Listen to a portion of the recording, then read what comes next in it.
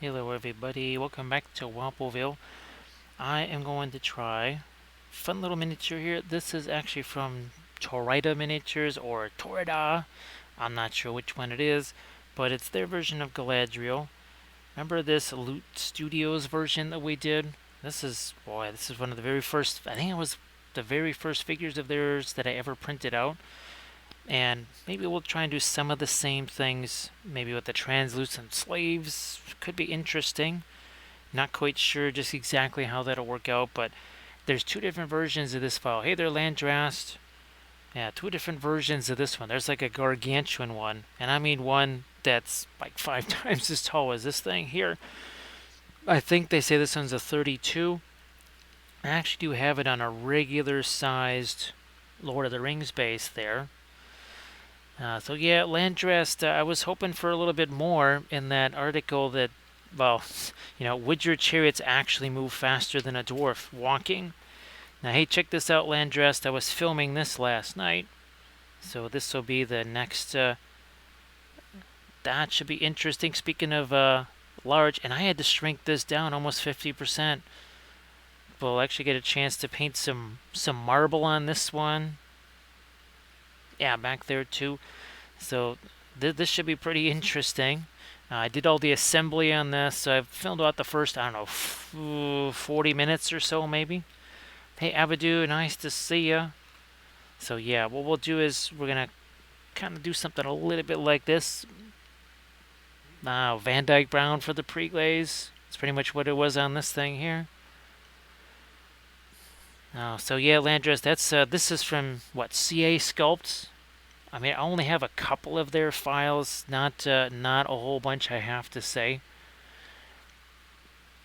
I think I have the Reconnect bust and maybe the one that says For Honor or something like that. Might have that one too. Now, of course, our last stream here, we were doing this. Oh, and of course, there's an even more appropriate King Elisar figure. So, I'll be trying to print that out tomorrow, most likely. Hey there, Paint Liquor. How you doing? Now, of course, not quite like our Dark Queen Schmaladriel, right? Just figured I had to break this one out again. Hey, Happy Heretic. How you doing? Now, the base will get sort of the same treatment that you see here. Actually, there had been a misprint over here with the rock or something, so that's why I just stuck the tree there and some of these branches. Hey, finally never. Nice to see you. Welcome back. Now again, we're just going to keep this fairly simple here to get going. Mostly Van Dyke Brown. Maybe a little brown matter here and there, but for the most part, Van Dyke Brown. I'll just get that started here on the parts that we know are very absorbent. Bulletin board, cork, and even the even our printing resin, that's pretty darn absorbent too. Thank you so much. I appreciate that, Paint Liquor. Let's get you a little salute right there.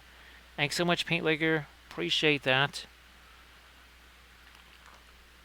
Oh, actually, speaking of which, Paint Liquor, there's some more dwarf files that got printed out. I think from Kurzlook. Yeah, from Kurzlook. Now, this one is from Diwali. Same release as the Numies. This February release has basically Easterlings and Numies. So that's what's in the February release. Glad, Happy Heretic, you actually got a chance to play something. That's always good. That's always good, right? I'm just gonna go through a little bit of the Mars Black 2. Hey, Armored Wolf, sorry I didn't bother shooting you a message because I know you're running off to ship off those bags. And of course, everybody's going to have to check out the latest dice bags from Armored Wolf. So, well, they're always really spectacular. And these are really, really unique bags. So definitely check out Armored Wolf Productions on the Instagrams and the Etsy's. Now, I will say that the still wasn't full size, but the much larger version of this, I just printed it out solid. And that's also going to be part of our painting large figures series, I think, because I could maybe do that as a multiple part episode. Now, I was tempted, I have to say, if I had the other printer going, I would actually try to print some of these juniper trees larger, and then maybe we could actually tack those onto the diorama as well. Let me see. So yeah, that's a really gigantic one. I actually have some other busts too, or other large scale sculpts that I found. But again, this is from Torrida or Torrida. I don't know. It's probably a Spanish company, so I actually have a few others of theirs too. I just have not. I printed them out. Haven't had a chance to prep those. They were obviously meant for our series on the larger scale stuff, like 72 mil. And we'll be throwing the foliage on this thing too once all this dries. Just doing our usual pre-glaze stuff here. Nothing fancy, nothing crazy. I had thought about some kind of almost bluish moonlight type color. Might still think about that. Maybe not. Doesn't really matter, right? If we do it with the oils, we don't like it, we just wipe it away. Hey Dubrook, how you doing there? Again, so we're just doing our typical pre-glaze. You know what? Let me see if I can find a quick little bit of brown matter to toss out on this palette here. There you go. So thanks so much for the sub there, Paint Liquor. That is, of course, appreciated. Again, a little bit of some brown matter in there. There's also some, speaking of trees, I actually picked up those Tuxlari factory trees. They're a whole lot bigger than these. Oh, hey, Landress, I'll have to send you some pictures. Of course, it's from those Asgard Rising folks, but they're conifer trees. They actually do print out, and I just did my own supports on those. Oh, yeah, Landress, you'd love to, once again, even, what was that, Titan Forge? Even their supports kind of went wonky on me. So Landrest, believe it or not, I might just be doing Chidu Box auto supports almost 100% of the time. Yeah, Landrest, it's been several streams where we've had to extinguish something like that. Alrighty, there's my green here. I'm just going to shove some of that green on there. I need to print out some more of these ferns. Well, you can never have too many basing bits, right, Landrest? Now this is going to require some thinner here because I don't want to snap these things off. I actually did print a whole bunch more of these. I'll print a lot more foliage. I still have to just keep cranking out files. Alright, there you go. Very simple pre-glaze. How about we grab a few sponges here? And let's have at it. Let's just start taking some of this here away. So you can see the Van Dyke brown, the Mars black. Those have, I mean, they're not Egyptian violet or Indian yellow. They're not even indigo or Prussian blue. But, I mean, there's something, right? A little bit of a staining effect there. Thank you so much, Armored Wolf, for posting a link to the Patreon page. Where's our, oh, again, this is, I filmed, I think, the first 40 minutes of this video. It just got too late last night to start doing pre-glaze and everything else because it's kind of on the bigger side. Yeah, we'll actually have to be painting that in 2 pieces. Hey, Recoil. Welcome back, Recoil. I hope that you and Mom are doing well. Okay, thanks again for joining me here. Appreciate that. I might have some Lazy Squire Games stuff ready to go by Thursday, Friday, Saturday, that sort of thing. Hey there, Mrs. Enzabal. Welcome back.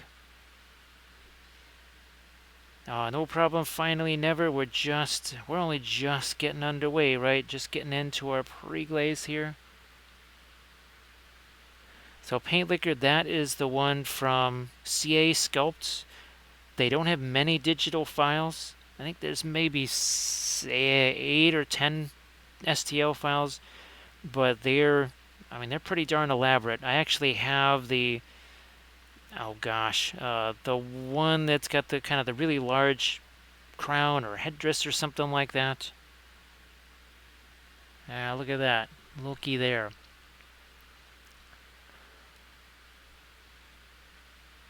Well, Dubrock, I'm glad that has worked out for you. Dubrock, I'm telling you that the Sculpey stuff, whether it's just the white Sculpey that I can carve and all that other kind of stuff, or that extra firm gray,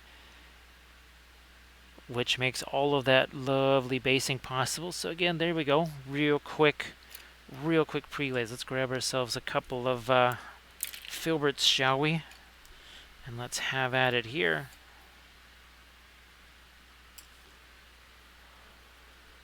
I think we're all caught up.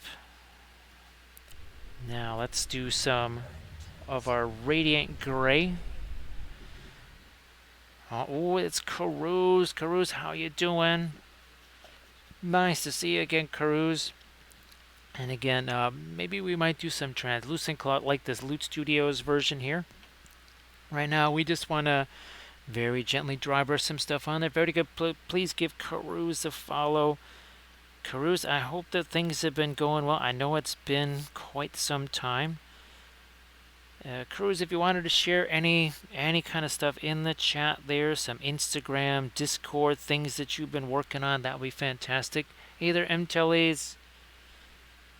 Nice to see you again, MTellies. Hopefully you're fully recovered after LVO and ready to move on to the next event. And of course, MTellies, I hope that the painting's been going okay, because I know you've been trying to keep that going as well. Where's my... there you are. I was gonna say, I know there's some things that I can just get some of my green dry brushed out. We're working with our traditional oil paint as always. Well, Cruz, sorry to hear about that. Sorry to hear that news. Hopefully that's a situation that can be worked out and things getting back on the straight and level side again for sure. You know what? I'm actually going to try to use some blue over here. Well, MTellies, that's no fun, but I suppose it's better than having the deluxe version, right? That you can just kind of, not enjoy it for a few days and then kind of get back on the upswing real quick. So, Carouse, what kind of miniatures were you working on?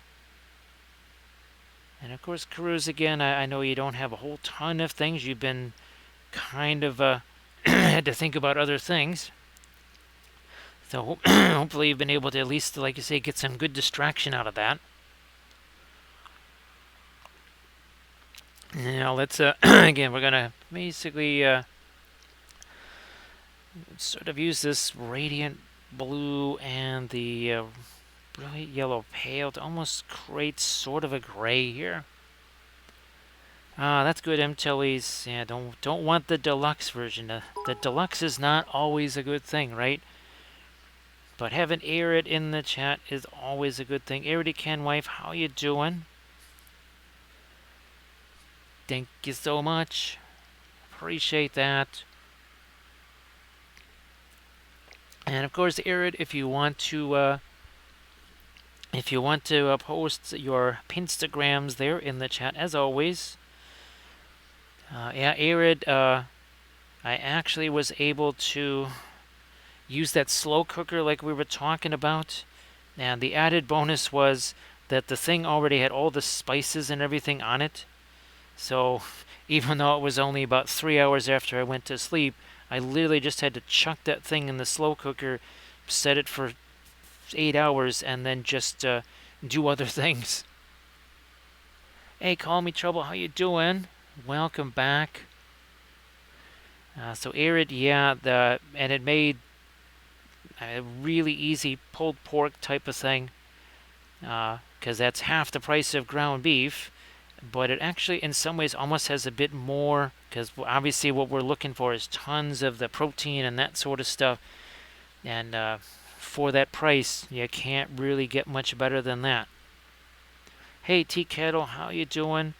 If everybody could please give Arity Can Wife and Tea Kettle a follow.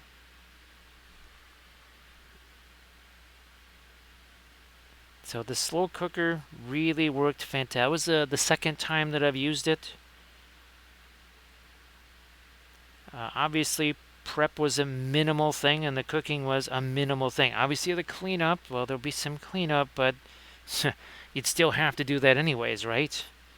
You would have made a bigger mess. There would have been even more to clean up. So just positive all the way around.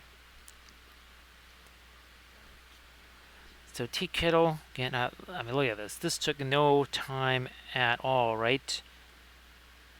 To establish a nice little lighting effect of some kind. And then we can go back in here and do a whole bunch more. Start to get some skin tones into things, because reasons. What are we going to use? What will we use? I might just go ahead and use some of this, some of our Terra Rosa. Let me see. So what was that? It was a Tau gunship, and what else there? Carouse. Oh, and a Space Wolf army. Hey, Bench Guy, welcome back. So Bench Guy, hopefully you were able to get caught up on your sleep there. Because I know you said, well, okay, I'm going to try and get some sleep now. Wasn't successful. You said, okay, now I'm going to try and get me some sleep. Wasn't exactly successful. So hopefully you were able to get yourself some sleep. Hey, Crazy Wolf. Oh, that's okay, Bench Guy. That's all right. I'm hoping to be able to, I think we should hopefully be able to do our Thursday, Friday, Saturday sessions. I think it's going to work out okay. So yeah, Arid. Now, of course, I mean, there's always curveballs. Well, you know how it is, right? you would think, okay, fine, and then there will be yet another curveball thrown your way, or Valfera, right? It's 5 minutes has gone by. What do you mean? There's been no weird new tragedy? So that's that could also happen too. I mean, it's possible. We're gonna hope that we're sort of we're free of that for at least a little while. Where's my? I think I'm probably gonna have to break out another one of these. Probably got to break out another one of these here. Oh wait. Oh gee whiz. Let's see. Boy, Arid. There's something a little extra about that, right? Some people say, well, it was just 2 hours, but there's just something really painful about that, where he said, no, that was 2 hours of work, and it's not like you lost, I don't know, 2 hours of painting the walls or something. That was work there, and having to redo that is just no fun, right? Everybody, please check out the link there from Carouse. Again, the Tau gunship and some of the space puppies there.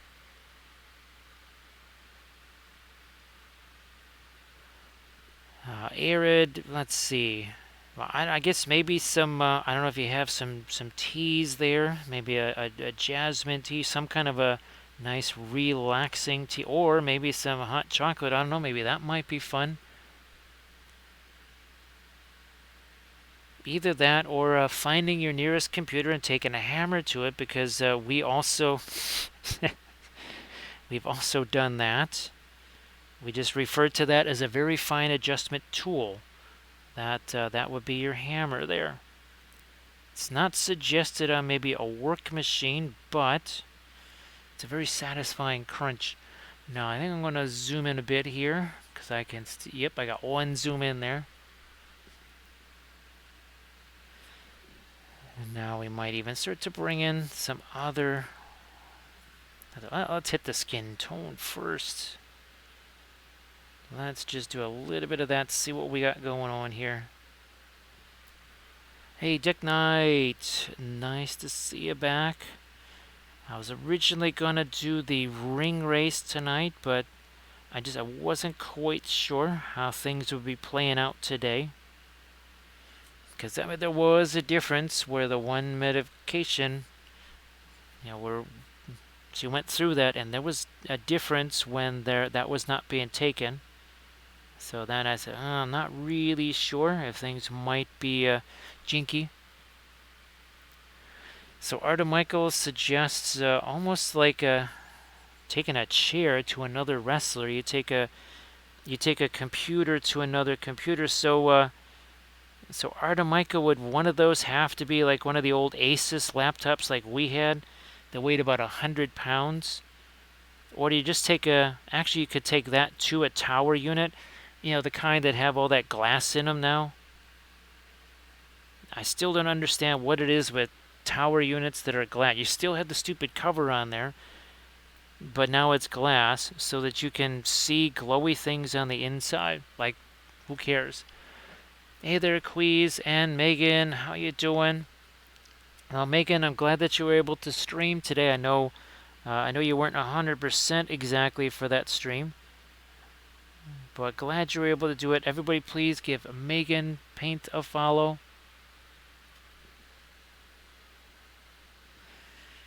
So Queez, again, sorry that the game didn't quite work out for you over the weekend, but hopefully you'll be able to get another one going.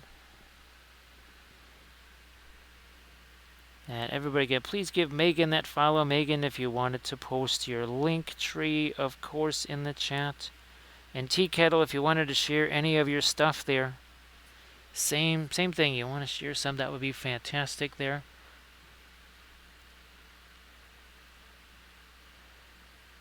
So Landrast, I mean, it is kind of neat to sort of see all the glowy stuff, right?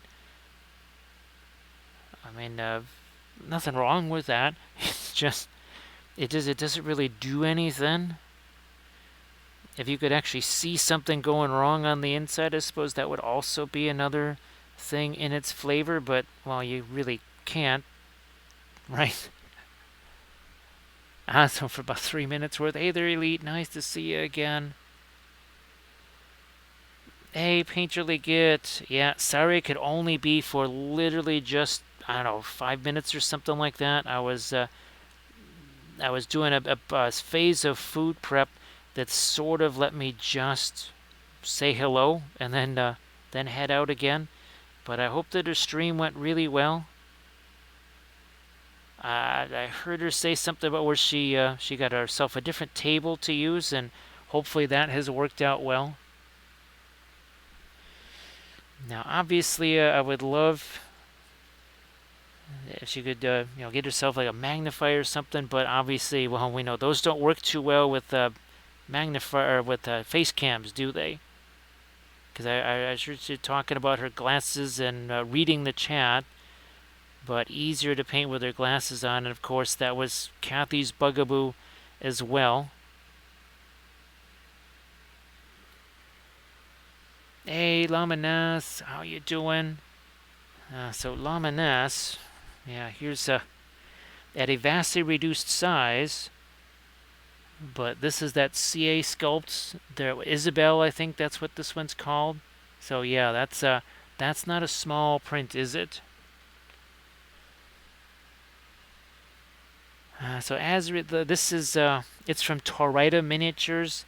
They have a giant version of this thing too, and I mean massive. It's bigger than that other CA Sculpts thing that I just showed you there. It is ginormous. But what's nice is that this one literally is Lord of the Rings scale, and I didn't even have to reduce this or anything. So I thought, well, Just like we can never have too many Gandalfs, you can't have too many Galadriels, right? Oh, geez, Paint really gets sorry that happened. That'll make you nuts. That'll definitely drive you nuts. Hey, no time for bull. Nice to see it. Oh boy, no time for bull. I'm actually surrounded by bull centaurs, great tauruses, and now I just started printing out from. Oh gosh, what is it from Titan Forge, their February release, which is their Conquistadors. Well, I'm glad that she's got herself a hobby table. Oh, actually, hey, Painterly Get. This was the next question I had. Was there's a certain hound that lives in that house, and I was hoping that there was not too much interference with a certain hound that maybe sticks their nose into an elbow while she's trying to paint or something like that. So again, there is a much larger version of this, and by much larger I mean it is just gargantuan. And again, this is from Torrida Miniatures. I have a few of their other sculpts too. I think there's one that's sort of like a priestess with a cup. There's another one that's sort of like your typical sort of warrior queen on with a big cat, big kitty of some type. Again, all I'm trying to do is just find a few little lighter colors here and there.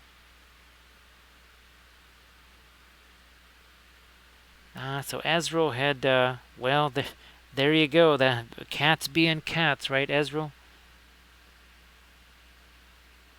That is just what the cats are going to do. That's one of the reasons why we have no pets here. And there are not going to be any pets anytime soon. Because even if they didn't kill themselves on 90% of the stuff that's here that could, well, injure them, if they were to do something like that, they would also be using up a whole bunch of those 9 lives. Sorry about that, Ezra. I guess it's time for a little bit of primer, a little bit of spackle. Either that, or you just paint a diorama around it. I guess that maybe that's what's gonna have to happen. Just paint a diorama around it. Paint a lovely little scene on the wall. You say, well, that's supposed to be there. It was always meant to be there.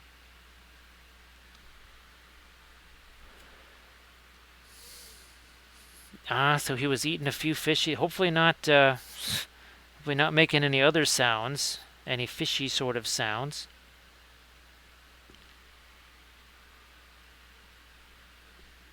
But that was the other thing I was wondering about, is because Cooper, well, I've seen it on other streams where the household pets insert themselves into the stream one way or another. Oh, even better there, Ezreal, even better. Now, glad you were able to do that, of course. This is just a little bit of our brilliant yellow paint, not too much of it. I do want to try and get some of my blue in here as well.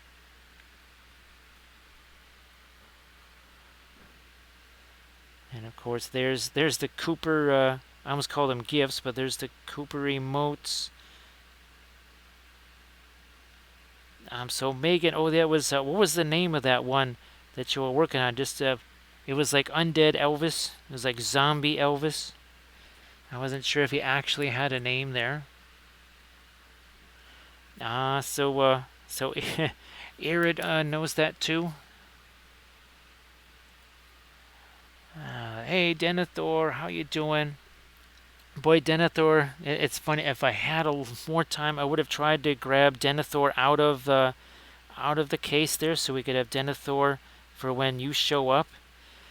Speaking of Denethor, I think it was Last Alliance of Noobs and Men. He did a bat rep. It was 1,000-point bat rep with Conquest Miniatures, with Jason from Conquest Miniatures.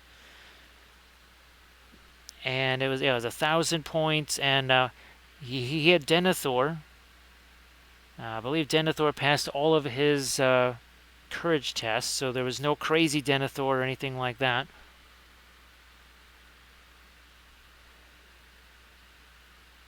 They technically call it Zombie E.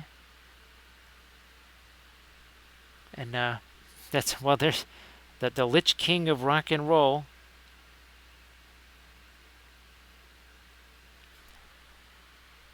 I think we're almost caught up. Yeah, I think we're all caught up there. So there was.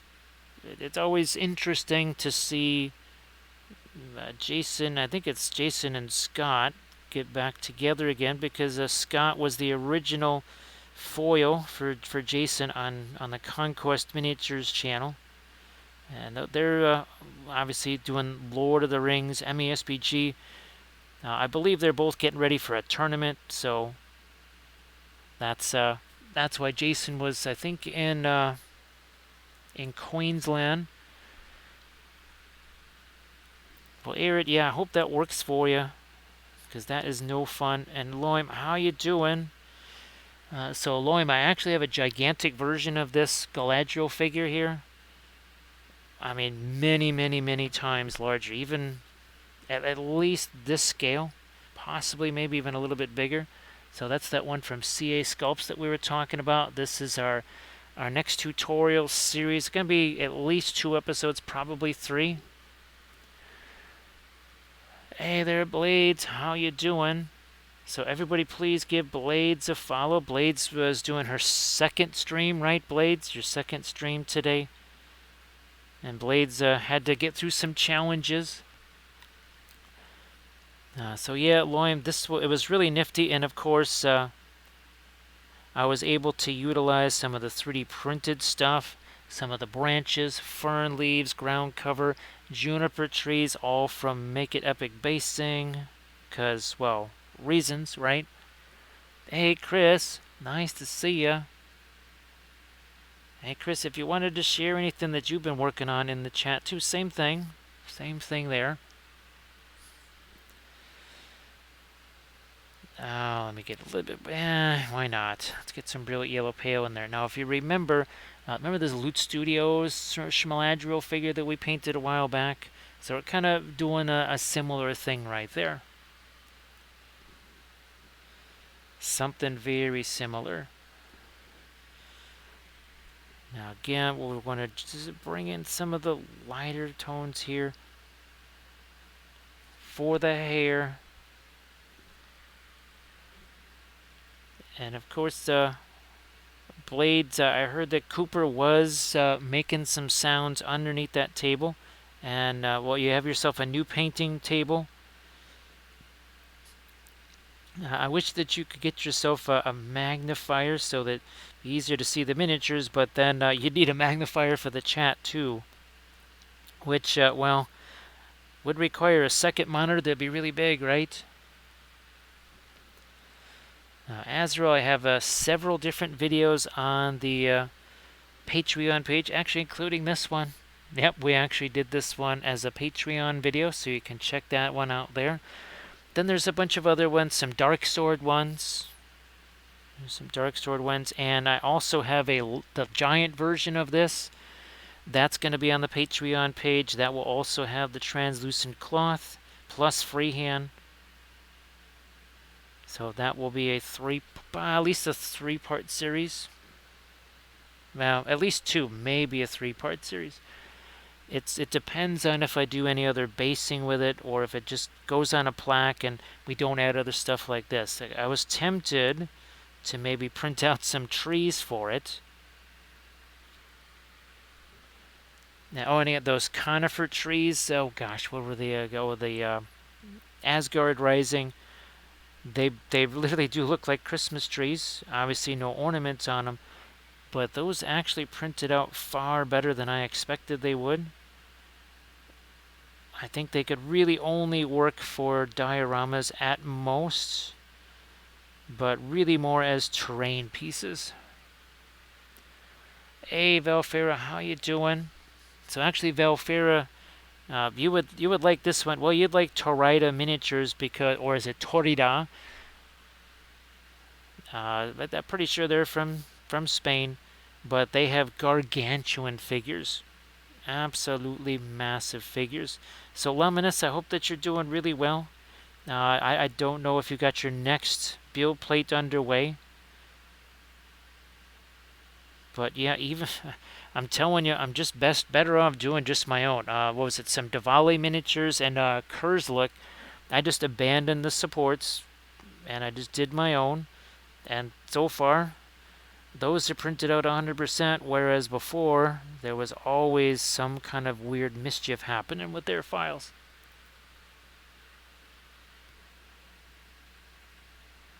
So hopefully things are feeling a little bit better for you there, Valfera. Again, we're just trying to bring in, this is not even the lightest light that we can do. We can certainly go lighter than that. Azrael, it's definitely very tempting. Well, once the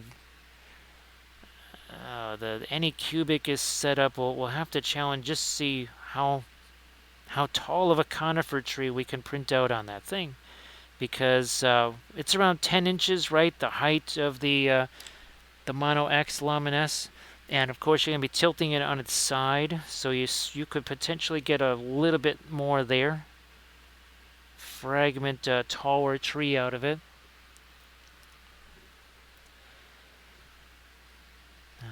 Valfera,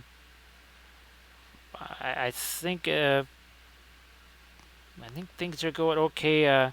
Obviously, the Dex is worn off because, well, there is no more Dex, so we're back down to the usual thing she has to take.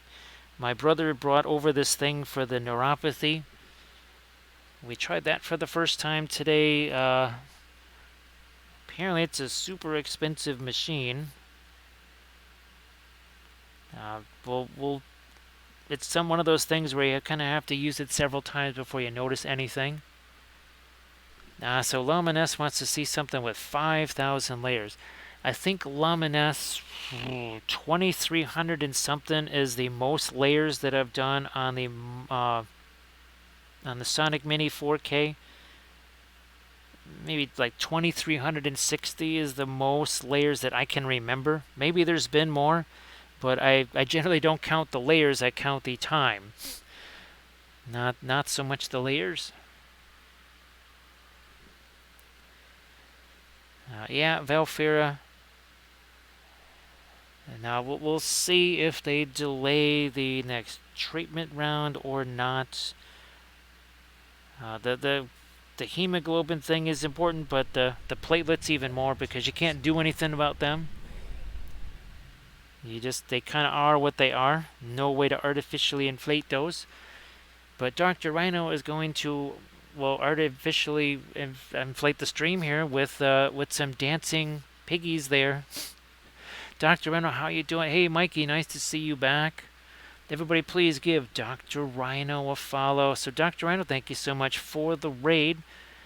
Painting ourselves a nice little Galadriel print. This is from Torrida Miniatures. This is the small version. The big version is gargantuan. Like, her face is the size of this miniature there. Now, we're kind of replicating a scheme that we did here with this Loot Studios figure, which that figure I was telling you is like 3 times the size of this thing practically. It is ginormous. So everybody, please give Dr. Rhino a follow. And Dr. Rhino, of course, if you want to post anything in the chat, that would be fantastic. Thank you so much, Olingo Dingo. And along comes Gandalf, and he says, hey, you're just hanging out there. He says, like, oh, come on, man. The dwarf is asking me for more hair. He's like, well, he's got a hair thing. He's like, first I thought it was just a gold thing, but it's kind of creeping me out.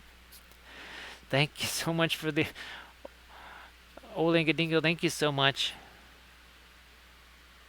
And here this was our latest stream. We painted a couple of more of our Numenorians here. We sort of kind of thought I could use this maybe as a King Elisar, but then of course now Diwali has basically a King Elisar figure. So we still had some fun doing the freehand and the object source sliding. Painted these two and one other guy, what about a 6-hour stream, something like that. Thank you so much, Plastered. Well, comes Gandalf and he says, well, what happened to Galadriel? It's like, oh well, she's just hanging out by that Malorn tree. He's like, yeah, I want to go take a look in that mirror pool. It's like, you might not like what you see. He's like, what do you mean? It's like, don't you have a big ganja stash in the Shire? He's like, yeah, what about it? It's like, check again. So that's Gandalf's not going to be happy about that. Thank you so much, Blaster Cola Tube. Thank you so much. Hey, Richard, how you doing? So, Richard, hey, Richard, if you wanted to share any links in the, well, you already did there, but thank you so much for being a part of that, Richard. We appreciate that. Now, well, of course, here's some of the, this is from the Printing Goes Ever On. This is our Dark Queen Schmaladriel here.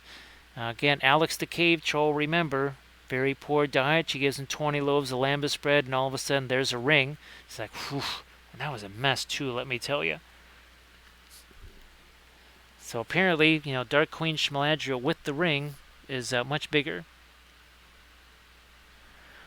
Mikey Vengeance, of course, just wait till the bust version of Gandalf shows up. He is very, very cranky. He is a cranky wizard for sure.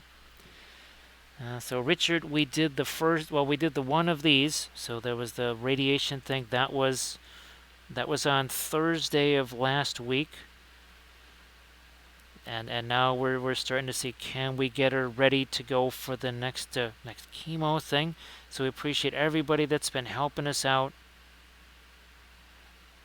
So many ways people have been helping out. Hey there, Katerina. Now, so Valfera, all of these have been 3D prints, actually, except for that first Gandalf. Except for that very first Gandalf, the Gandalf the White, that's a GW plastic miniature. The larger Dark Queen Schmaladriel is from Printing Goes Ever On. They also have a bust version of that, and then they also have just a regular size. Haven't had a chance to paint the regular size version of that yet. I'm looking forward to that because, well, could use that for a game, especially against our Nazgul 9. Right, where's our Nazgul here? Yeah, these lads. That would be, I think that would be a fun one to use for that.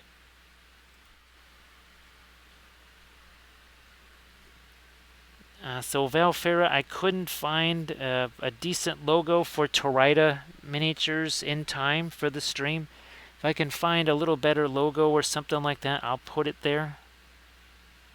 But yeah, there was no time to do that before the stream. Sometimes they're really good, and sometimes they don't work quite so well. I think the Curse Look one doesn't really necessarily tell you what they look at. The Titan Forge one also. I mean, it's an interesting looking logo, but doesn't exactly tell you what they are, does it? Hey, there's Lethal Shadows Gaming, speaking of 3D printing. So if you do not have a printer, as always, just let Lethal Shadows Gaming take care of all your 3D printing needs. Lethal Shadows, I hope that you're doing well.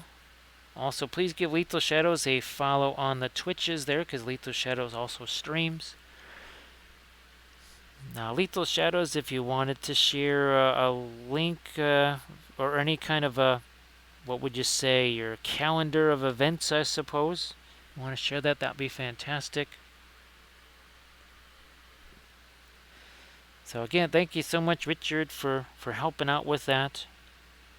And all the other painters that are also helping out with that, we appreciate that very much.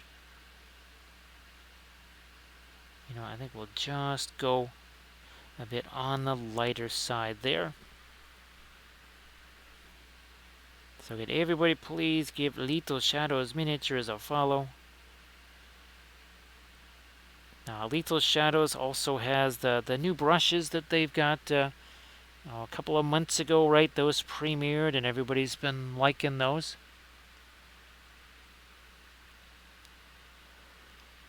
Thanks, Richard. It really that was a massive, massive, just in time. Definitely in time. We appreciated that. It's a relief to have that. So all of these little printed bits here, the juniper tree, these two branches, the fern, and this little piece there, those are all from Make It Epic Basing. Now, like I was saying, for the large version of this, I was almost tempted to print out some giant versions of some of these things, because I haven't printed about anything except the normal size, I think, for the most part. So there's a part of me that was thinking, maybe I print those out at a much larger size, see if I can tack on to it. Well, say hi for me there, Richard. Boy, oh boy, it's been years since we have last seen Tim. So say hi to him for me. Hopefully still actually getting a chance to play hockey. Hey, Dark Angel, how you doing? And thank you so much, Painting to Scale, for that raid. If everybody could please give Painting to Scale a follow, that would be sensational. And of course, Dr. Rhino, Painting the Scale, if there's something that you wanted to share in the chat, any pictures, miniatures you've been working on, that'd be fine. Hey there, Awkward Monsters, how you doing? And of course, Awkward Monsters, well, that would probably be Alex, the kid. He's like, hey, lady. It's like, what? I'm just trying to chill out here. It's like, did it have to be 20 loaves of lambus bread all at once? It's like, well, you ate them. It's like, yeah, man. They're still trying to clean up the mess. Again, cave trolls don't have the best diets in the world. They don't, surprisingly enough, they don't get a lot of fiber down there in Moria. You give them that many loaves of lambus bread all at the same time, things are going to break loose, as they say. Well, geez, Richard, yeah, I hope that he's bounced back, because he really, he loved he loved doing the hockey thing. Thanks, Painting to Scale. Yeah, it's just a tiny part of our Moria army. A very, very, very tiny portion of it, because we've done 3 more troll. These are actually 3D printed from Diwali right here. And, well, we're going to be adding yet another Balrog apparently too. So there's some of our Moria stuff there. And there's our Moria Dragon. Oh, there's our Dunlendings. Of course, we've been adding to those. And where's our fabulous dwarves? We're going to be adding more to these. We've got Kurzluk has done Vault Warden teams, of course, because, of course, right? So we will be doing some more of those, because, of course. Oh, thanks, Painting to Scale. No Time for Bull, the only White Wolf Tavern thing I've ever painted. And again, I like their stuff. I do like their stuff. Wait a minute, let me get back to my scene here for whatever reason. There we go. Is this bust right here? This is one, I got it because it was so symmetrical. We cut this right down the middle, and half of it was done with true metallics, and the other half was done with non-metallic. And that was just done to show that the reflected light, the reflected colors are the same, whether it's metallic or the non-metallic. Doesn't matter. All painted in oils. Yeah, this is the only White Wolf Tavern piece that I have. I would really love to have some more White Wolf Tavern stuff. Hey, Merlin Models, how you doing? Thank you so much, JJ. How the heck are you doing? Thank you so much. Let me see. So Merlin Models, the figures were from Medbury. We've done a whole ton of Medbury stuff. Well, let me see. Where's our... that's not those. Here we go. We've done the chariots, a whole bunch of Candish stuff from them. Now, let me see if I got... Where's the RM printable stuff? Here we go.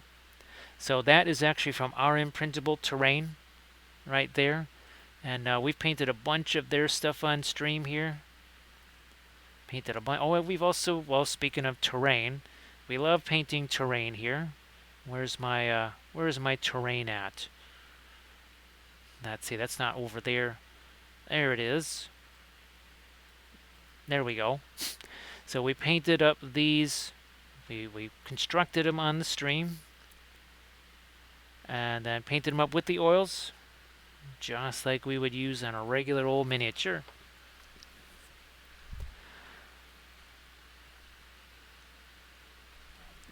Oh, that'd be fantastic, Luminous. Now, Luminous, would you say that they don't really have things like, say, Titan Forge does or Lost Kingdoms, where it's sort of a, well, for lack of a better term, an army, right? I think it's more of a collection of sort of similarly themed heroes, maybe a few critters here and there.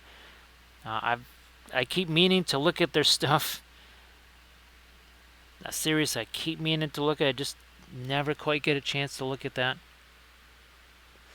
Well, Paint Liquor, thank you so much for the sub. Thanks for being here, of course. You take care of yourself, and hopefully you're able to get plenty of sleep for tomorrow.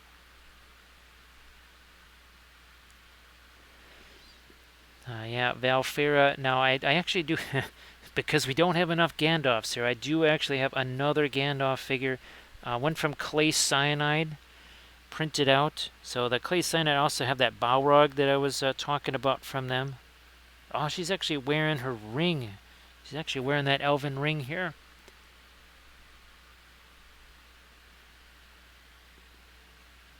So yeah, Luminous, I'll try and check their stuff out too. I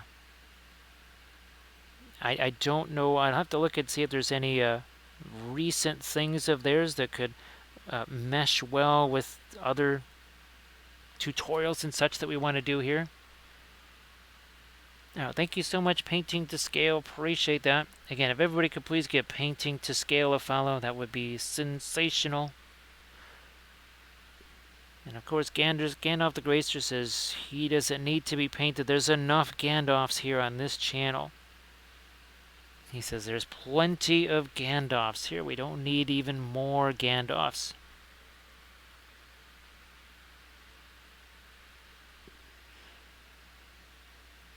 So Painterly Get, she had one of the 3 elven rings. So you had Gandalf had one, she had one, and Elrond had the other one. Now she did give the 3 locks of her hair to Gimli, of course.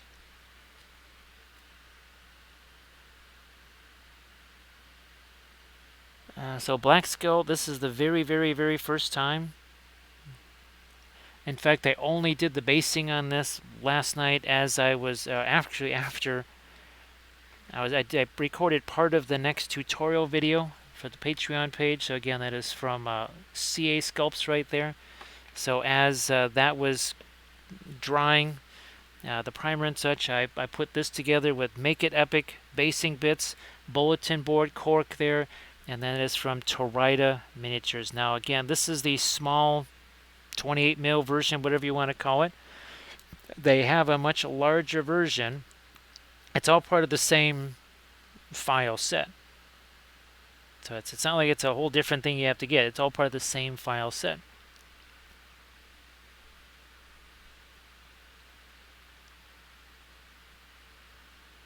So Valfair, that was one of the reasons why I started getting into the 3D printing in the first place, because one of my Patreon pledges is painting 72 mil and above figures. And then when the mysterious disease of completely unknown origin hit and made shipping almost impossible, it was really, really difficult to get my hands on those. And then I saw that, well, like Loot Studios, of course, Loot Studio, and I needed busts as well. So Loot Studios has basically a 32 28 mil, then the 72, and then a bust.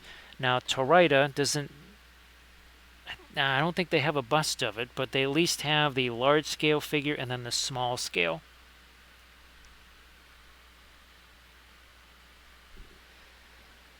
Now again, we'll be painting that larger version for a Patreon vid Here, I'm actually trying to toss in a little bit of our blue here. It's not going to look blue, it's just going to be a cooler gray than our what we got there. Let me see if I can find me something we can use as a blending brush. I know I've got one sitting over here somewheres. That's not the one. What about, there it is. So yeah, Valfair, I've always been looking for the larger scale sculpts. I found actually a bunch more. Now, I forget who they're from. Some of them are ones that I've seen before, and some are... And then sometimes I'll take just a regular, like, oh, this one. So this is from Davale Miniatures here. I printed her out at 54 mil. So that's not the scale that she comes out. I think I want to print out a 72 mil version of this because I think that would be really fun. Again, that is from Davale Miniatures. And that was part of a 3-part series. Building that diorama, then painting it. So Valfera, the Army Painter, that brings in all of the videos. So if you do the Army Painter, you'll get all the basing videos, the Dark Sword videos, the diorama videos, the basing stuff, all the stuffs. The Dark Sword pledge includes everything except for the army painting stuff. And then when you get to, I think it's the $5 one, now you're getting to, well, everything except the Dark Sword and the army painting. So you got just a little bit of blue in there. See that? So you got the warmth there and now the blue here.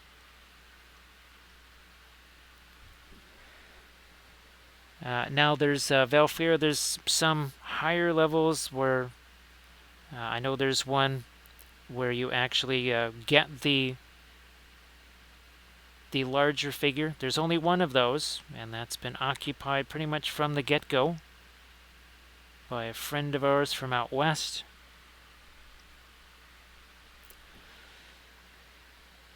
Well, Landrist, I mean, we still have all of these guys prepped, so I don't know, Landrist. I guess we might have to.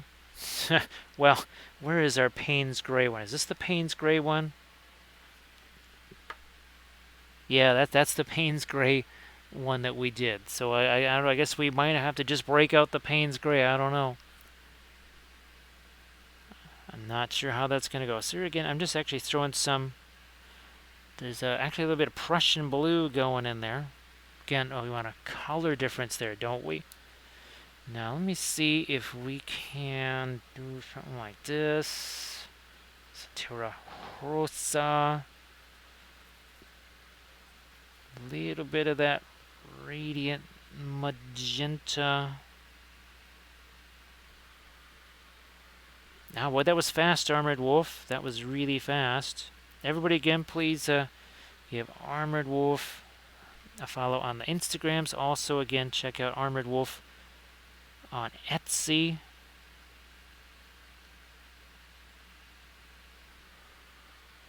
I think we're all set. Yeah, we're all caught up there.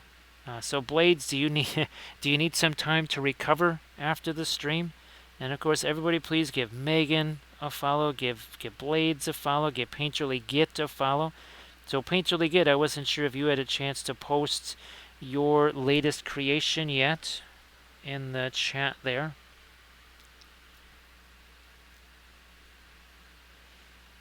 So again, every so often, I'm just going to chuck in something that's got a little bit more of a reddish tone to it. We can certainly go lighter. And you can see there's no layers. I'm just taking that darker color and just hit it here, hit it there.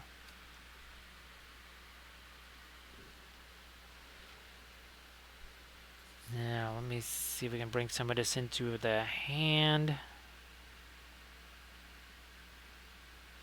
We'll probably be going back over the top of this with some other cooler colors. But remember, the whole thing started out as a very simple pre-glaze of mostly Van Dyke Brown. There was a little bit of a little bit of brown matter that made it in some places.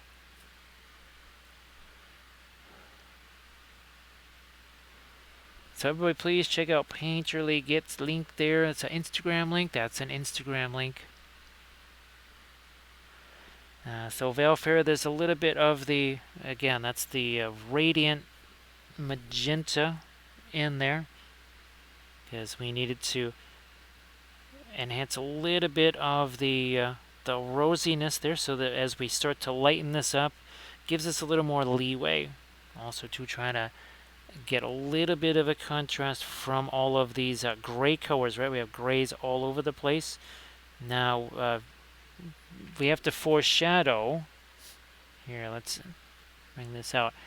There's a lot of greenery and even some grass tufts that we're going to be adding to this. So all this stuff that's rock here, well, it's actually going to be more like that. We're going to be using all kinds of different, here you can see ground covers and foliages there to get not just color but some more texture.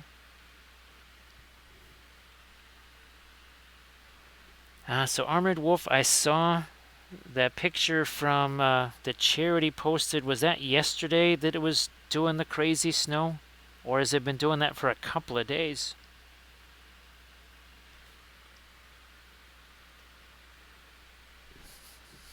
Yeah, more to my light color here. Let me also see if I've got,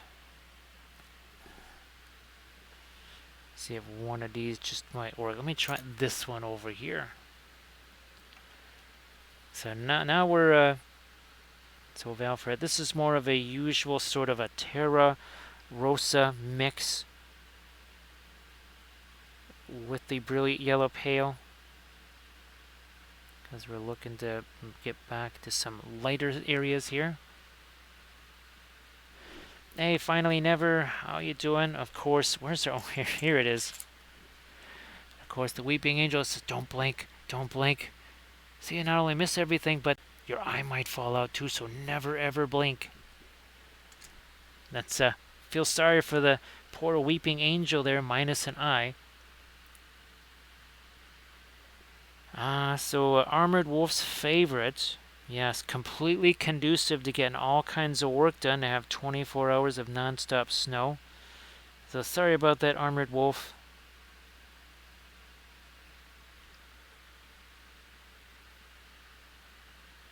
Well, finally, Never, we're just hoping that People's Monday didn't have too much Monday in it, because, well, Valfera, I think we've each had very, very recently about a year's worth of Monday on said Monday, right? Wouldn't you say? Yeah, we've had a wee bit too much Monday. Now, where's my, a little more Terra Rosa into that. There we go. Don't want that getting too peachy. And we'll try and make sure that we keep working in our blues as well. So Solomonus wants snow. It's kind of like a, it's like taking care of other kids, other people's kids for an afternoon. Then you get them all amped up on whatever, and then you send them back to the parents and let them deal with it. At least that's how I thought child care is supposed to work. Is you get those kids all ramped up and ready to go, bouncing off the walls, and just in time to drop them off with mom and dad. Well, finally, Never, I hope that you have a blast with that. Now, finally, Never, is it a fantasy orc like a Sigmar, or is it your classic 40k orc? And I guess what sort of a color scheme are you going for with that?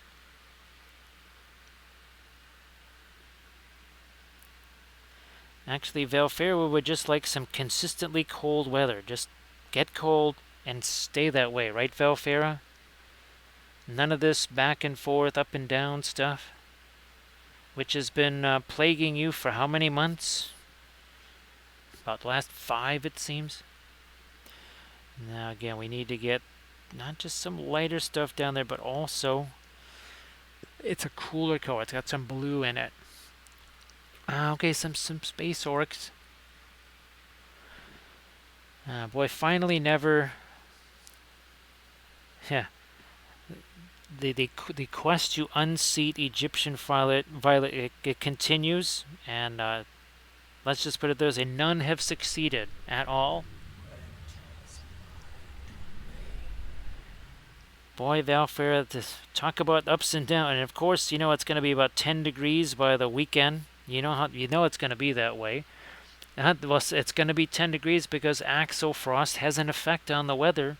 Axel Frost, how you doing? Thank you so much for that raid.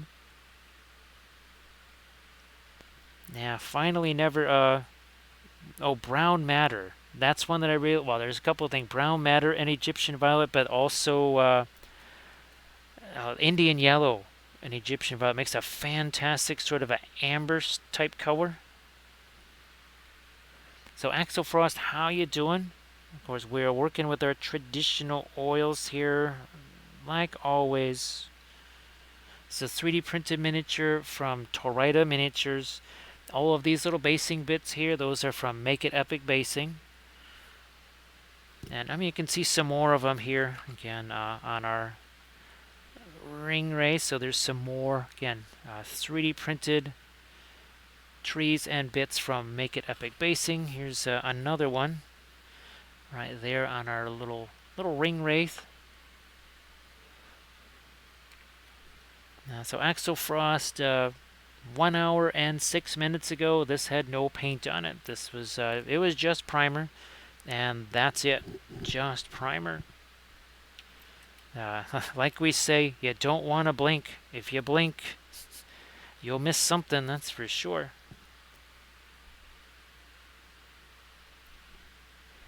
Yeah, finally never, the color that I haven't had a chance to try in a while, and I will be bringing it back again, is it's from Gamlen. It's called Asphaltum.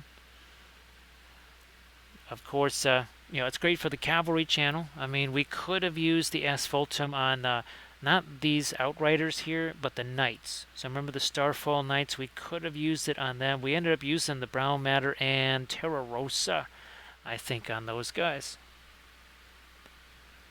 So here, let me get this switched back. There we go.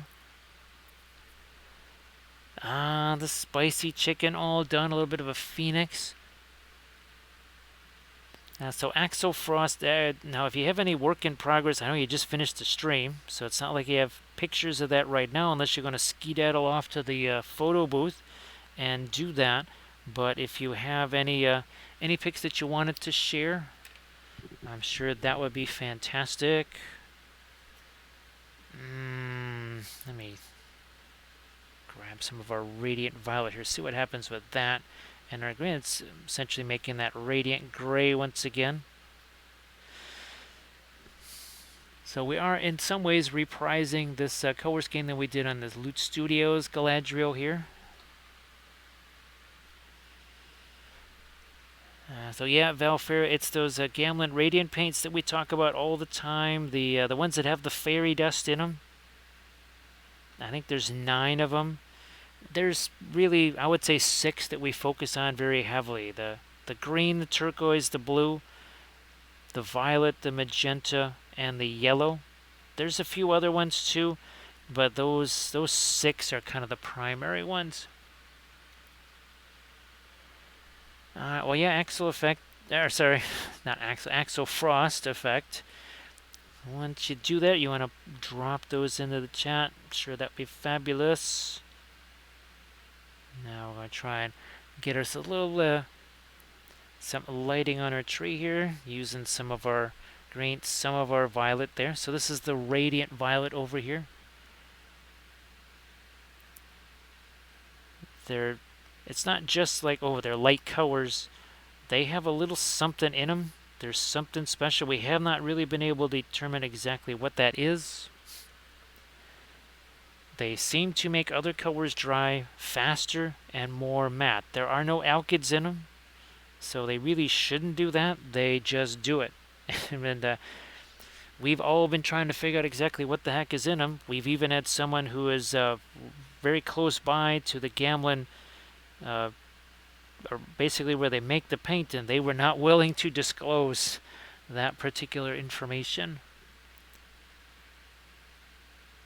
But there's some kind of weird fairy dust that goes into those. We don't know what it is yet.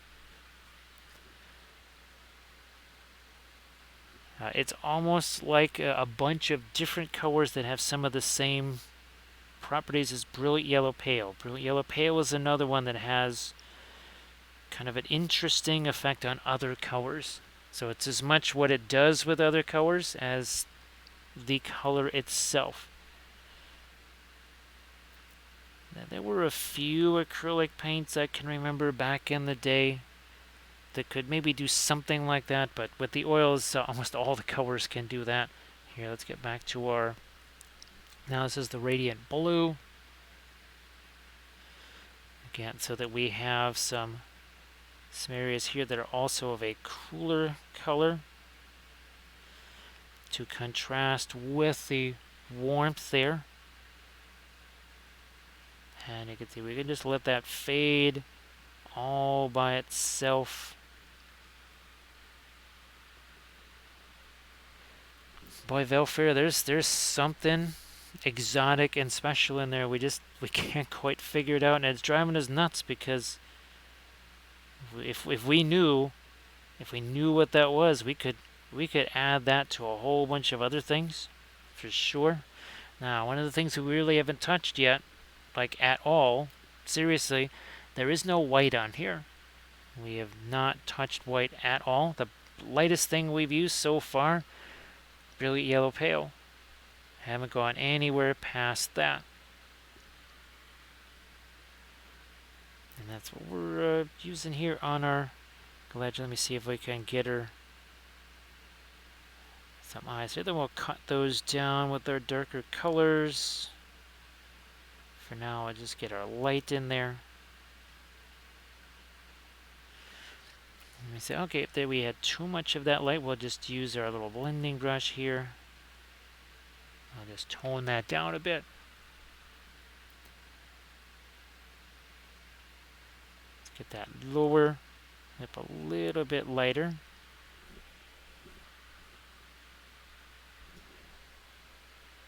Continuing to work with our Brilliant Yellow Pale here, maybe even out on some of our branches here.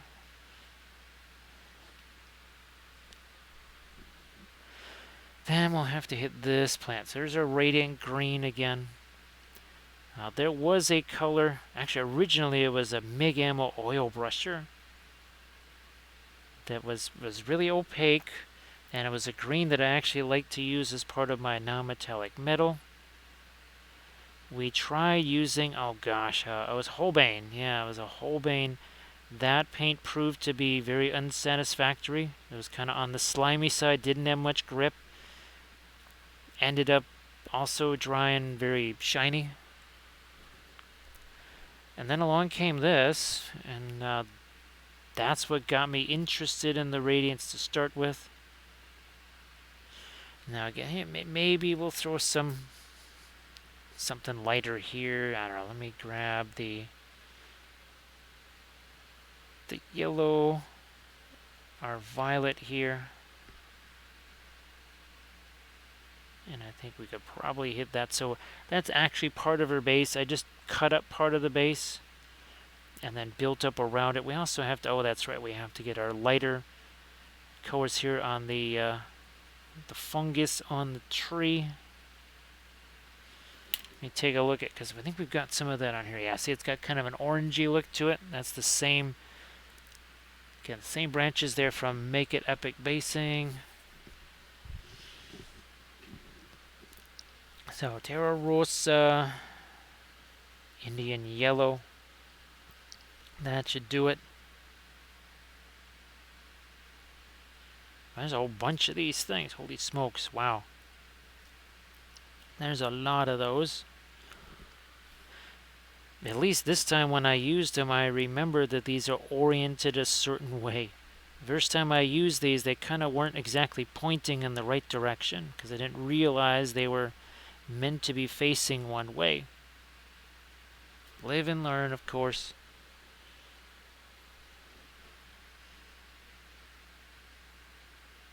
Yeah, we learned a little something about that one CA sculpt. Yeah, when it comes to this piece right here, attach that to these before you attach it to this. Because, yeah, we had to pry that thing apart and then rush to try and get it back together again. When I film the tutorial videos, everything is included. There is no, oh, well, that didn't really work out very well, so we just edit that part out. No. Whatever comedy takes place is also included. Yeah, so whatever hilarity ensues as the filming process happens, that is also included in the final video, of course. Because it's sort of important for you to see, well, what do you do when something kind of goes, well, unplanned? How do you deal with those things?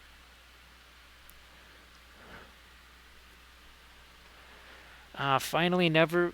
That's what on the army painting series, and actually also this one right here. This is going to be a 3-part series. By part 2, all of the stuff is going to be dry. Actually, we did that. Let me see. It was one of these guys here. It was one of our sessions. Probably this guy here. So this one had been done about halfway, and I left him basically half done for days because we wanted to show people kind of where he started from and compared to the finished ones. And we were able to do almost the exact same stuff on him being dry as we did on the ones where it was all wet. And that's why I specifically have videos, whether they're army painting or whether they're like a diorama type of thing, or again, where the figures have they have a chance to dry. There's all kinds of advantages, as I've learned now. You let the oils dry, there's a lot of fun things that you can do. And because the oils are so easy to spread, they're not like acrylics. They're not like acrylics at all. So yeah, this is a new series that I'm doing for the Patreon page, and guaranteed each step of the way it's going to be dry. Even one of these, I did one of these, that was a 3-part series. Guaranteed the paint dried in between episodes because, well, basically by the next day, the miniatures are essentially dry. So anything that goes into the next day's painting or whatever it's already going to be dry.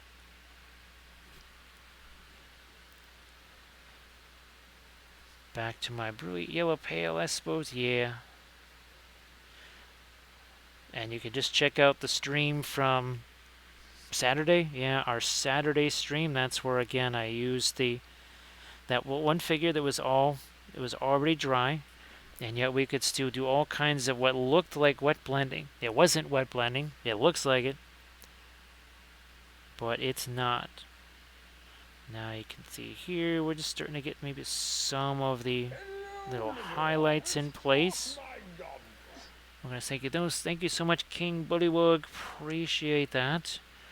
Along comes Gandalf and he says, dude, there's good news and bad news. He's like, what do you mean? He's like, well, you are a Maiar, right? It's like, well, yeah, that's cool. It's like, but you can still die. It's like, oh, what the heck is going to kill me? He's like, see that Balrog over there? He's like, what Balrog? Thank you so much for that follow, King Bully. Appreciate that.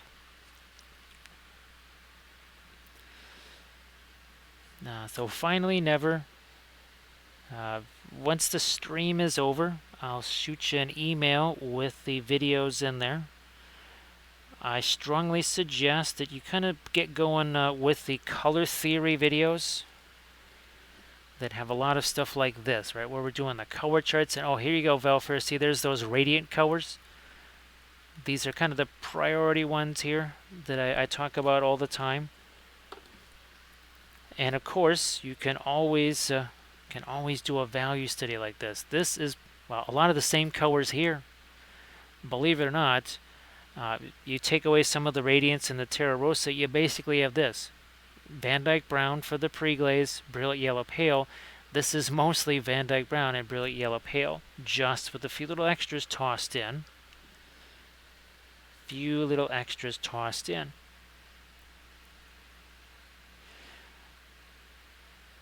And yeah, the Motto Riders, that was a 3-part series, and I think that does sort of show the advantage of, well, guess what? Okay, the paint's dry. What are you going to do with it? Because I originally thought, too, the same deal. It's like, oh, well, the oils are dry. What's the point? And then I realized, nope, no, the oils, because they're so easy to spread around, even though the underlayer is dry, you can actually essentially kind of apply a little more on top of it, take that blending brush, and instead of mixing it, say, with a color underneath, what you're actually doing is sort of wiping away some of that color. So Denethor, the thing that I always recommend, and a couple of people, they tried this, and they were actually really shocked at how well it worked. That would be like an ionizer air purifier. So that'll catch a lot of that stuff and keep it off of the miniatures. You could also even do something like you put them in maybe a cardboard box with a few ventilation holes cut into it. Because, I mean, you could have a fan blowing right on the miniature. It ain't going to matter. It's not going to dry it any faster because the oil paint cures. So you could do that. And obviously, as long as a little bit of air gets to it, it'll have it a chance to set and then dry and cure.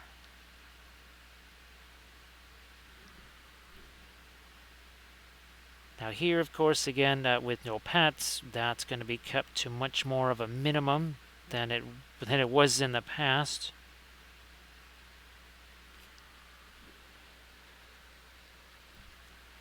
Let me see if we're going to have to get some right along the edge here to really separate this from that wall.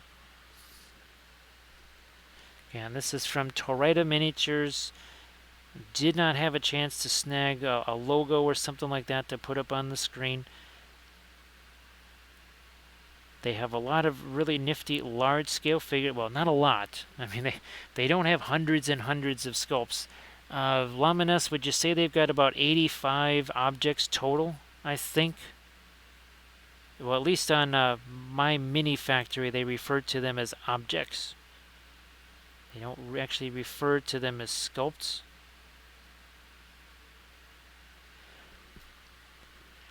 Hey, Lethal Shadows, did you have a chance to post your link to your brushes and brush holders? Or no, miniature holders, that's right. Well, technically they're brush holders too, aren't they?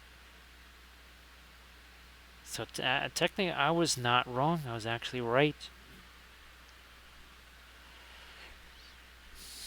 Now, where's my...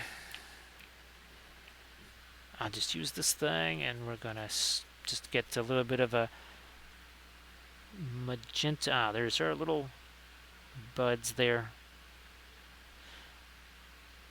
With the oil paints, less is more. More is way too much. Seriously, practically no paint on the brush. As little paint as you could possibly put on there.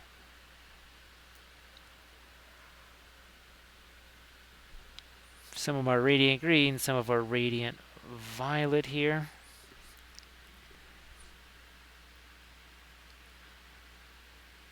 And of course, you can see the way we try to do this composition here. See, we've got a foreground, a middle ground, and a background. Foreground, middle ground, background. Trying to do basically layer the composition of the figure via the basing. And as you can see, that adds an awful lot to the figure, doesn't it? It looks way more interesting than just the figure with some random grass tufts chucked on there, which is pretty much what you see. The same grass tufts. Kind of isolated, right? Nothing else on the base. Speaking of grass, that's the thing I've got to try and get is the Woodland Scenics, yeah, they have sort of your garden variety grass tufts, but they have some flower tufts and some other specialty things, like actually cattails. Because remember the 3D printed ones that we did here for our Greyjoys, right? I mean, it's fantastic doing those, but these were essentially more of a tuft version of things like cattails and reeds, so I just wanted to see would those work. We have tons of Greyjoy figures, and I thought, well, we can do a unit like that and see how do they compare directly to the 3D printed, or is a combination of both the best? Because sometimes that is the best way to go, is a combination, not necessarily one or the other. Oh, hey, so Laminus, of course, I don't think you were in here when I was talking about the conifer trees from Asgard Rising. So he had some lights on her fingers there, on her wrist here. Those actually printed out, not so shabby, I have to say. Looking forward to getting some foliage on those. See if I can throw a little bit of a lighter skin tone out here. Eventually we'll come into this and we'll take our blending brush to it.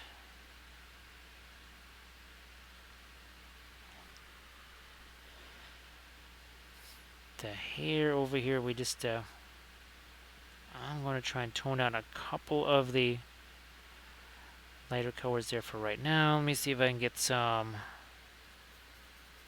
brown matter onto our tree here. Oh, again, look where I'm holding this brush. Nowhere near that metal ferrule, right? Nowhere near that metal ferrule. Step away from the ferrule.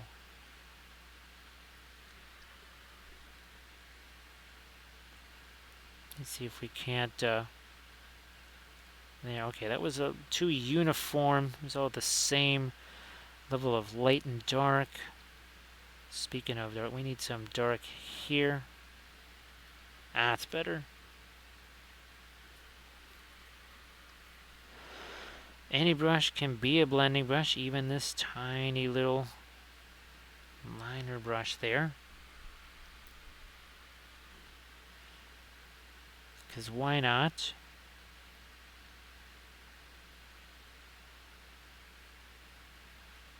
I could put some freehand on here too, potentially. We'll think about that. Give that some thought here. Let me get a little bit, radiant magenta combined with our radiant yellow and a little bit of Indian yellow. Well, Tea Kettle, thanks so much for being here. I know I keep forgetting that it's Monday.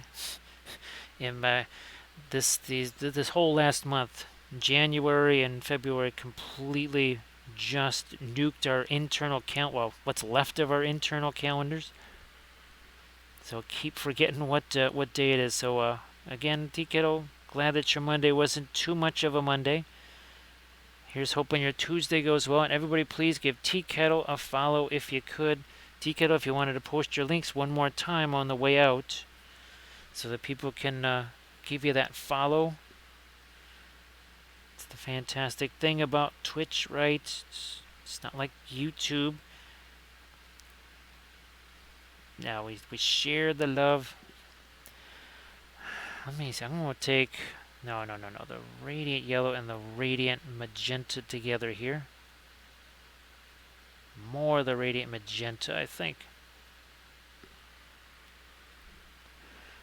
And again, a very, very light touch on that brush.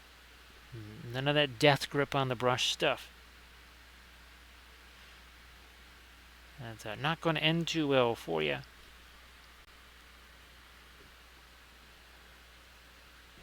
And what are we at? Hour and a half ago.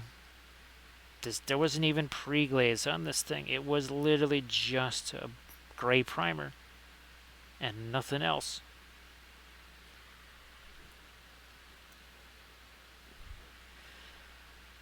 We will let this dry, of course, before we do our flock and other things with the final treatment on the basing.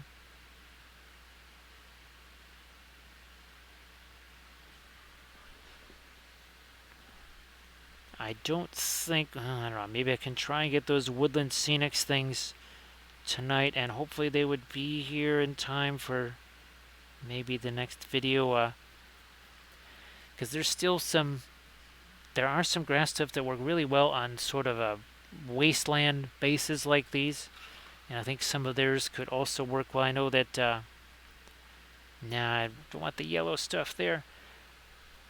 Some of the green stuff, World Tall Tufts, work really well on our Candish figures.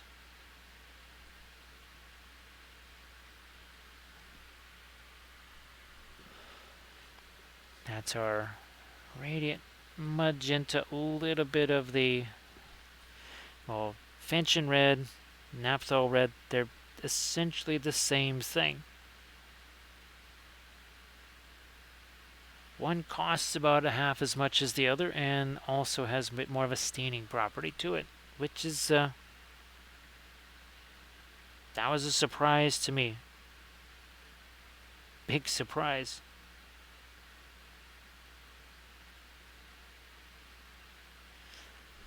See if I can go another level lighter here. We'll just take the Brilliant Yellow Pale, mix that with our Magenta.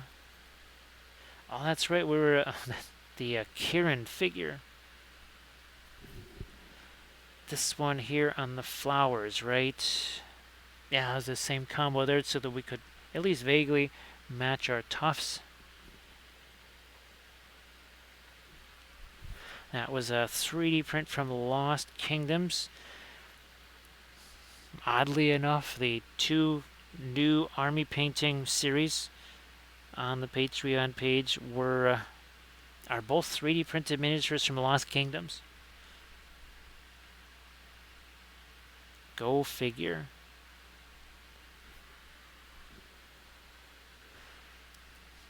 The latest one's a Chaos Dwarf with all kinds of bronze and also lots of freehand.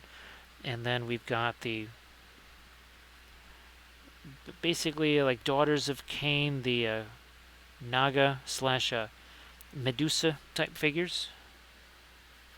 Here, let me get the Radiant Green and some of our yellow, maybe even a little bit of the Indian yellow thrown in there too. That green gets a little spicier now.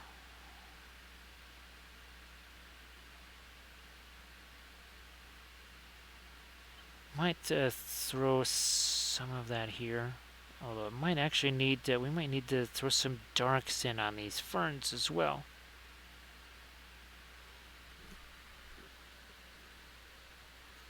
So that's a much more kind of a yellow-green there. We'll see if we can't work this on to the figure, even our branches over here maybe. On our branches it's just going to look like gray. It's not even going to look like green. Finally, I did paint one of those. I wish that I could find that easily for you. I don't know quite where that is. But yeah, we painted an Orca Deathcopter. I wonder, do I have any pictures of it? Oh gosh, let me see if I have. Oh wait, there it is. There we go. Yes, there it is. We actually based that on stream, and see what looks like rebar. Those are actually printing supports, so you can save those and cure those, and they actually make really good rebar, especially when you're using the Sculpey like that. So yeah, that was our Orc Deathcopter that we painted here on stream. Hey JP, how you doing? JP, actually this is the time that I normally used to start. Actually, I used to start even earlier. It used to be about 7 is when I started. Tonight I started 8:30. No, was it 8:30? Yeah, it was about 8:30 or so. So technically, even this still is not as early as I used to start. How you doing there, JP? Hey, JP, if you wanted to share anything in the chat, definitely go ahead and do so.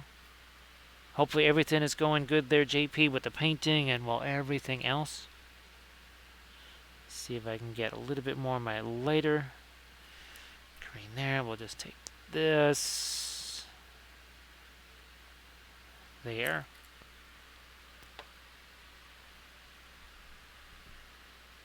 Now, yeah, JP, the situation here, yeah, it's been so crazy. I just basically streamed whenever I could. I mean, we're still obviously still gonna have to do that when the situation allows. We fire up a stream.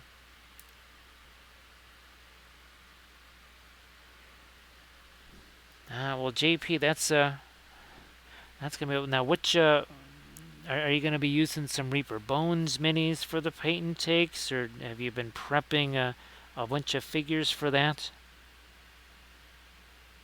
I know that the Reaper Bones tend to be the kind of figures that people can utilize for that. Actually, JP, if you wanted to put a link to the event or anything like that, just in case there's folks in your area that maybe don't know about that yet. So that way people could maybe know that you're going to be doing those paint and takes. Definitely Reaper Bones. Yeah, JP, I mean, they kind of prep themselves, right? They basically prep themselves. Wait a minute, let me kill this here. 1 second. Don't want that. Let me see if I can just kill this here.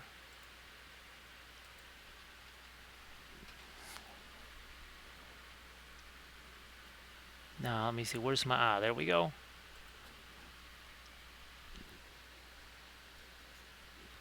So again, using this lighter green here.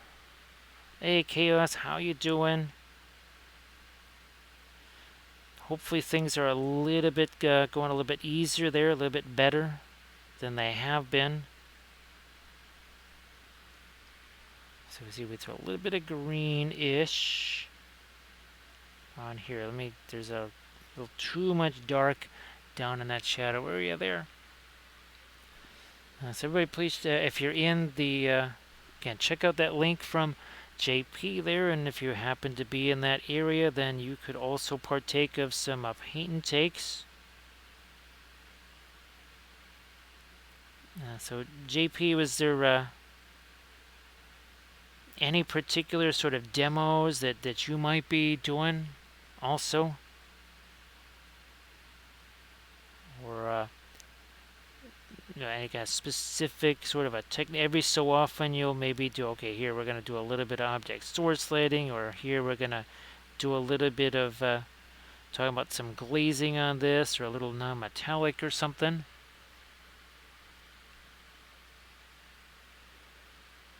Now, well, Chaos, I'm glad that there's a little bit of improvement each day. Certainly, you'll take the little bit over none, definitely. Hopefully that becomes much more, for sure.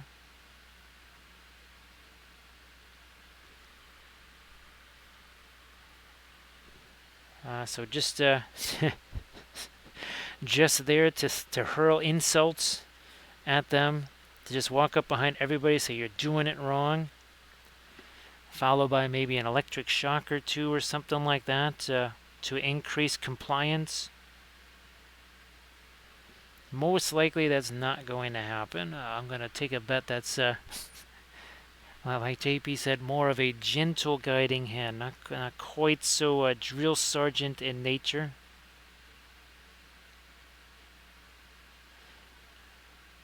Let's see if I can't get a little bit more light color there on the leaves. Then we'll actually have to come back with our dark too.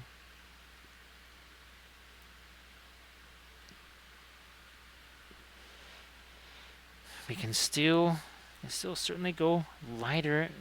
Again, we barely touched the fast matte white here. Barely even messed around with it yet. And of course, that's something that we try to avoid using, especially in the initial stages, right?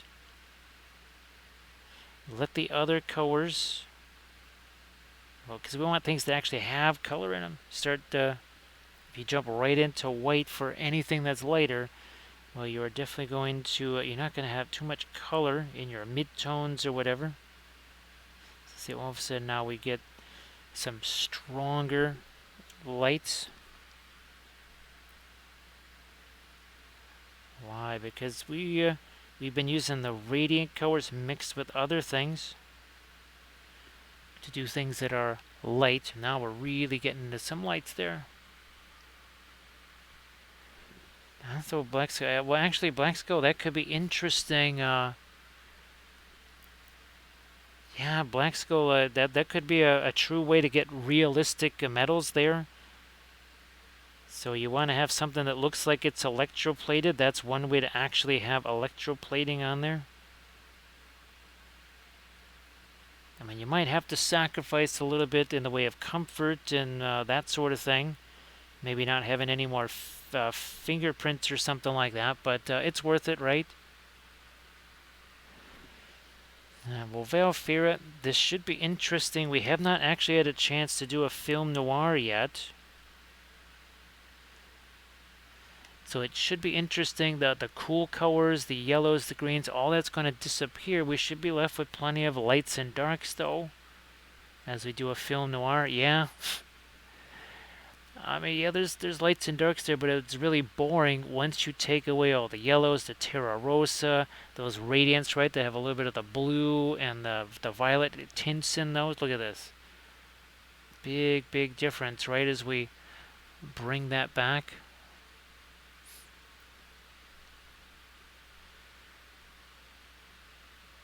Oh, geez, Rao Partha.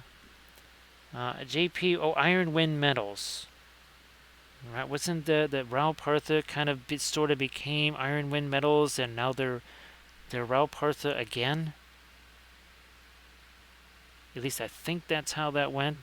That was a long time ago. Hey, Shadow Minion, how you doing? Well, Shadow Minion, that's building up, kind of getting to it at your own pace. That is ideal.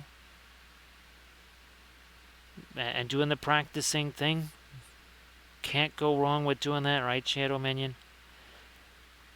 And like I said, then when you're ready to do it,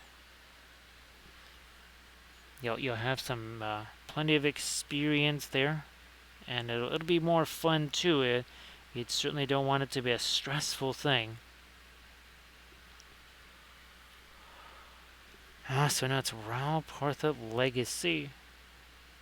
It has to be kind of interesting. I would assume Black Skull that now they have some of the digital sculpting as part of it.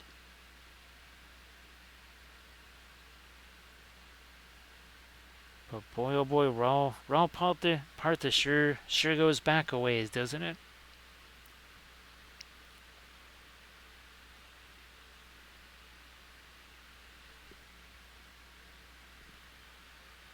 Yeah, finally never. I mean, even if it's going to be commissioned stuff, because after it'll get really difficult to keep going. Right, one thing after another. That's actually why I recommend the oils. That's why I recommend trying new things, because, well, even when you find a way of doing things, if you just stick to that way and never ever change it, painting miniatures will be about as interesting and new and different as going to work every single day. And that would probably make some folks sad because they want their miniature painting to be fun.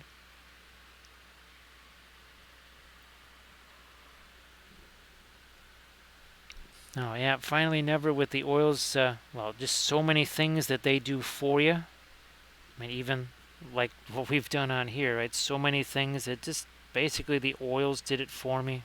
Didn't even have to work at it.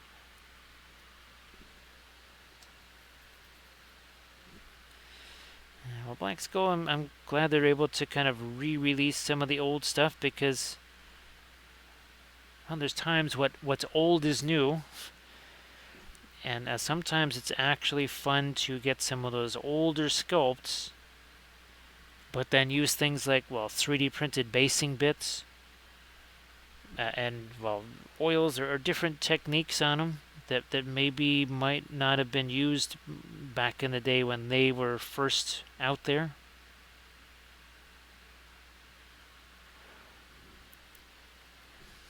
Now I think I can maybe start to get some darks here on the rock as well. Maybe some things that you could consider a shadow.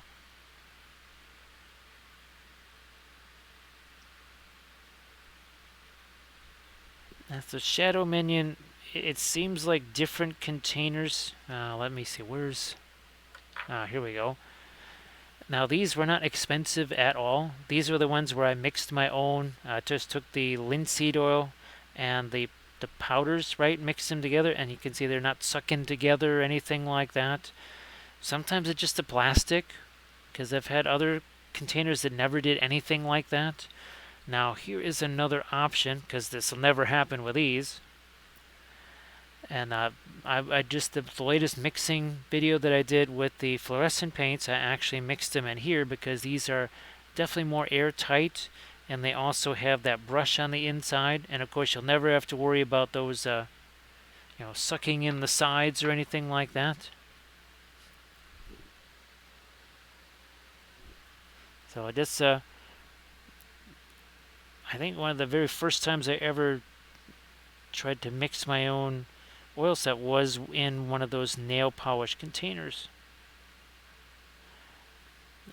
Obviously, they might be, 30 of those would cost more than 30 of the plastic jars, but you're probably not going to need 30 of them.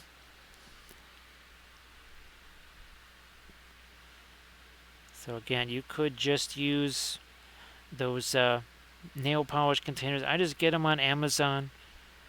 Some of them are really sweet. They already have things like agitators in them. I always have 1,000 pieces of pewter here from all the Dark Sword miniatures. Let me see if I can grab this here. So yeah, this is just a part of the stash. I could practically start my own miniature company with all of this stuff. So I just hack these things apart and chuck them in there, and that's what I end up using as agitators.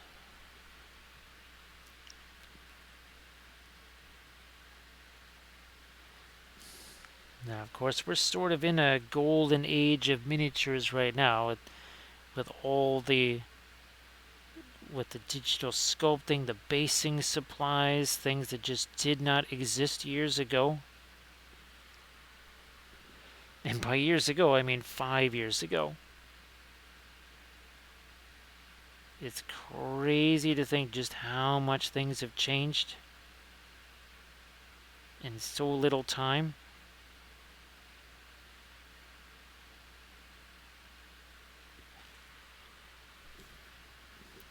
Let me see if I can go a little lighter around the edges of the eyes now.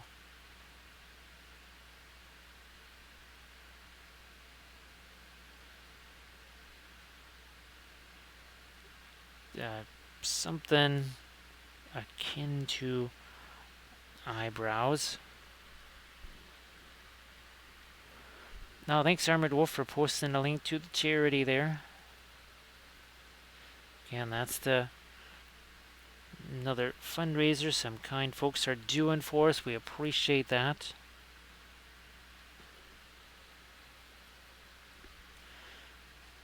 That could definitely be a little bit lighter, and then we're going to go even stronger with that. Back to our sort of Terra Rosa mix here.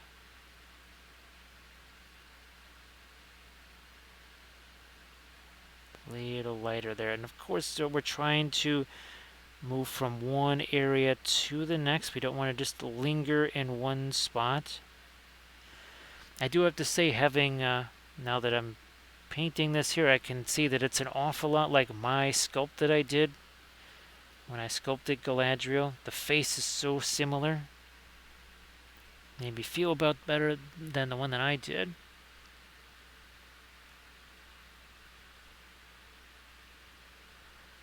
So shadow menu, you would get that in office supply store. You might even be able to get it at maybe even a Home Depot or a Menards or something like that. I just get it off of Amazon. It's just bulletin board cork. So yeah, that's just bulletin board cork. I typically get it off of Amazon.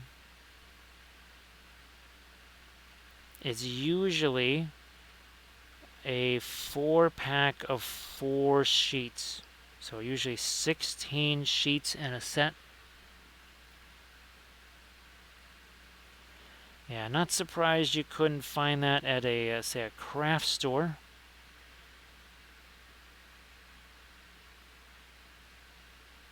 Again, that's really something you'll find more maybe office supply store. Again, I don't even know if Office Max is still around. Trying to think of the last time I was actually in a store that wasn't just our local grocery store. That would have to be 4 years ago, something like that. We're darn close to 4 years ago. So we lighten up. Yeah, let's get some more light on the neck here. And so yeah, air it, and let me see, do I have a sheet of it here? At least part of a sheet. No, I think all of my sheets are kind of gone. At least in my immediate, I used them all up. But again, they typically are packs of 4.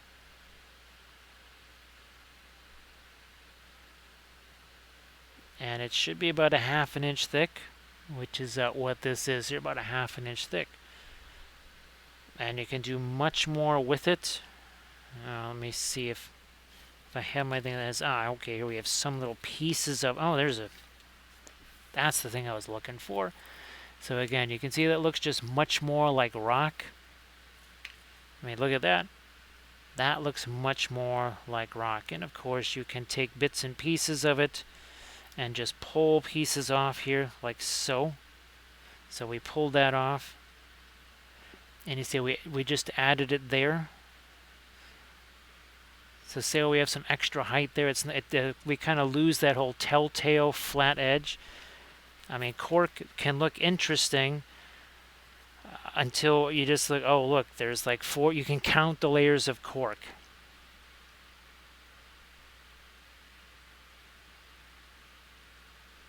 So shadow menu, we get everything by Amazon.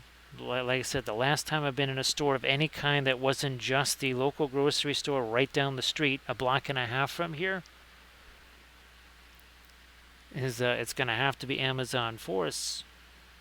Especially with everything that's going on here, we don't have a choice.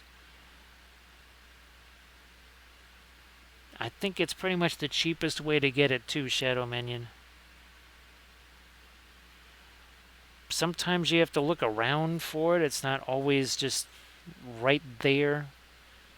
And other times it's real easy to find on Amazon. It's weird. I don't know why that comes and goes. But I think I've gotten it for as little as, say, $16 or something. Again, that could potentially last you, depending on how much stuff you do. I mean, I could make many armies out of it. I could make dioramas out of it. I could make terrain out of it. So it goes a long way. Hey, Grumdy, nice to see ya. Thank you so much, Grumdy. That's a 33 months worth. Thanks, Grumdy. Appreciate that. So Grumdy, look at this here. I was working on this video last night. It's going to be about a 3-part series. So this is that one from CA Sculpts I was telling you about. That's kind of huge. That is kind of huge right there. That is not a tiny little sculpt for sure. Shadow Minion. Well, we just did the radiation thing on Thursday. And then still sort of in the recovery phase of that, and then there's another of the chemo things that's going to happen supposed to be on the 15th. That could be delayed. It will depend on a few different factors. So Grimdy, if you don't mind sharing your links to all your fabulous oil painted miniatures, that would be great, so people can see what is possible with those oil paints. And Grimdy, I hope that all your other stuff for Adepticon also is going well.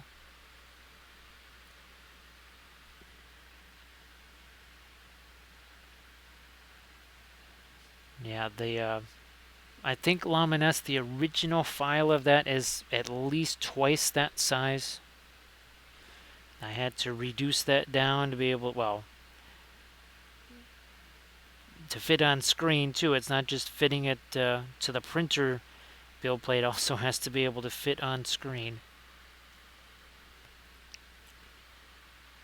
Yeah, Grumdy, those the Lumineth, they're also looking really snazzy. So again, everybody please check out Grumdy's Instagram there, and again, you'll be able to see what really is possible with the oil paints. Some sensational stuff. Now here, I'm thinking maybe a little bit of a inline wash down here. And all I have to do is just touch the brush to it. That's all I've got to do.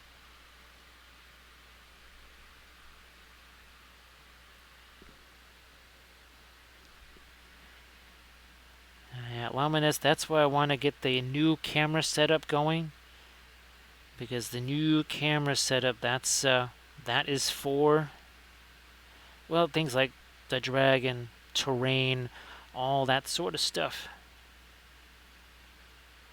But until all of these sudden bouts of mayhem finally subside, it's very difficult to do that.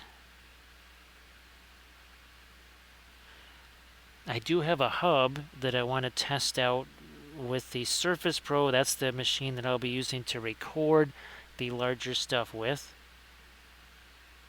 So now at least I can get me some HDMIs plugged in there. Also the USBs that I need to.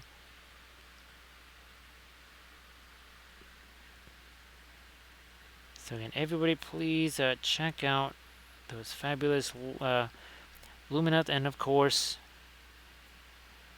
the Daughters of Cain. Now we need some that's lighter but also kind of grayish here.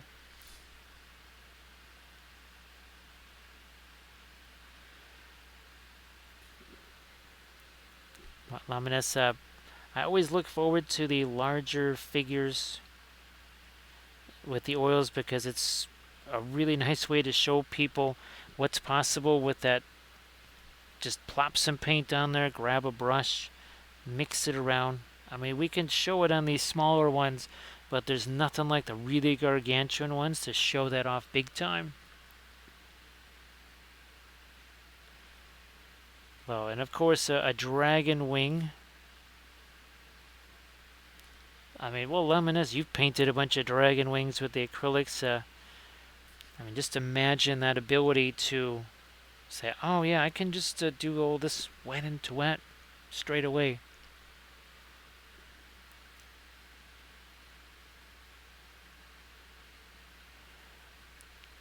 What's funny, Grumdy, of course, well, you'll recognize this.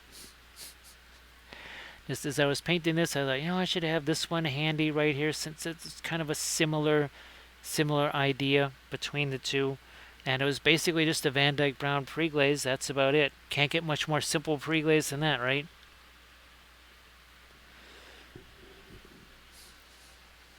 Yeah, Lamines, say those dragon wings, you could literally just take a big old brush. You could take some color here, some color there. Just literally plop it onto the wing in different areas. Take an even bigger brush that has no paint on it, and then just start mixing all those crazy colors together. I mean, you could have a wing that looks like it's kind of semi-translucent, right? Like a membrane type of a wing.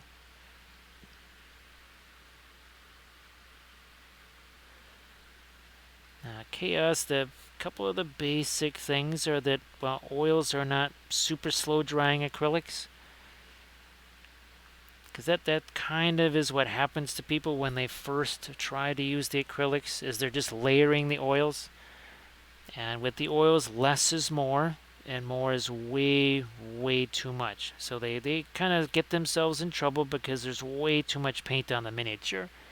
And by way too much, I mean 5, 6, 10 times more paint than they actually need, because they're used to acrylics. And acrylic paints do not apply easily to a miniature.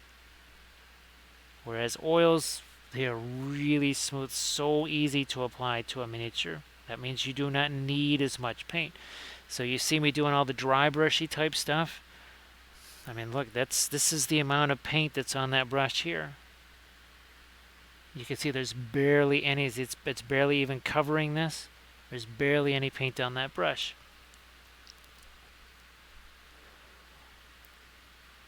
Ah, yeah, Grumdy. Well, I can't wait to see that. That's going to be sensational.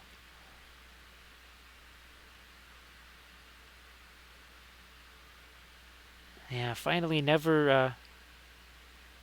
There's just so many things that it allows you to do where you almost don't have to think about it, right? Instead of with the acrylics, you have to say, okay, am I going to do a bunch of glazes there? Like this right here. That was not a layer. That was just a much lighter color, and I just let it mix itself. I let it do its own little blending there. I didn't have to do any of that. And then, of course, you'll want to do those color charts that we talk about all the time, because this will get you used to the paint, not just the color of it, but the consistency of it. You get to see what the opaque colors are like, which would be your light colors, and then your not opaque colors, which would be your darker colors. So that's another thing you're going to have to get used to, is the fact that with the oil paints, your lighter colors, those are the ones that are opaque and are going to cover. That's not going to be the case with the acrylics for the most part. Now let me see. This year I'm going to grab me a little bit more of my Terra Rosa Egyptian Violet here, again making sort of an amber type of a color. This will be for the inside of the fungus stuff here. There we go. Now we'll have a little bit of a difference between the edge and the interior of that. Thank you so much. Appreciate that, Grand Oracle. Nice to see you again. Oh, Shadow Minion, that should be really fun. Thanks, Grumdy. So Shadow Minion, I don't know if I have Nagash. I think I have the other one, not Angron. Was it Angron? He's you see him with the undead, right? Thank you so much, Arid. Appreciate that. Thank you so much. So again, we're just taking this kind of a amber-ish type color here. Almost a bit, well, that's a little too much of a pin line wash there. Thank you so much, appreciate that. That's got Grand Oracle doing the gift sub thing. Thanks, Grand Oracle. So Grand Oracle, something to show you here. This is something that I was filming last night. Here it is. So this is that CA Sculpts. So I think this is about 40 minutes of filming where we talk about the miniature itself. We do prepping and assembly on that. So yeah, we're about 40 minutes into that video. Thank you so much, Arid. Appreciate the gift subs there. You know what that means. I do believe that Galadriel's calm Lothlorien force is about to be invaded. That would be by a hype train right here. There it is. It's coming right at you. Look out. Hype train. Hype train.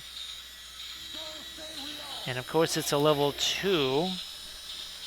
And when you get a level 2 hype train, all of a sudden you don't have one hype train, you have 2 hype trains. Hype train. Hype train. There it is. Thank you so much. Appreciate that. Looks like Megan's going to get some swipes in there too. So this hype train business must be for me because, you know, I'm dark and I'm terrible. You're all going to worship me. A little bit of bad news, though. You're going to despair. Gotta say, that might not be so fun for you. But for me, it's going to work out just great. That's Dark Queen Galadriel there. Thank you so much. Appreciate that, Grand Oracle. There it is. It's coming right at you again. There it is. Ooh, look out. Out of the way. Out of the way. So on a hype train, you can be the track or you can be the train. I think you want to be the train. Thank you so much. Appreciate that. So that's Megan, Eric, Grand Oracle, all doing the things. And thank you so much, Quaker Blade. First time chat with also some bitses too. Sure thing, Axel Frost. Now get that fiery birdie shown there so that people can see that. See that fiery bird. Looks like Chaos is going to declare a little bit of loyalty to Mordor. Now, of course, we're going to get that Sauron figure going. Oh, and we also have yet another Witch King figure. Because we don't have enough, just like we don't have enough Gandalfs and enough Galadriels, now we've got ourselves more Witch King figures to do. More Witch. Thank you so much, Laminas. Appreciate that. Thanks, Laminas. Appreciate that.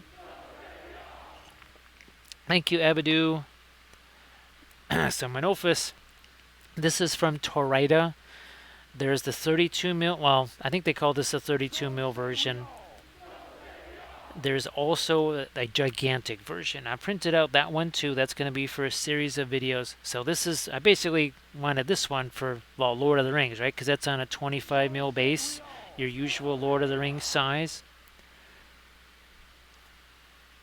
So yeah, that's one of the Witch Kings. We've done a whole bunch. We've done 2 Medberry ones. That's the GW one. And of course, we've also done the Witch King on foot, not just the Witch King mounted. I think we've done a whole bunch of different Witch King miniatures. Holy smokes! You never really run out. Is this another witch? Oh, that's another Saruman over there. So Chaos, that is neither. That would be just a little bit of cranberry ginger ale mixed with a little bit of Kraken. Thanks, Grand Oracle. I believe we did one of those as a Patreon video. Well, of course, there's also the Witch King on Fell Beast, which did we already pass that one up? No, I don't think we did. There he is. We painted up this one on stream, and Laminas, that's what I'm talking about with the wings. It was so easy to do those wings because, again, all we had to do was just plop the paint on there and then just push it around, and that was it. It was literally that easy. And whatever colors you want it to be, brighter, darker, whatever. So thank you so much. Appreciate all the bitses and cheers and subs. What do we get to? Almost a level 5. I think last night we hit a level 7, didn't we? Yeah, we hit level 7 last night. That was pretty wild.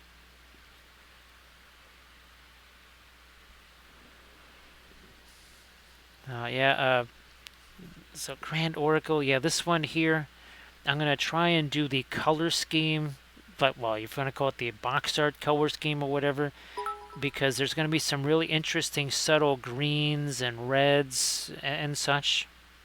And then the pre-glaze will be an interesting balance there. Thank you so much, Eric. Appreciate that. Thanks, Eric. And of course, please, everybody check out Axel Frost Effects links there. Those Instas. Oh, there's even a Tumblr and a Twitter as well. So thank you so much. I think we probably... Are we at our level 6 or so? Probably. We'll do it this way here. And he's like, don't blink, don't blink. You'll get run over by a train. I'm not kidding. She's not kidding, because there it is. There's that train coming right at you. He's like, I told you, look out. Uh-oh. getting run over by that train. Thank you so much, Grand Oracle. Appreciate that. Oh, Grand Oracle, I saw the Lucky Charms there, and I thought Sarge was in there for a second. Wait a minute, I don't think I remember seeing Sarge in here before, but thank you so much, Grand Oracle. I think we have ourselves a little bit of a Blitzkrieg once again, because I see Grumdy. Taking part as well. So thanks for all the bitses and subs and cheers. Now look at that, Grand Oracle Grumdy, a little bit of a bits war right there. On this channel, we call that a Blitzkrieg. So thanks everybody for that. Let me see if I can't throw it. Oh yeah, look at that. We can make that much lighter. Maybe even here too. Thank you so much, Katarina, and of course Grand Oracle. It looks to me like we've got ourselves another level of the hype train going. And that means Galadriel's gonna get run over yet again. She's like, "Can't I just banish this thing?" That's what she can do in the Middle Earth SPG, but she cannot banish this hype train. Because there it is, coming right down the tracks, right at you. There it goes. Watch those wheels spin. You're literally being hypnotized into pledging more bits. That's it. That's what does it. You're actually being hypnotized as that happens. So let me see. Now, of course, we did the level 7. Was that last night? I don't really know when it says you're going to beat a record. I don't know. Does it mean we'll match the level 7 from last night?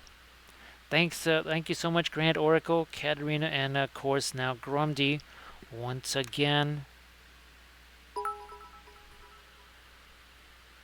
And Real Denethor here, Real Denethor. We'll get you your sound. Well, actually, we'll do this one. Again, still very disappointed that sound effect doesn't work. I mean, we've had that sound. That should have been playing all this time, but for whatever reason, that one's never actually worked. Don't know why. It's no different than any of the other sound effects. It comes from the same source. Everything's the same. Just that one doesn't work and the other ones do. It's not like it's any longer than the other ones, so that's not anything to do with it. Now here, you know what? Let me see if I can. It's not quite on the light side of here. Let me get a little bit of our yellow into that too. So thank you so much, Denethor, for continuing that gift sub there. Much appreciated. And of course, thanks to everybody for all the bits and cheers and subs. As you know, that helps a lot. Especially, let's see, what day it's the 6th. So yeah, in about the next 5 to 7 days, we'll really notice it then. Yes, we will. So thanks to everybody. I would say we had at least a level 6, wouldn't you? If not, maybe a level 7. Chaos, the brushes are all exactly the same. The only thing that's different is that I use that little bit of high quality thinner instead of using water. The brushes are exactly the same. The same Princeton. The brush cleaner is the same. Because look, it's for dried acrylic and for oil color. So the cleaner is the same. Again, you're using the thinner for it, obviously. And well, of course, it's going to take longer to dry, and you have those differences with the consistency. And you're not going to have anywhere near as many colors either. I typically have maybe 13 or 14 colors tops on the palette. You have a good one there, Loim. I know, well, people have to work tomorrow and such. And I know you've been having trouble just trying to keep the eyes open there. So, Loim, thank you so much for being here. And, of course, again, thanks so much for the genuine Arkansas bark there. We appreciate that. Makes a big difference here. So yeah, Grumdy, these, and I just got some more of these, another supply of these. I'll be getting another supply of the filberts too if Megan hadn't been really kind and sent these Royal Langnickel brushes. Now again, wow. Here's some examples of the one true brush. Yes, that one time, this was a very dainty little brush that we used to paint details with. Then it became a basing brush. Like you can see there's tile grout in there. Once they get like this, sometimes I'll snip off. See this part of it right here? Now it's a spatter brush or a stippling brush. You can see that in use right here on this T3485. Thank you so much, Grand Oracle. Appreciate that. So again, so there's where it's used as a spatter brush. Here is where we use it as a stippling brush. So fantastic. But now, of course, whether it's whatever condition it's in, whatever the color of the handle is, they used to be green, then they were blue, then they were red, then they were gray, now there's something else. But no matter what, they're always, we refer to them as the one true brush. Let's celebrate them right there. So there you go. That's the one true brush. Hobby Lobby set of 12. Well, now it's $6 for a set of 12. It used to only be $5 for a set of 12. Now here we go. We're gonna do one last bit of our hype train there. So where do we get to? Did we get to that level 7? He's like, who baked this cookie? Actually, we did this on a cookie decorating stream here. This was one of the cookies that we did. So hype train. At some point, I do have another one of these. It's all primed and ready to paint. It would be interesting to do this color scheme, but yet weather it. So this color scheme, but yet it would be weathered just like any other train. So finally, never only Hobby Lobby has those, but you could get the. Again, this is Royal Langnickel here, and I'm pretty sure that Dick Blick has these. Now, they're different sizes. Some of them are really big, but these also pretty much have worked about the same as the One True brush, which is, again, that's the one from Hobby Lobby. Also, we went to 6. Thanks, Grand Oracle. So Chaos, I abandoned sable brushes a long time ago, because the quality on those was just getting worse and worse and worse. Also, I mean, here, this liner brush, and Grumdy was also talking about this in the chat. You can get one of these for between $5, $5.30, or you could get 3 of these for the price of one sable brush, possibly 4. One of these will last longer than a sable brush. And that's with the oils, and the oils treat your sable brushes much more nicely than the acrylics do. Alright, well, JP, you have yourself a good one. Have yourself a good one, JP. Thanks for hanging out. Appreciate you being here. And of course, the sable brushes, they're too soft and smushy anyways to do a lot of the techniques that we rely on here anyways. So they really just, they stopped serving a purpose a long time ago. And we just, again, we've gotten away from those. We use the, we just use the not sable brushes. And as Grumdy said, the same thing. Those sable brushes are just too smushy. There's so many things, they're freehand, all the stuff that we do with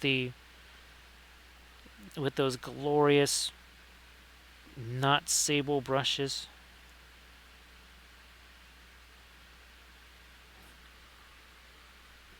Let me see if I can get a little bit of this darker Prussian blue onto the clothes in a couple of places here. And that goes for the filbert brushes. Yeah, the filbert brushes are the same way. Here's one. So again, that's the Princeton Velvet Touch. Is this a number 4? Yeah, it's a number 4. that should be somewhere in the neighborhood of 5 to 7. No, $5 to $5.50, something like that. So finally, never actually, the oils should be reconditioning your sables. I actually had a couple of sable brushes that were so worn out from acrylics that I was actually going to throw them away. And then the oils hit them, and then all of a sudden it's like it brought life back into the brush. All right, well, finally, Never, you have yourself a good one. Glad you could join us here. Thanks again. And thanks to everybody again for all of this, all the bits and cheers and subs. Appreciate that. So finally, Never, what happens with acrylics is that it gets down inside the ferrule of the brush there, and then it dries in there. And as it dries, that's what destroys the brush. Whereas the oils, obviously, well, they're not going to dry down in there because, well, you'll be able to get at them with the cleaner long before anything like that can happen. So again, you have yourself a good one. Let me see if I can get back to my Indian yellow and a little bit of that Terra Rosa amber color here. Yeah, that was too much light all in the same area.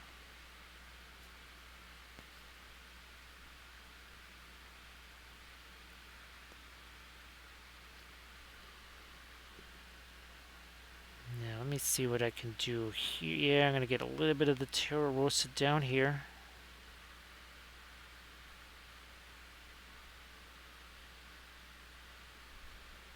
Yeah, Grand Oracle, what is, I think it is a brush restore too.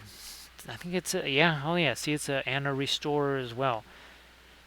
Now, so Grand Oracle, I guess if you get that stuff on the handle of the brush, it's sort of, well, it'll depaintify the handle of your brush. But, I mean, whatever, right? It's a stupid brush handle, who cares? But it is hilarious if that stuff gets on the handle of the brush. It will, it's going to remove some of that paint for sure.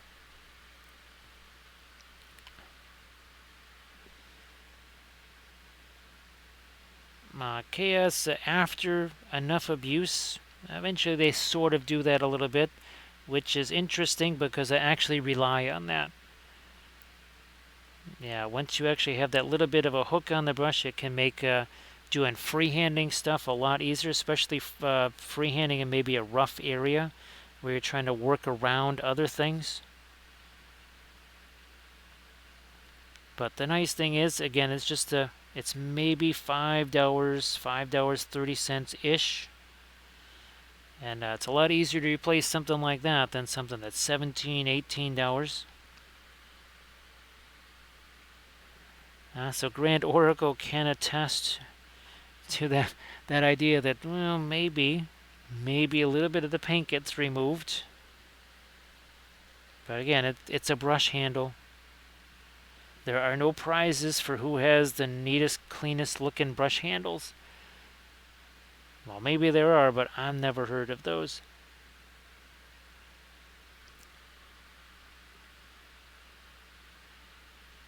Shadow Minion, I think I remember you talking about those golden maples, yes. Yeah, Shadow Minion, I could swear you brought those up before and that you said that you really like those. Well, and a nice price too. And a very nice price. Now let me see, I'm going to actually take some of my Radiant Violet, some of the Egyptian Violet. We're going to start putting some violet in a few areas here again, just to make sure we have lots of interesting colors here.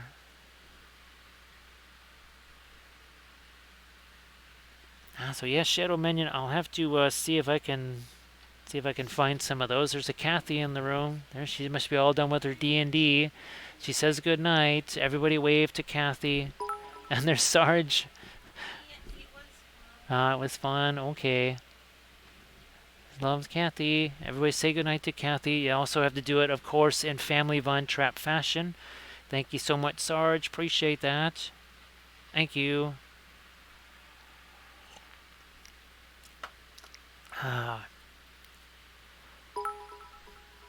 Oh, thanks, Grimdy. Chaos, I don't use those brands of oils. Basically, we're using the Windsor Newton, the Gamblin, and the Williamsburg. So I couldn't say anything about Liquitex oils or what was the other one? Golden paints. Um, Gamblin and whatchamacallit, Windsor Newton should be basically, I'm sure, the same price as those other ones. So um, if they're more, they would be marginally more, like a dollar more or something like that. And like Grand Oracle says, those tubes are going to last, well, you and your progeny for quite a while. So yeah, she's just heading off to sleep there, and hopefully fortified with the pulled pork stuff that we made tonight. So Sarge, hope that you're doing well.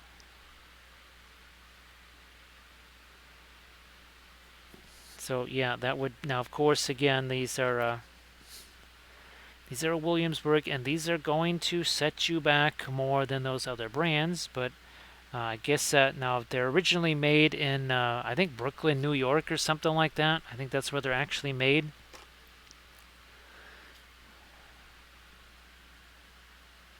Now again, everybody, please give Megan Paints a follow, because Megan is back into streaming. Megan, you'll be streaming tomorrow, right? I know that you're still not quite up to scratch yet. Still trying to recover, but still toughing it out there, playing hurt. Hey there, Drax. How you doing? If everybody could please give Drax a follow. So Drax, you should be streaming in about an hour or so, maybe. So yeah, everybody, please give Drax a follow.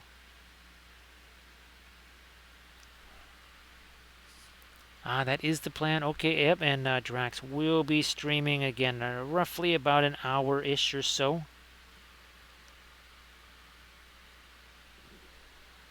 And of course, Sarge, if you want to share the links to your Witch King figure, which now you're starting to get your paint on that, right?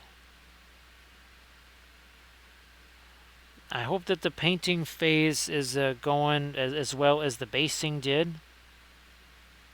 Again, Sarge was kind enough to let me borrow his idea of the spooky basing of the ring wraiths there. Where's my, yeah, here, let me keep going here with my, again, that's my fast matte white. Here we are, and maybe even do a little light there.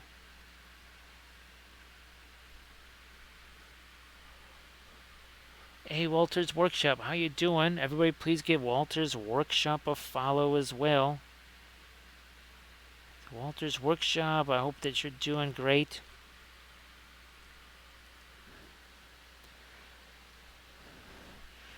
So hopefully Kathy has a normal night's sleep tonight. Let me see if I can get that crazy little elven ring with a little bit of light on it.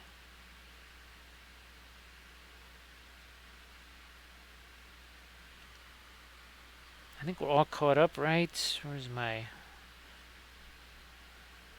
light again here? We'll try and get the hair around her ear, but not too much. A bit of a balancing act here.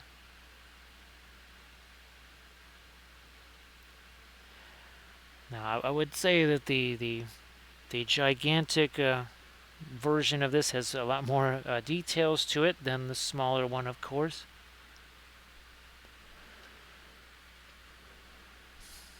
Sarge, well, as long as that gray has a little bit of a color to it, I mean, well, where's it? Oh, here it is. I mean, there is no black, right? I mean, in your mind you say, oh, it's black, but it's some form of dark blue and dark brown mixed together. Note, Grand Oracle did not stream last night. I was filming that video with the that CA Sculpts figure that I was showing. well, among a million other things, but mostly was trying to film that.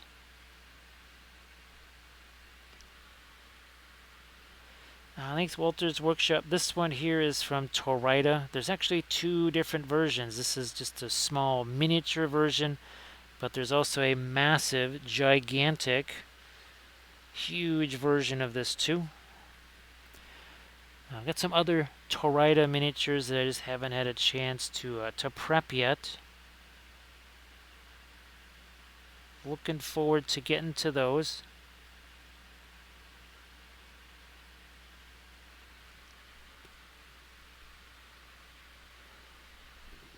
Chaos, the questions are fantastic because it kind of can reinforce things that we talk about in other streams, and of course for other folks that maybe they can't get to their phone and actually ask those questions, that's very helpful. Lets us set up our little demos too, right? Our little film noir. See if I can get this miter once again. Yeah, here we go. Let's get some of that radiant magenta there. So Sarge, I was able to make that pulled pork stuff today, and that turned out really, really, really well. I don't think it's going to last all that long, ironically enough. It only took, it only took about 6.5 hours in the slow cooker.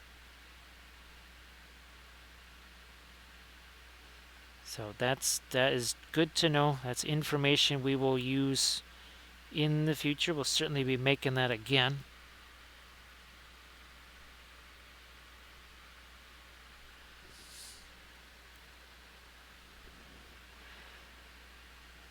Yeah, Sarge, I'll never forget back at way back in Academy days before there was all the LED lights like we have now.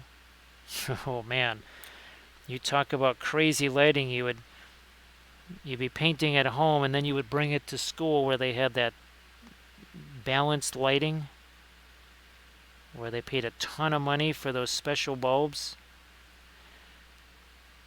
And whatever you painted looked entirely different than what you had at home.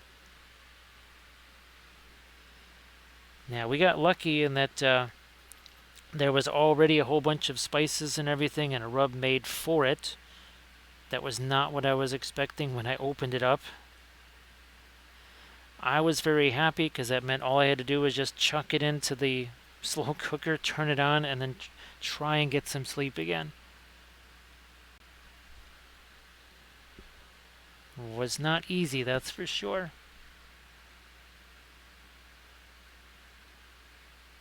Alright, I think now we've got the... maybe a little bit on the lower lip there. Try that one more time here. Maybe not quite as light.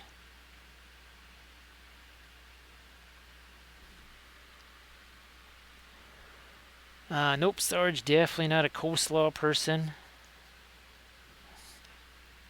Just let it be, because it had all kinds of really fantastic spices on it.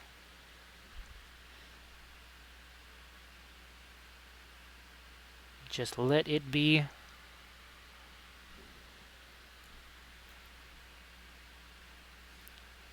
Let me see if I can get... here's some of our red here. Hey, Blazing Treat Terrain, how you doing? Nice to see you again.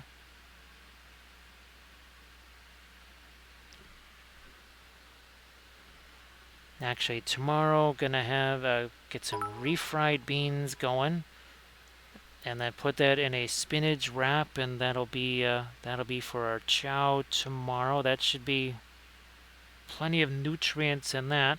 Thank you so much, Grant Oracle and Liching Hour. How the heck are you guys doing?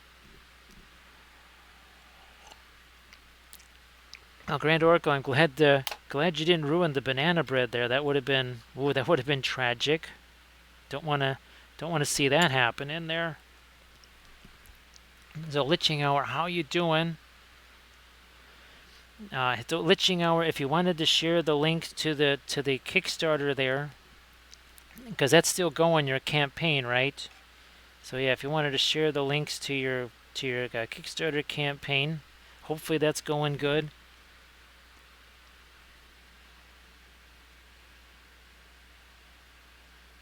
So yeah, basically the idea is that the refried beans kind of hold everything together as it goes into that wrap.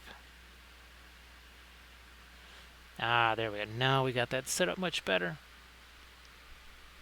All right, well, Megan, I know it's late for you there. It's after midnight, and it is a Monday. And Megan, if you wanted to share your links one more time, share your links one more time in the chat. And everybody, please give Megan Paints a follow, because Megan will be streaming again tomorrow.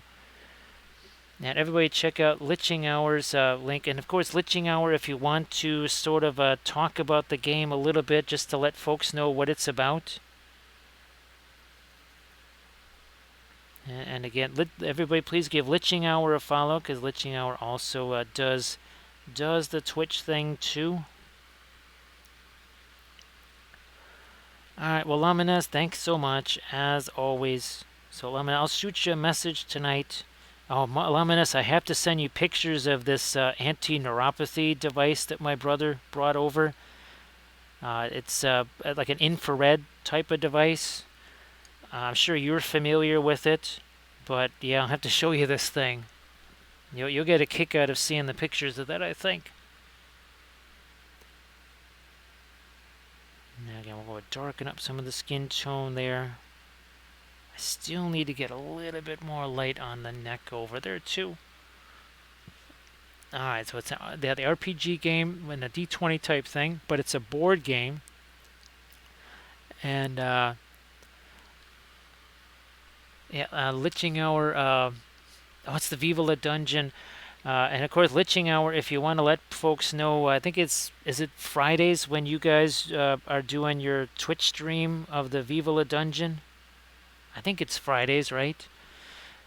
Yeah, Laminus, I think this won't surprise you at all that I guess it was Medicare stopped covering that particular treatment, because all it did was it dealt with the pain side of things, whereas the physical therapy kept people from falling over and racking up more bills.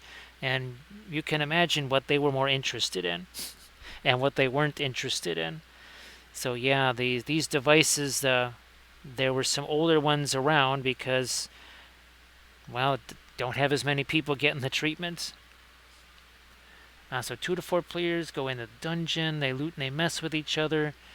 While gelatinous cubes are doing some kind of mischief. So yeah, that's on Friday. I believe is when you can see examples of that being played. But you can go check out the Kickstarter now. And then of course, please give Liching Hour a follow while you're at it. So every Tuesday and Wednesday on the channel. So please give Liching Hour a follow so that you can do that. Any more? No. Do I need to get any more light down in here? Possibly. Also over here too. I guess I could even use my violet here. No problem, Liching Hour. No problem. Again, you have yourself a good night. Let me see.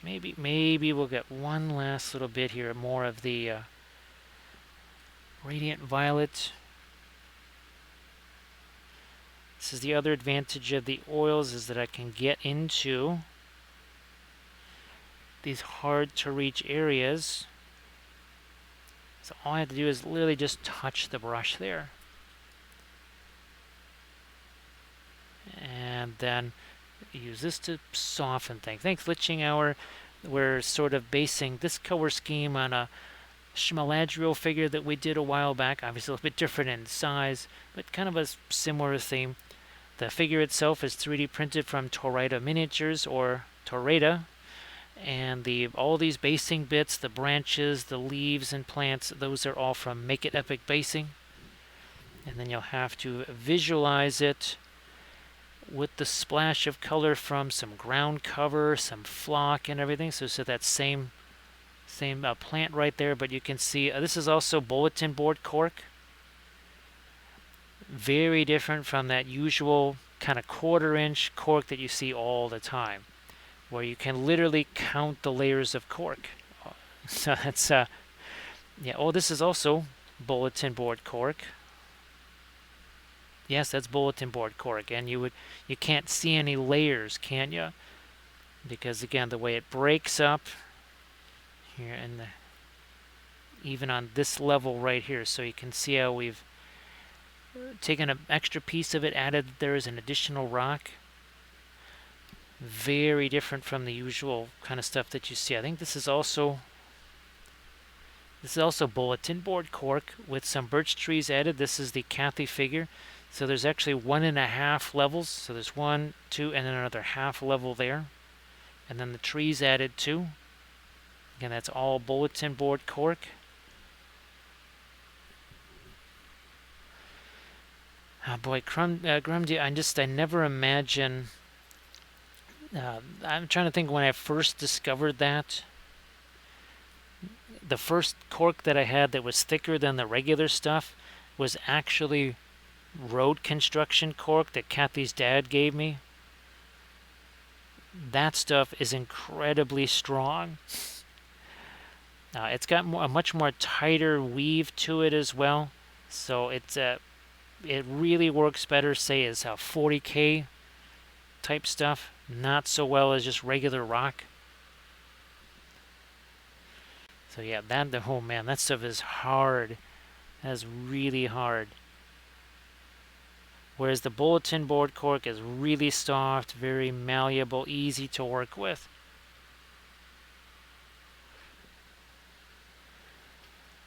Yeah, Grumdy, it's just, unless they do something and really cover that, it just, well, you just count the layers, right, of cork. Now, the thing that I do want to experiment with is something that you see on the Make It Epic little videos that they do,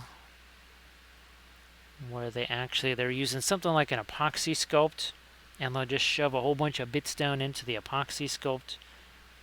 I tried doing that with the Daz air dry clay. That stuff is just too soft and smushy.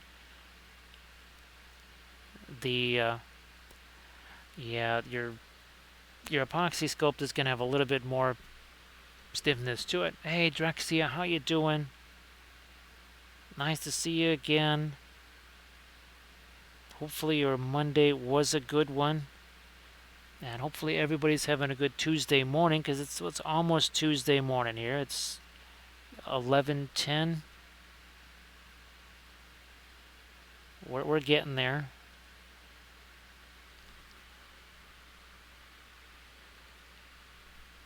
Now, Grumdy, when you stuck the little bits in there, now unlike the Daz air dry clay, where, and again we found that out here, right? Right with the Starfall Outriders there. The Daz air dry clay did not want to hold those. Even after it dried, I still had to use glue.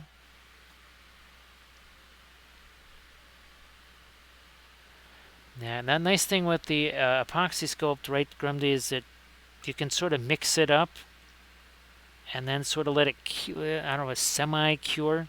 Not really cure, but you can let it kind of cure a little bit and then start working with it.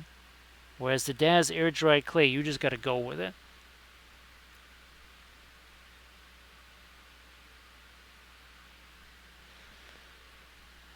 Drax, it's fun.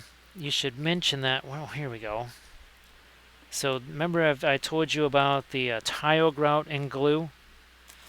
So this is what I use for my texture paste. So that's tile grout and glue mixed together. So it kind of sounds like the formula that you're talking about there. But the glue would unfortunately have a big effect on the sculpting portion of it, I think. We'll have to give it a try and see what happens, because you never know till you give something a try. Now, Drax, did they just put a touch of glue in there, or did they kind of go strong with the glue? Because obviously the glue has moisture in it, so that'll change well, change the consistency of your dad's air dry clay. That's for sure. So go strong with it. Well, Drax, it's always worth giving it a try. Oh, I also have other things too that we haven't tried yet, like this one. So this, as you can see, this is untried, untested. I want to see what we can do with this. Don't know how that's going to react until we use it. KS, we have tons of stuff like that. We just painted. Well, there you go. We have all of the above: turquoise, purple, reds, all of those. And then, of course, oh, here's our Loot Studios. Again, turquoise, magentas in the skin, everywhere else. And of course, some of our lizard man stuff. Oh, yeah, we did this. Our fluorescent magenta right there. And then, of course, a ton of Harad stuff right here. So there you go. All with the magentas. Whoops, wait a minute here. Thank you so much, Primer John. Appreciate that. We'll bring up this Gandalf. It's like, gotta get going back to Edoras. It's like, I'm just gonna chill out here. You guys do whatever you're gonna do. I got a ring here. Just let me know when you're done. Then we'll sail west. It'll all be good. It's like you realize that I just died. It's like, oh, that's why you got that white robe. It's like, yeah, that was my fabulous prize. I got a white robe. Oh, and a new stick. Yay me. Now look at this here. Look at Shadowfax. You can see there's magentas in there, almost like a blue, tan colors, right? It's white, but it's also not white. Just like we have white that's not white here. Thanks, KS. Yeah, that's the kind of thing that the oils really let you do. That sort of blending there. And of course, again, 2 hours 46 minutes ago, this had no paint on it at all. It was just primer. So yeah, Drexia, that was one of our tutorial videos, just to kind of go over how you can, well, basically do white without doing white.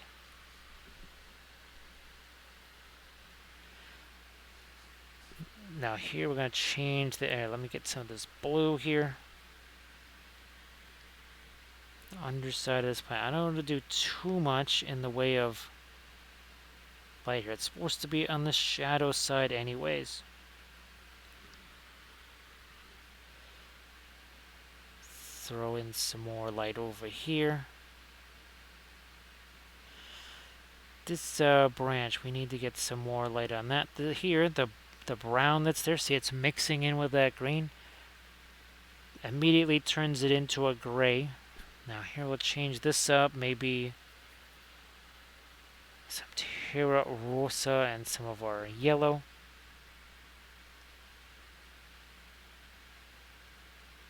Like so. All the while we do this, though, we have to keep in mind that we're going to be adding that greenery. And not just greenery, but also some texture.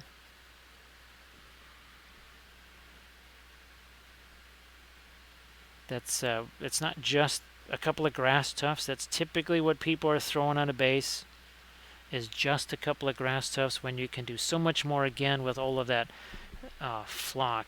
Now I think this has some too. Yeah, so this is also a bulletin board cork base, so you can see not just the colors that are added here, but there's a texture, right? It's not just the rock texture. Makes the rock texture look more unique. Actually, I got to print out some more of these printing goes ever on casualties here. And then this is from Diwali. That's our Thryden Wolfsbane from Diwali.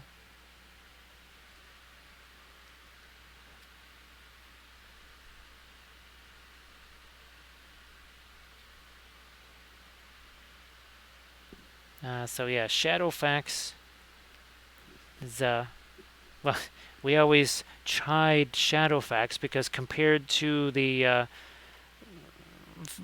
Song of Ice and Fire horses, he's tiny.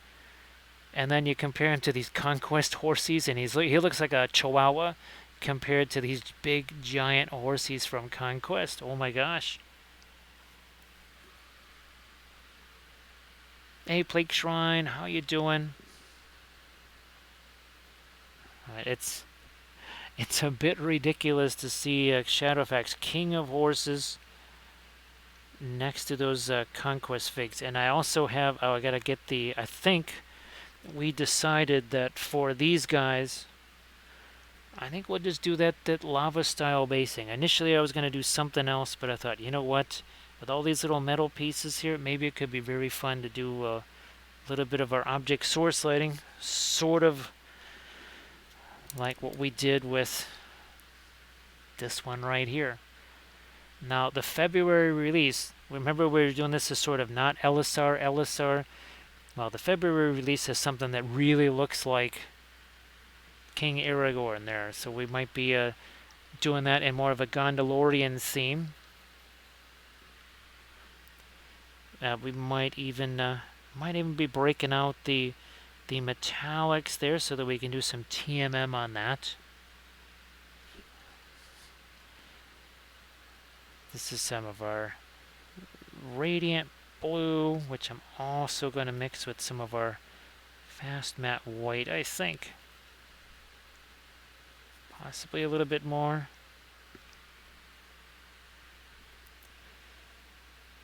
Yeah, Drexy, when I first saw the Conquest stuff, I couldn't believe it.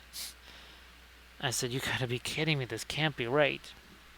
Because I had only just gotten used to, say, the Song of Ice and Fire stuff being so much bigger than the Lord of the Rings stuff, and then along comes the Conquest stuff. And everything next to it looks like it's Flames of War scale.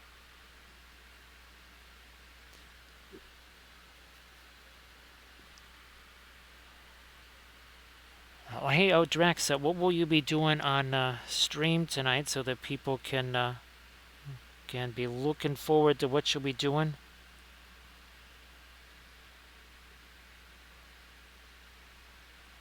Now, Drax, they didn't specify, would wood glue give you a little bit different result, a stronger result or whatever? That's what I usually like to mix. Like, say, with the tile grouter, when I'm doing my something with plaster for my terrain, I'll basically use the wood glue as the water in my plaster. Some Marvel Crisis Protocol. So again, everybody please give Drax a follow. So Drax, was there anything interesting that you saw? Obviously, they talked about Tomb Kings in the Warhammer community thing, whatever. Obviously, I would have preferred them talking about how they were going to make sure that the Tomb King chariots moved faster than dwarves that were walking. Sadly, there was no information like that. Because I'll tell you right now, if Warhammer Old World has slow motion Tomb Kings again, well, I'll be... that's not going to have much participation from me. Because that was, as they say, ridiculous. That your average dwarf could move faster than a Tomb King chariot.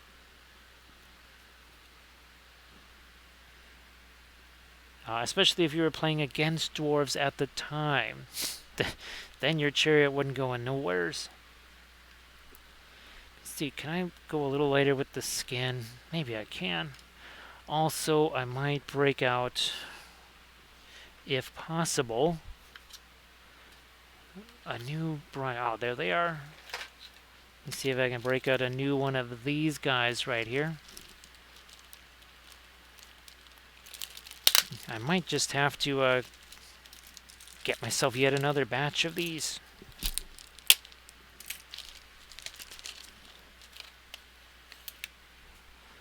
Alright, what are we doing here?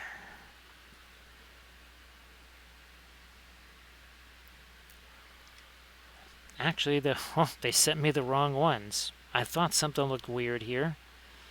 Yeah, they sent me the wrong ones. Oh well. They're not the liner brushes, unfortunately.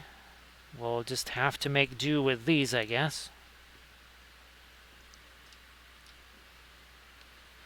I was looking at those going, those seemed a wee bit short to me. Now I know why. Because they're not liner brushes. Now again, we'll just have to do what we can with these guys.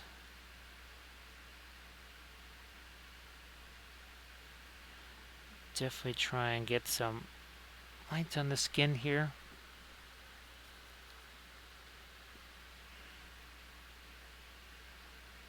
Little more there.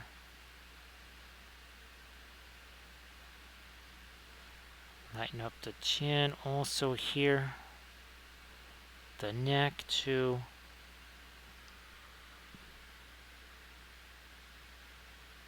Something like that.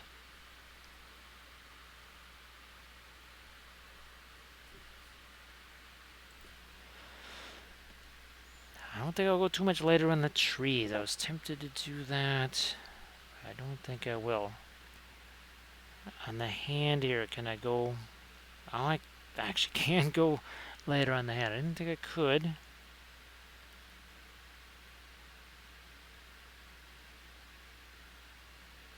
Maybe a fold or two there.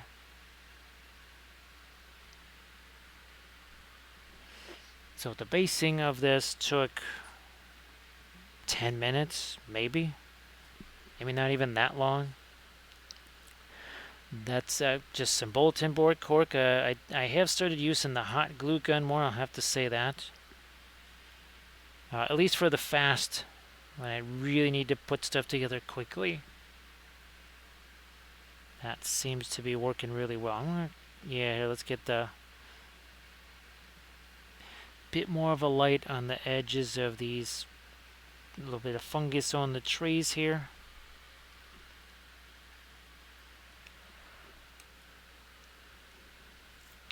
And just some of our... Yeah, I wish that they had sent liner brushes. We'll just have to do this again and make sure this time they're liner brushes.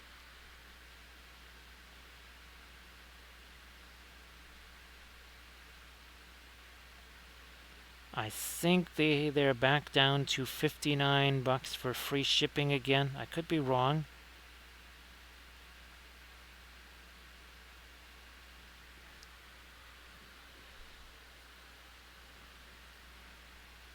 Any lighter here? Yeah, a little lighter there.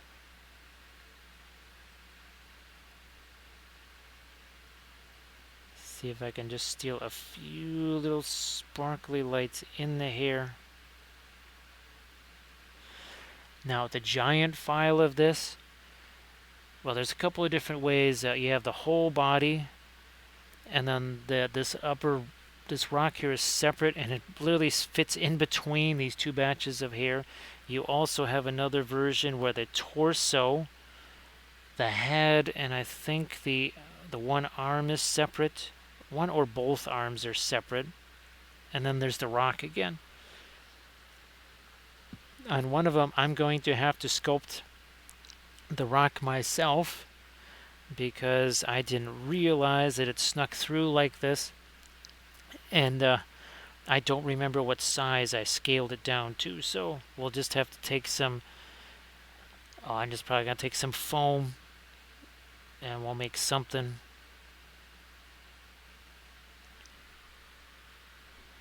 Again, I'm still tempted to try and print out some really big versions of like this tree here. Again, that's the Make It Epic basing bit.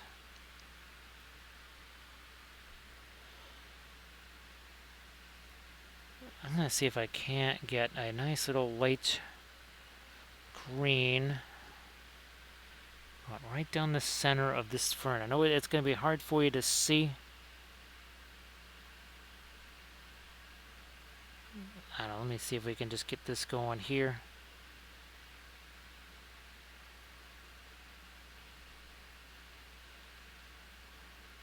A little more of my light green there. That's got some yellow to it.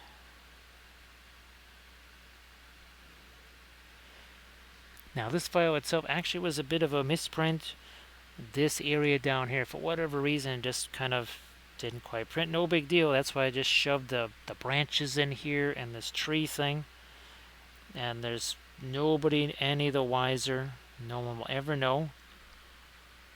Hey Doji, how you doing? Well, happy Tuesday morning to you. So Doji, check this out. I was working on this video last night. This is the next Patreon video. I'm just about to get into the pre-glaze and such on this one here. This is that CA Sculpts figure, and it's kind of big because, well, here, that gives you a bit of an indication just how big that thing is. Now we're painting it in 2 halves, just so that I can get that sucker on stream, or on the camera there. So we'll be painting the torso separately from the body. I do hope there will come a day when I'll be able to paint that whole thing all together.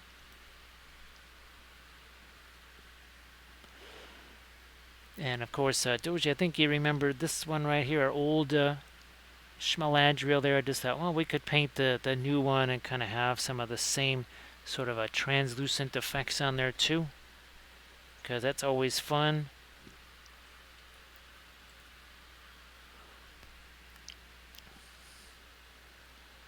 More of our, again, some light green, almost like a greenish gray here.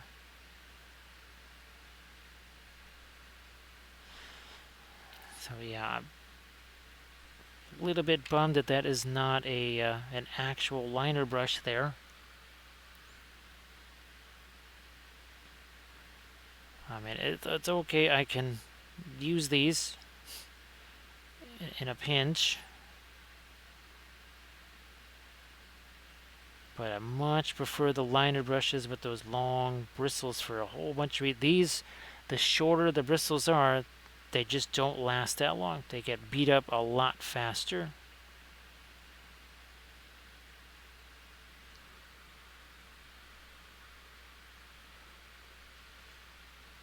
Now, yeah, Doji, I don't think there's a... I don't think they actually have sold a bust version of that yet, but there were some other files that I was able to snag where you've got the basically a 72 mil figure, but then it's kind of like almost like Loot Studios. There's a bust version of it as well.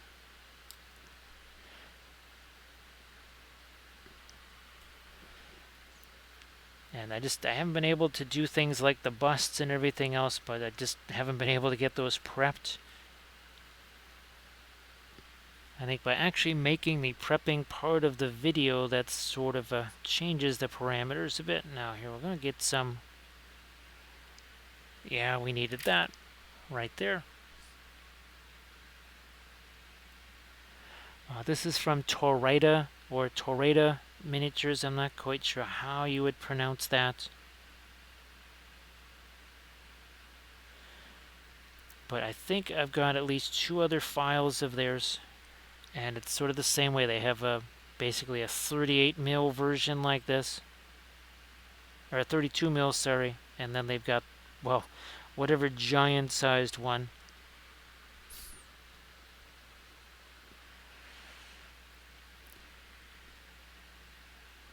I'm going to see if I can't sneak in a little more, like right there. Also over here.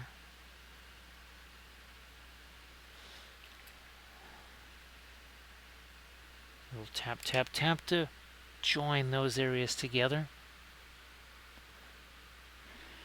Well, Doji, really don't worry about it too much, because if you don't like it, you can always just wipe it off with a makeup sponge.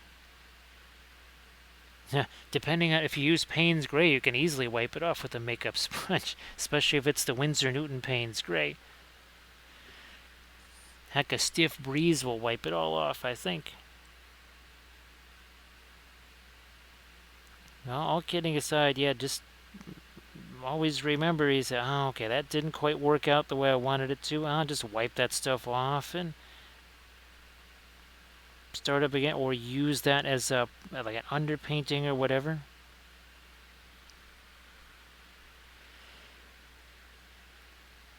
All right, Doji, it's always really fun to do that. It's always really fun. Now, sometimes it can be a little tricksy when, say, it's got a color to it. Like, say, if it was red translucent cloth, that would be... Now that's a little bit difficult, right? Because you don't get that automatic, oh, look, there's a little bit of a pinkish tone that has to be the skin. Whereas, once you get down to something like a red or whatever, now if it's violet or blue or dark, I think it was a dark sword miniature. Speaking of dark, where we did translucent cloth, but it was darker. I was wondering if I remember doing a video. Just couldn't remember what it was, and I remember it's a dark sword video. Yeah, that Payne's Gray was painfully wimpy. I mean, it looks okay. It's just that well, we could have mixed maybe the Mars Black with something else and just had an actual staining version of that would, well, that seemed to dry relatively fast, actually.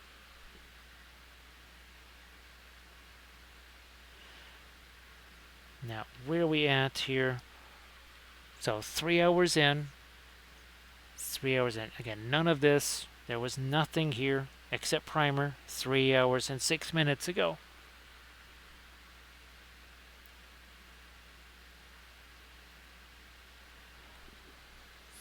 More of our light here.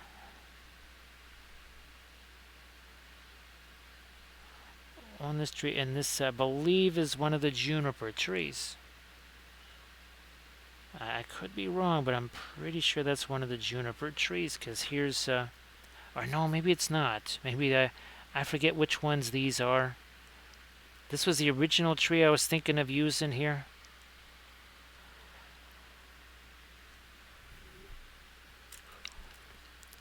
I might just let that get a little bit lighter here.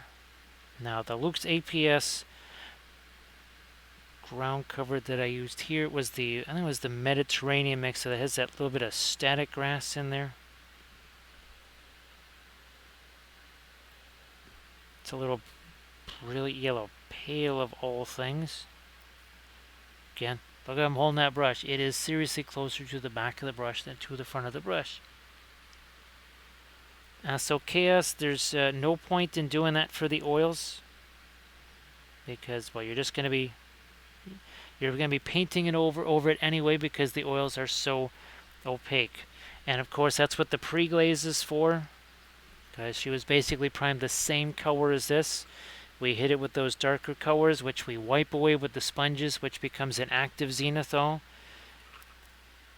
That's what we've been mixing into here, and right now, actually, that's actually the pre-glaze that I'm mixing into as I dry brush this in here, but the paint is actually mixing with it. So yeah, the zenithal thing is just, it's spending a lot of extra time to do something that you're already doing. So no point in wasting time on that. Just go ahead, I just brush on the primer. That's the Badger Steino Res. Again, I used to do that when I first was doing the oils. I just didn't quite realize how advantageous it is to have that sort of pre-glaze that you can work with.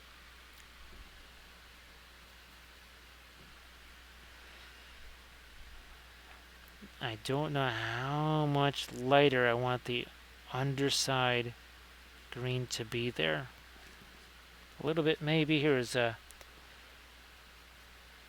Perlene black, some of the radiant green.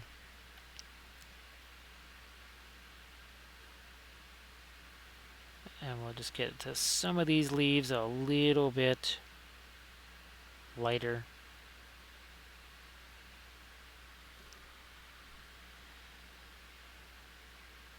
And as always, using the Badger Steino Res primer. I mean, if you have an airbrush and you want to airbrush that stuff on, I mean, it's designed for that. I just brush the stuff on. I mean, seriously, this is just one of my beat up brushes. I just basically slap the stuff on there and it's just fine. I would really avoid the rattle can primers for sure, especially the dreaded GW primer. I don't even remember how many years it's been since we last used that stuff. So Doji, almost the entire pre-glaze here was Van Dyke Brown. That's about as neutral as you're going to get. And of course, it would be the Gamlin or the Windsor, or sorry, not Windsor Newton. It would be the Gamlin or the Williamsburg, because it actually has a little bit of staining to it. So if you're looking for something that's got the neutrality, even Mars Black tends to have a little bit of warmth to it. Now, of course, I mean, you could try Black Spinel, well, and or Mars Black. But I think of all of them, the most neutral is really going to be the Van Dyke Brown. Does this have, yeah, that does have a little smidge of our green in it there. Nah, see, that's too much. Well, this is just our pre-glaze, which is still wet, which means, oh look, I can just do that, and it's basically like an eraser.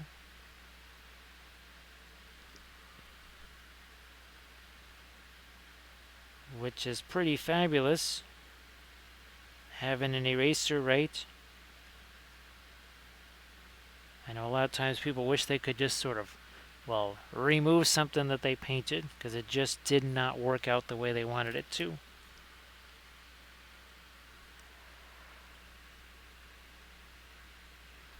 Yeah, Doji, something told me, I was thinking, oh, I'm pretty sure Doji's going to have one or both of those Payne's grades, and probably the Spinel and the Mars Black. Still, Doji can't get over the fact that Williamsburg got a little bit of revenge on Gamlin for the Naphthol Red, saying, all right, fine, we'll take your Black Spinel and we'll make Mars Black, and it'll be half the price. Hey there, Thranuel, how you doing?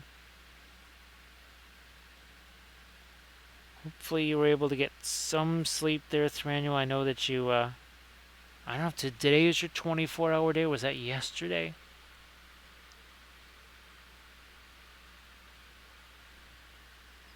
Well, KS, yeah, you're not going to want to be touching the figure there. Now, in the case of a larger miniature, what you might do is just say, all right, I'm not going to paint the tree until the very end so that I can stick my hand on it. I mean, you can have some paint on there, but whatever. So you could actually rest your finger on that tree and still be able to paint these areas. You just know that, oh, okay, I'm going to be just sacrificing that area for the time being. Yeah, Doji, it's actually been a while since I last used the Black Spinel. I mean, part of it was I was trying to find a cheaper alternative for folks. It was weird to turn to Williamsburg as the source of a cheaper color, that's for sure.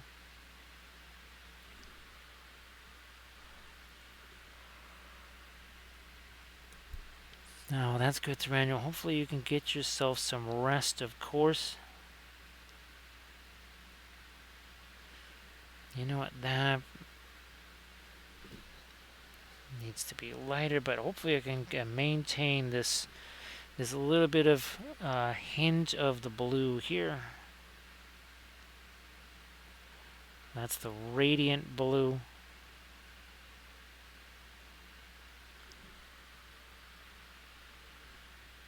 Yeah, so Thranuel was a little bit on the groggy side, I would think. That's kind of how I'm feeling right now, given the lack of sleep of the last couple of days, especially today.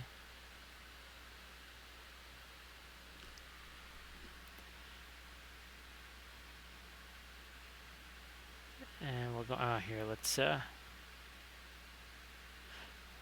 lighten up the edge of the hair.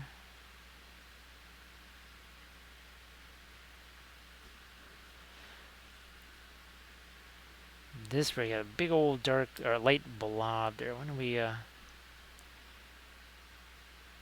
there we go. Alright, that was just a big old light blob there.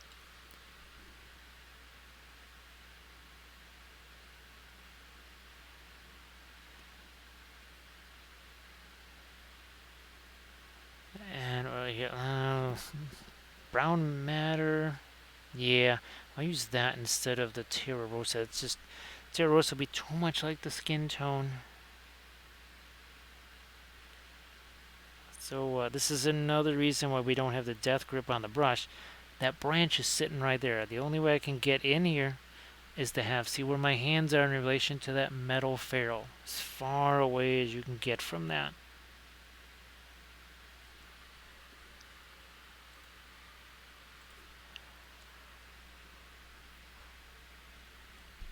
Now no, I'm not going to bother trying to lighten up the rock in there. I will try to get on this tree some heftier amount of this brown matter. Of course, the asphaltum would be a really interesting color to get on this too. I just need to give a little more life on this tree. Now, I may or may not put some kind of foliage on that tree. I'm not sure yet. Thank you so much, Armored Wolf, for posting the link to that charity there. Again, that's a charity that people are kind enough to do with the painted war cry. I think it's actually 2 war cry war bands painted up.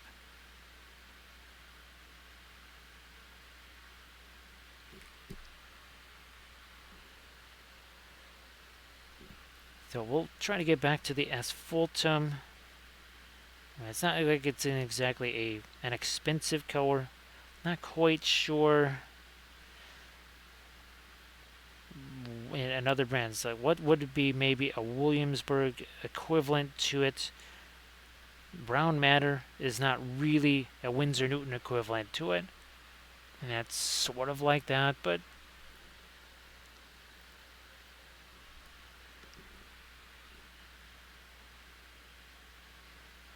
get a little bit more of our brown matter into some areas of our tree.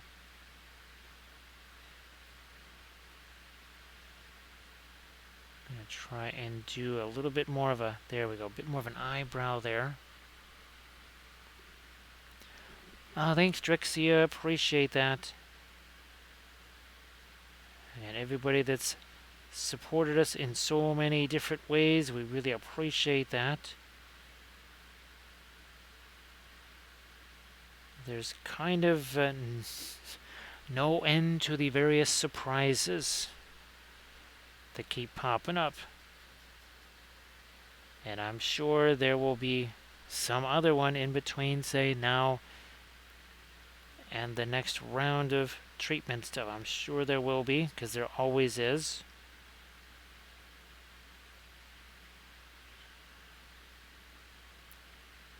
You know what? You can see I'm also maybe trying to get a little bit of the grayish stuff from the stone here. Why? Because the hair is somewhat on the translucent side. I wouldn't completely block out any color influence from that stone.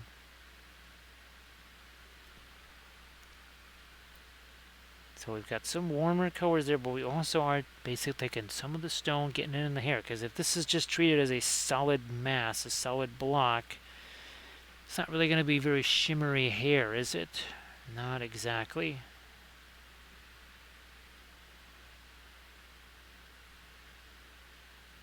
Now painting the giant version of that should be interesting, and of course I think the giant version of this also has a whole bunch of texture on the cloth there. So in effect, we almost will have some freehand imposed on us, which should be interesting with the translucent cloth at the same time. Which is why I'm looking to do that as a multi-part series where we do all this kind of effect first, and then maybe we just leave it, let it dry, then we come back, and then we tackle that sort of freehand stuff afterwards.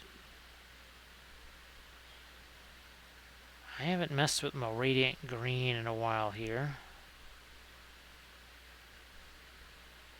Radiant green and some of our fast matte white.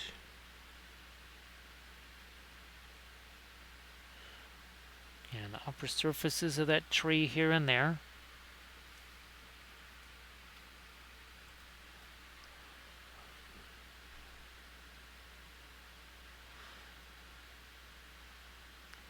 Down here, not going to paint a bunch of stuff on those rocks. Why? Because there's going to be a whole bunch of flock and foliage and other stuff that will just cover those anyway.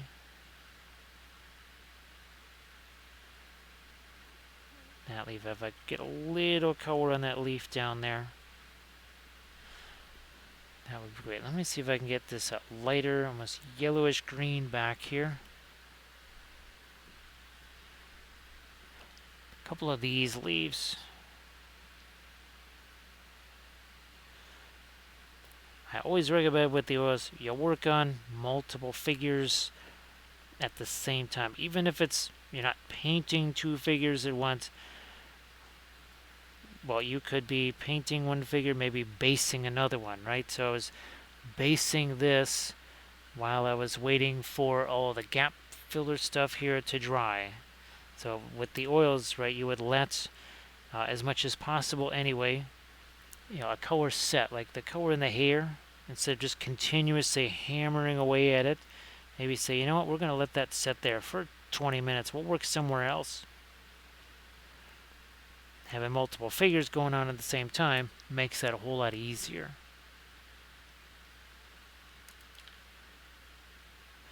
Now that might have been a bit too much of our light here. Let me see if we can take some of our Van Dyke Brown. There we go, very quickly. Just doing a little bit of dry brush over the top. It all mixed together. You can see how little paint is on that brush. Look at that. Very little paint on that brush. And that's essentially how it's going to be with the oil paints all the time. It's just minimal amounts of paint on that brush.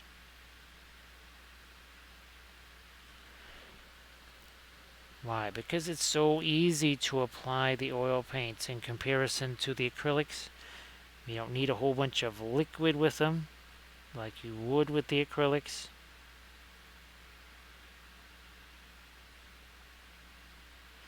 So not just reflected light there, but a little bit of our purple-ish light.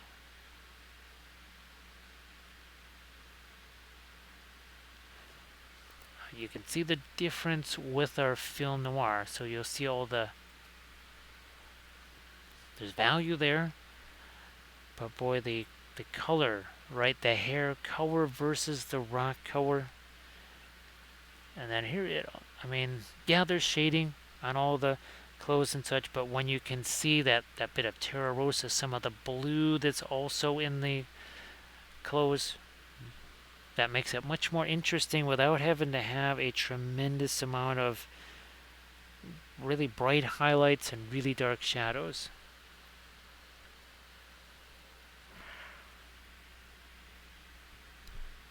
Still working with that radiant violet here, because the radiant violet and the radiant green together will make our legendary radiant gray. Any kind of violet and green together, well, depending on how dark those are,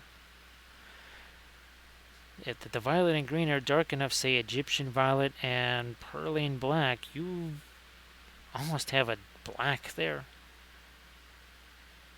Otherwise, well, with the radiant green and radiant violet, it's really more of a light gray.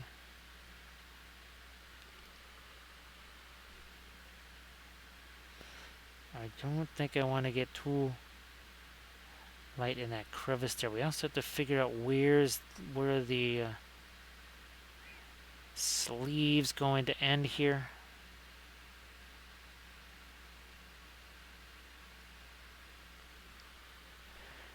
Now I do have a couple of mirror pool things. I have the original GW metal mirror pool, and then I also have the printing goes ever on version. It's weird. Diwali did a Galadriel figure, but I don't think they ever did a mirror pool, of all things. Let me see. I don't know. I'm gonna see if I can get a little darker here with this brown matter.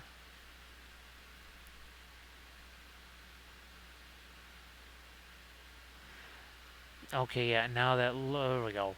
Looks like that light went down to dark here. We're also gonna lighten that up a bit, so kind of working both ways.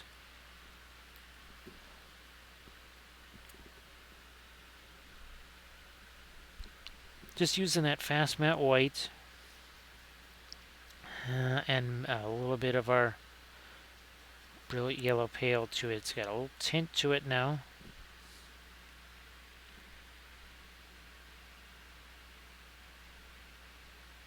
Just try, there we go, sneaking some lights right along the edge here. Now that transfers down into that shadow area a bit better. Hey there, Hooty Hoot, nice to see ya. Hooty, I hope that you've been doing well the last few weeks. We were really able to crank out a bunch of Numenorians. I think we did 10 of them. Yeah, we actually did 10 Numenorian figures. I'm going to take the elves and we'll base them the same way, so we have kind of a War of the Last Alliance type thing. We're certainly going to be doing that basing thing on all of our Mordor stuff, so why not? We clearly don't have enough object source lighting already in our armies. Let's just do 3 more armies that have object source lighting in them, because reasons.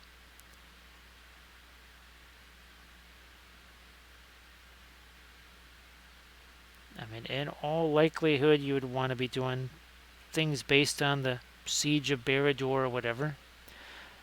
That Great Beast of Golgoroth, doing that with some object source lighting should be very interesting with the Howdah. Maybe even maybe should put a torch on the Howdah where the orcs are. I mean, literally just a stick with a flame on it. Because, you know, they're not terribly worried about OSHA demands and work safety.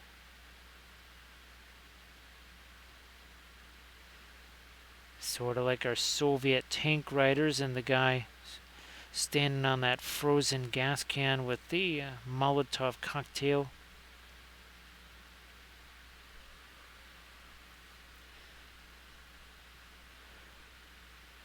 We need a little more transition there. Should this part be darker here? I'll try to go a little lighter on that area, and we'll see if that is in. Okay, yeah, I like the idea of that being a little lighter.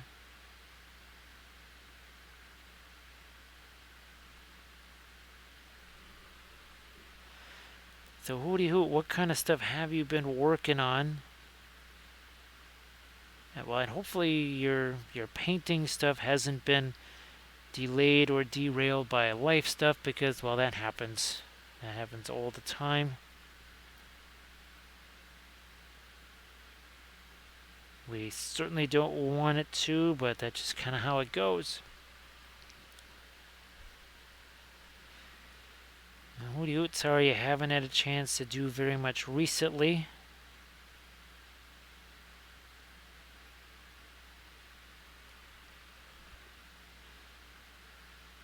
What are we doing here with our... There we go.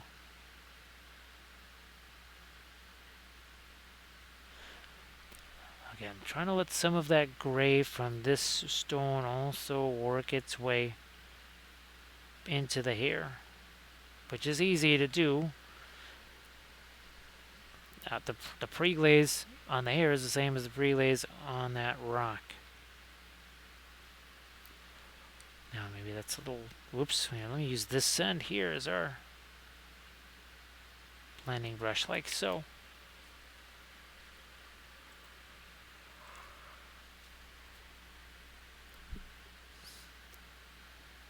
Now I think on the arm, Also there on that cheek. I want to try and go back to some of this red, but a cooler red. So, and not with the radiant magenta either. Just something even more neutral. Just our white there.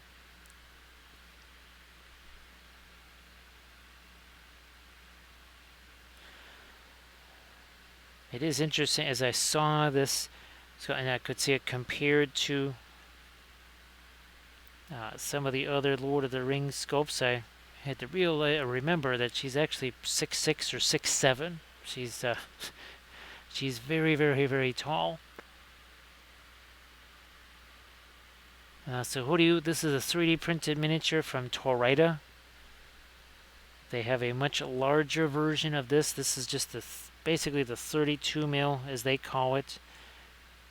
But they have a monstrous, like 100 and something millimeter version as well.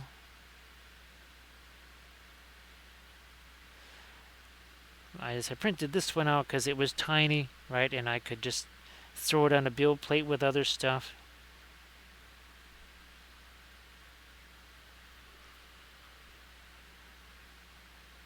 I mean, it certainly is much more updated than the ancient metal GW1, which I still do have. We'll paint that one because clearly we don't have enough Galadriels, right? We only have 3 of them right now. So we only have the 3 Galadriels. Clearly we need more. Oh, I also have this is from the Printing Goes Ever On. I have a regular Lord of the Rings size version of that too. And then let's keep in mind that all of this area here, that's going to be getting all this greenery, right? That foliage treatment. Tony, how you doing?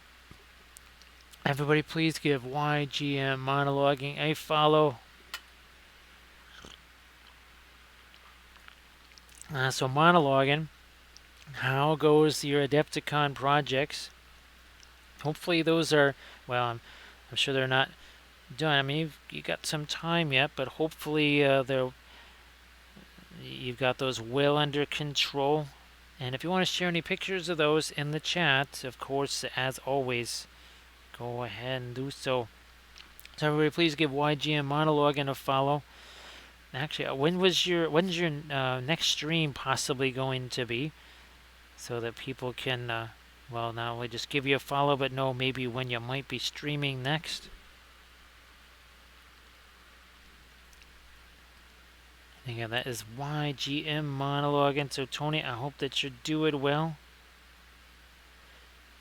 We're having a blast here with yet another 3D printed miniature.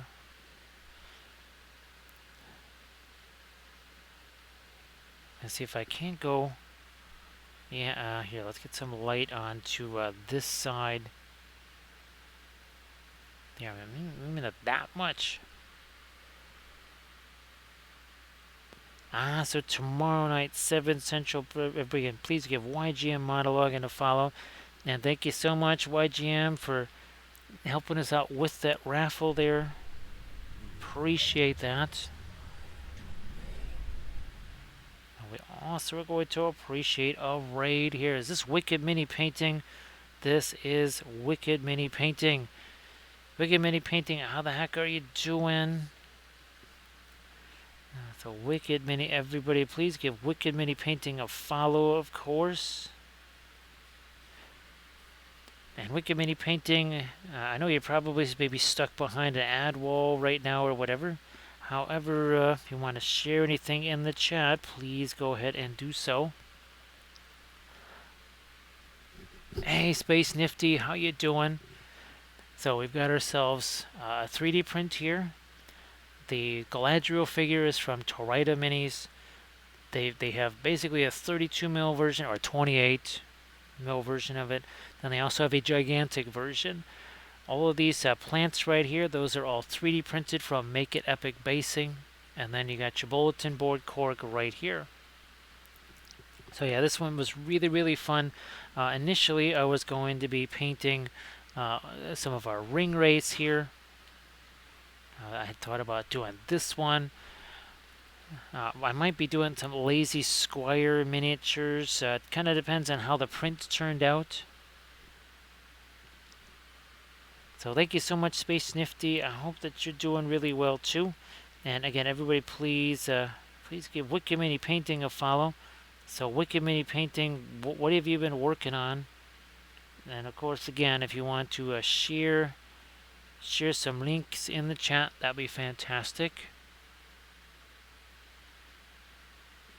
Now, this was speaking of 3D printed miniatures, this is one of the crazier ones. We painted this one a few weeks ago. This is from Lost Kingdoms. Yeah, elevator going up. That was pretty insane.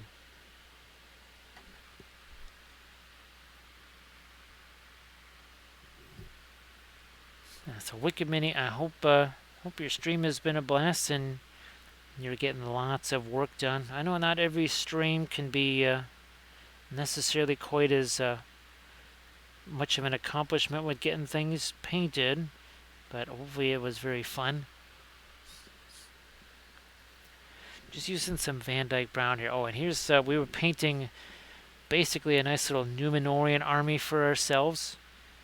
So this was our last stream, basically a 6-hour stream, and we painted up these 3 guys from primer to finish in 6 hours. All the shield is the freehand stuff, and same thing with the cloaks there, a little bit of freehand on the cloaks.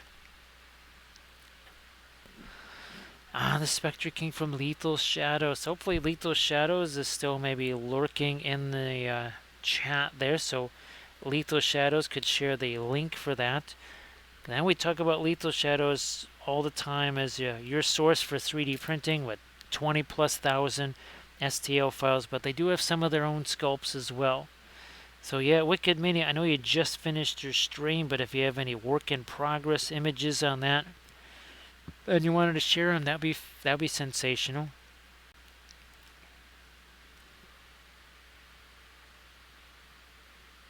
And again, yeah, Tony, if you want to share any pictures of stuff, go right ahead there. You know what? I am going to separate that a little bit more. And this, I want to have a bit more of a pattern in that. Maybe this too. Let me see if I can put something that just basically hints at a pattern here. Something like that. Oh, thanks, Space Nifty. So the Spectre King. Now, Wicked Mini Painting, how big was that printed out? Was it kind of your typical sort of 28, 32 millimeter size, or was it a 54 or like a 72 or something?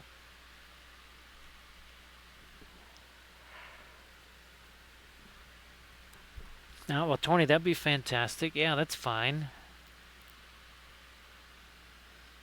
Actually, what are some of the... Flickr. I forgot that that's still even a thing. That's what I had to use, I'm pretty sure, when I was first doing my blog. I think I had to put a lot of the images there.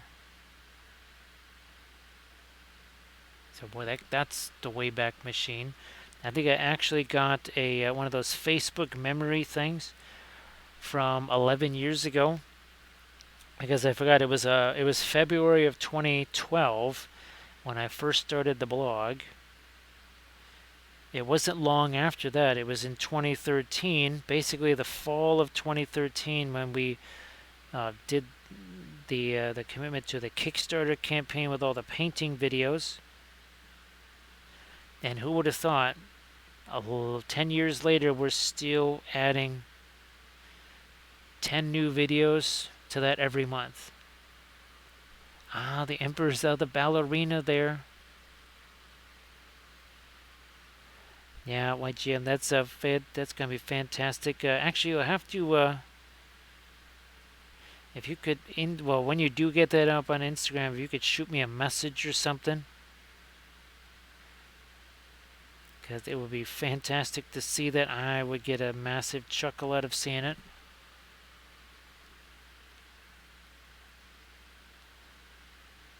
darker here. Yeah. And again, we appreciate all of the efforts for everybody in that charity raffle there.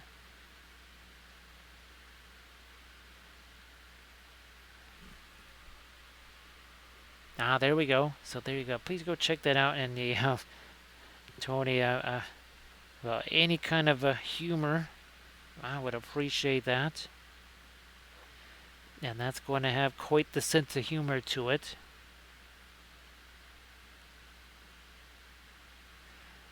Now again here, I noticed this, there's a lot of mid-tones, maybe some highlights, but we don't really have anything that's really all that dark. Ah, okay, that helps.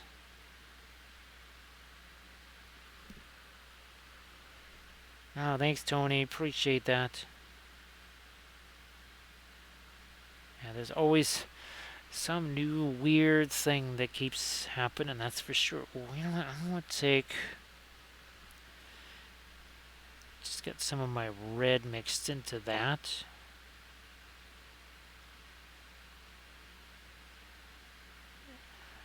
And now I think there's a little bit more turn to it.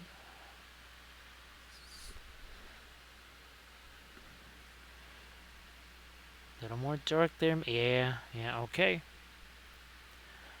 There we are. Potential a little more dark in these areas too.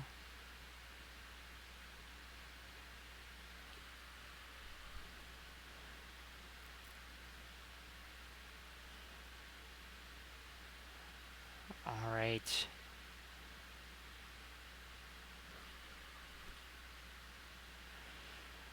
What about this? See, I actually need to get a little bit more of the warmer skin tone down here. Because essentially the thing that makes the sheer part looks sheer is where you got the skin really kind of pressing against it. So when you got something like this where there's just a bunch of folds or whatever, you're not going to have much of that shown there. But where it's really laying right against the skin, that is where you're going to see it most. So that's what we have to try and simulate here. The giant version of this should be really interesting, since the head of that miniature is almost the size of this entire miniature. That's how big that thing is.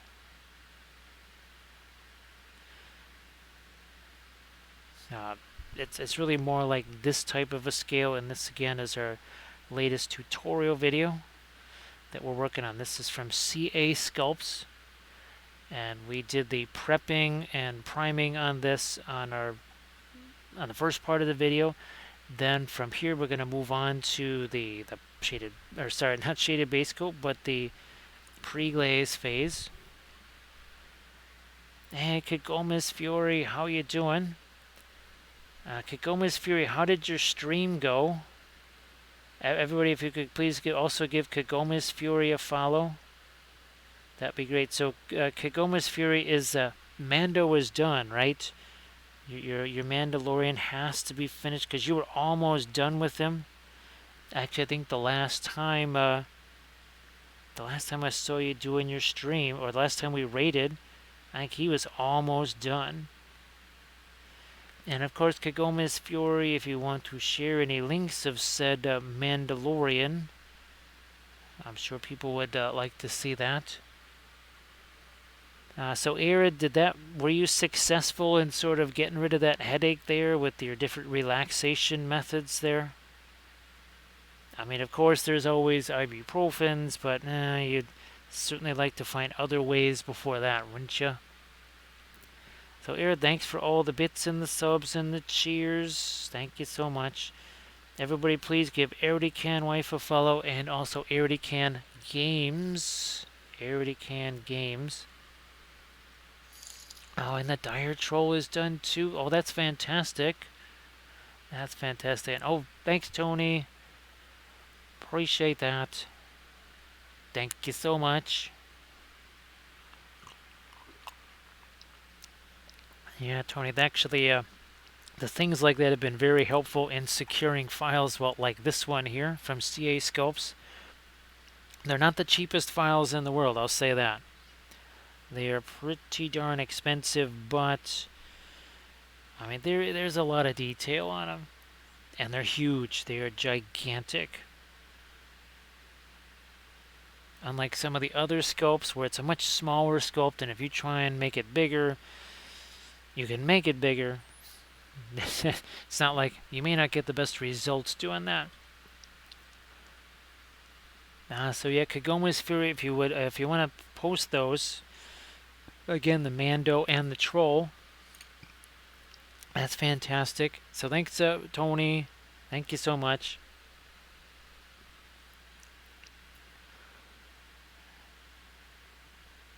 Yeah, there's I think I was able to snag. I mean, they're not, again, not a super fancy thing, but some trees from Talaxari, and they're very different from these. And they're meant to be full-size trees, whereas these are sort of shrubbery by comparison. Now you can print them out much larger, but I'm pretty sure the Talaxari factory, I mean, they're like big.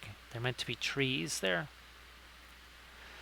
So everybody, please check out the links there that Kagoma's Fury has posted, and then of course you got the links that Tony just posted there too. Again, that's the Battle for Kathy. That's that charity.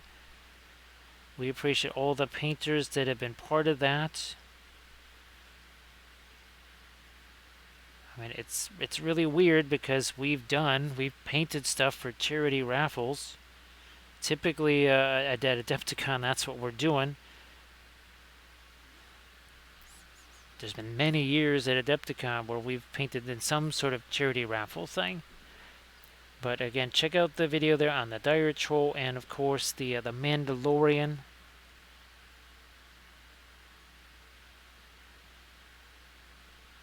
Actually, Kagoma's Fury, somebody was posting, I think it was more of a bust. Yeah, it was a bust. I don't think it was a full-size Lando figure. Sorry, a Mando figure.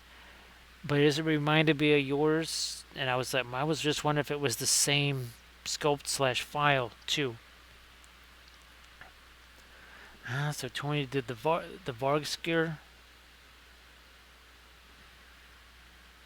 Actually, we painted the Splintered Fang. I think that was the last charity stuff that we did. We also painted some Dreadfleet stuff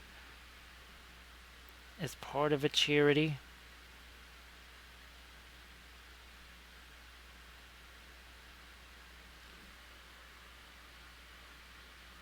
Oh geez, well, Kago, for a free file, that was certainly really good.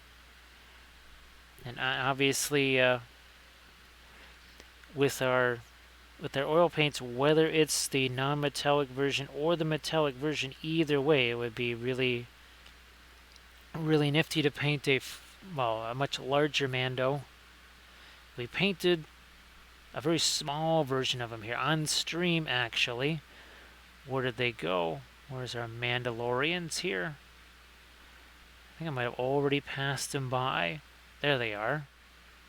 Now, where is... Oh, so here he is. He's in between the sort of the violet one and the green one. So yeah, that was actually a 3D print there too. I guess we'll have to find that one again. I didn't print that out. That was actually sent to me.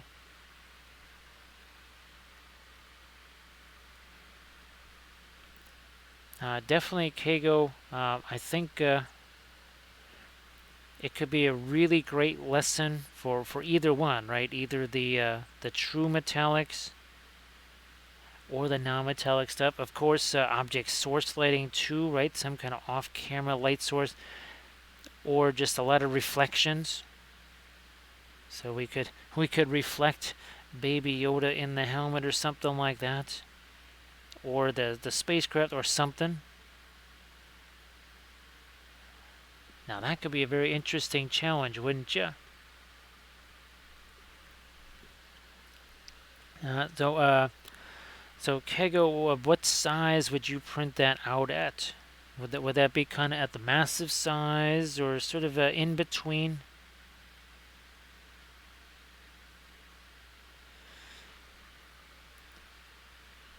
So monologuing, I do hope that that was a fun thing for you to paint too. I mean, that was a lot of work and everything, so that's why we appreciate that. Now that's just got no color at all. I'm gonna go back there, pick up a little bit of that brown matter. There we are, and a little bit more light right there. So I don't think I've even had a chance to paint this particular tree yet. Again, the juniper trees, and then there's these guys. So it's a 5 or 6 inch one there.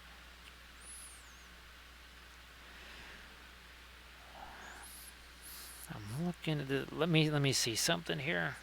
If I don't like this, real easy to change it all back. Where's my Terra Rosa? Some of the Egyptian violet there. Maybe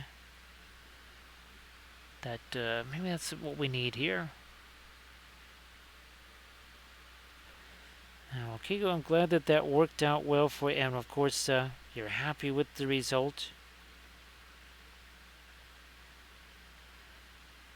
Now, sometimes doing skin tones or things that you're not super familiar with, it ends up leading to breakthroughs in other areas, which is really cool. Let me see. Yeah, I think I need to get a little bit more just light from the dress, but maybe something a little more neutral there. So we're taking that's the light blue, the radiant blue. We're mixing that with our... Initially I was going to use the brilliant yellow pale, but I ended up with the fast matte white.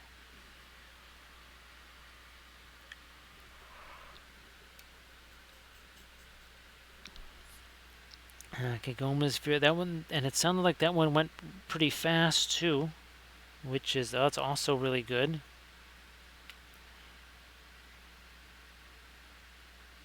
I don't know, let me see if I can't throw something a little darker here, and we're just using the, well, maybe a little Van Dyke brown too, so it's the brown matter, some of the Van Dyke brown. We need to thin this down without it becoming a pin line wash. Is this just on the verge of that?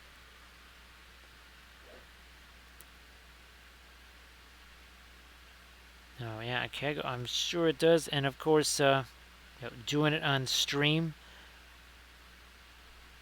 where maybe you're explaining the process even more. I would imagine that has you end up just learning as much yourself as anybody that you're trying to show it to.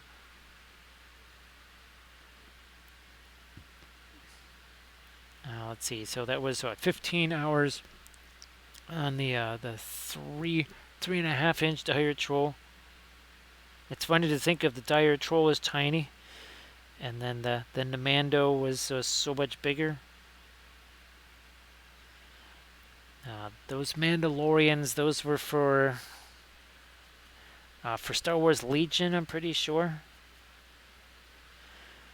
Most of them were just your standard plastic figures, but what was it, the Kylo Ren and the Mandalorian figure, those were 3D printed from somewhere.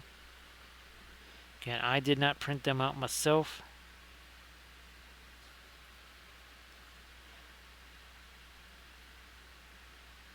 I think even at the time, I was still kind of learning how to distinguish something that might have been 3D printed versus one that wasn't.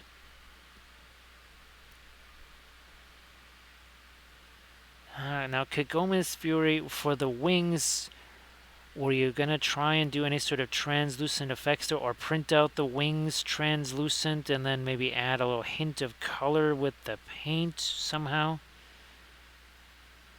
That's also welcome back, Lethal Shadows Gaming. And anybody that's tried the Lethal Shadows Gaming brushes, if you could also please, let folks know in the chat, because again, there's a lot of different interesting things to those brushes. Let folks know your experience with those. Thank you so much, Lethal Shadows. Appreciate that. So it's a clear blue resin. Okay, go. You might, yeah, you might be able to do some really interesting stuff on that. And again, everybody, please. So Lethal Shadows, yes, they have 20,000 plus STL files, but Lethal Shadows also has their own sculpts. And we've actually had a painter in the chat who had done one of those sculpts from Lethal Shadows. We've also painted Lethal Shadows sculpts here on the channel, so you can go back and find those. Yeah, Kago, I think that's going to be spectacular for sure. Yeah, I'm glad you're able to find that. Kagoma's Fury. I know on some of my Dark Sword figures, I've done. Some of it was the more translucent style wings. There was another one that I painted as a monarch butterfly. Now, let me see. It's going to be difficult to find them. Is it on this sheet? Yes, it is. Where's those butterfly? See these here? These vellum butterflies? So we painted the wings on this character and the dress to look like a monarch's wings. And then we added all these little, we painted these as monarch butterflies. And added these vellum butterflies to it. I mean, we could, well, you know what, we could add those butterflies to our Galadriel figure here.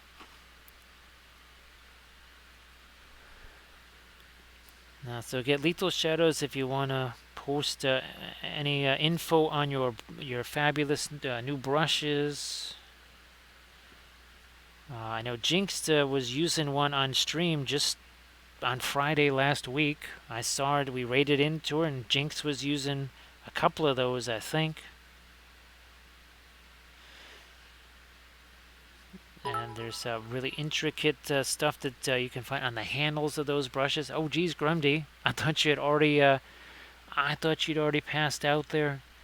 So thanks so much, Grundy. If you could do me a favor again and post your links so that people can see all the magnificent stuff you've done with the oils.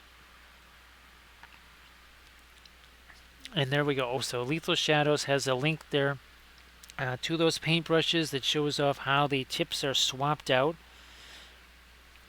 So again, everybody please go check that out if you could. And of course, Grundy, again, if you could show folks the amazing stuff, not once, not twice, not 3 times, not 4 times, but 5 times. Grundy's army was selected as best painted. And that was all done with the oil paints. And of course, Grundy, you found that the oils are just as rigorous as we thought they would be. Right? They can really take a hit or two if need be. So if everybody could please, again, check out that link by Grundy as we add some more of our light there. Yeah, it needs some of that.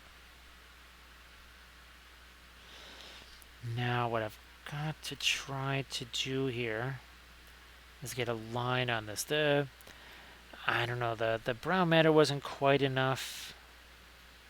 See if I add a little bit more of the Van Dyke brown to it. Alright, now I'm starting to see that. Then on the skin color there, we need to get some more of our, well, this sort of magenta-ish skin tone a bit. A little radiant magenta with this. So yeah, again, just like Grundy was saying there, and was it Green Fairy Studios said the same thing? I think Pun Expected said the same thing. All the folks that have been painting their armies with the oils have discovered that it just makes them way more invulnerable.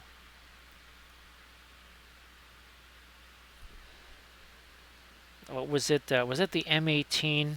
Yeah, I think it was the M18 that I painted, and that was one of those Trenchworks tanks that was metal, solid resin and metal. And I don't know how many times that thing fell to the floor.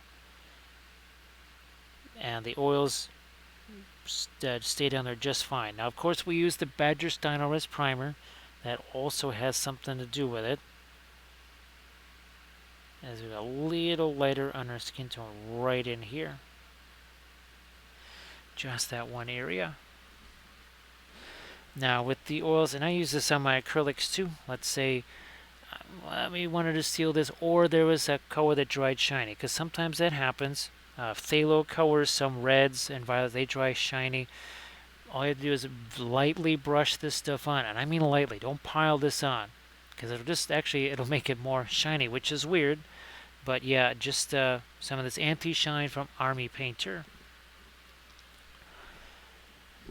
So Shadow Minion, this I have to do it here because I don't have my larger camera set up, so I have to paint this and this as two separate parts on that video. Otherwise, I would much prefer to do it not sub-assembly, especially with the oils, like right here. Right? No sub-assembly here, where the oils let you get into all of those hard-to-reach areas anyways. So I tried to avoid doing the sub-assembly thing. Obviously what I'll be doing, I'll be blue tacking that torso to one of my paint jars like this, and then we'll just paint the lower half separately. Again, that is not ideal. It's not really my preferred way of doing things, but needs are as needs must. So KO, that's going to be a 3-part tutorial series for the Patreon page. I've already been filming episode 1, and in some ways it kind of takes some of the techniques that we use in our army painting, where I'll let that thing dry. So we'll take it so far in this episode, we'll let it dry. Then we'll come back in the next episode, do the same thing. Either finish it off or take it to a certain point where we let it dry again. And that way we get to show how you can still take advantage of the oils even though the existing underneath layers have dried. Now I have some other figures that are of that somewhat larger scale that I've been printing out for use here on the Twitch streams. Because, well, here we can, if I want to paint for 6-7 hours, well, I can do that. Which, guess what? That would be about 3 videos worth, because each video is round about 2 hours long. Some of them are shorter, maybe they're only about 100 minutes long. Some of them are maybe 95 minutes long. But the average video is close to 2 hours. Because we're taking something start to finish. We're not just, it's not 2 hours on how to paint a sword. That would be 2 hours on painting an entire Space Marine or something like this. And again, 4 hours ago, this had Zippo in the way of paint on it. Absolutely nothing. It was just primer. We've added all kinds of interesting colors to our cloth. Even on our plant here, some of these greens are a little bit warmer than others. On the underside of the plant, a little bit cooler. And all of these are Make It Epic basing bits. We also use Pellinor. Now their stuff is free, so that's the advantage of the Pellinor stuff. Downside is it's not going to be terribly high resolution. It's either Goon Master or Goon Monster games. We also have their basing stuff. Those, especially if you want them for any kind of 32, even for Sigmar, you're going to want to shrink those down at least 10% for Sigmar. Maybe upwards of 20 to 30% for Lord of the Rings.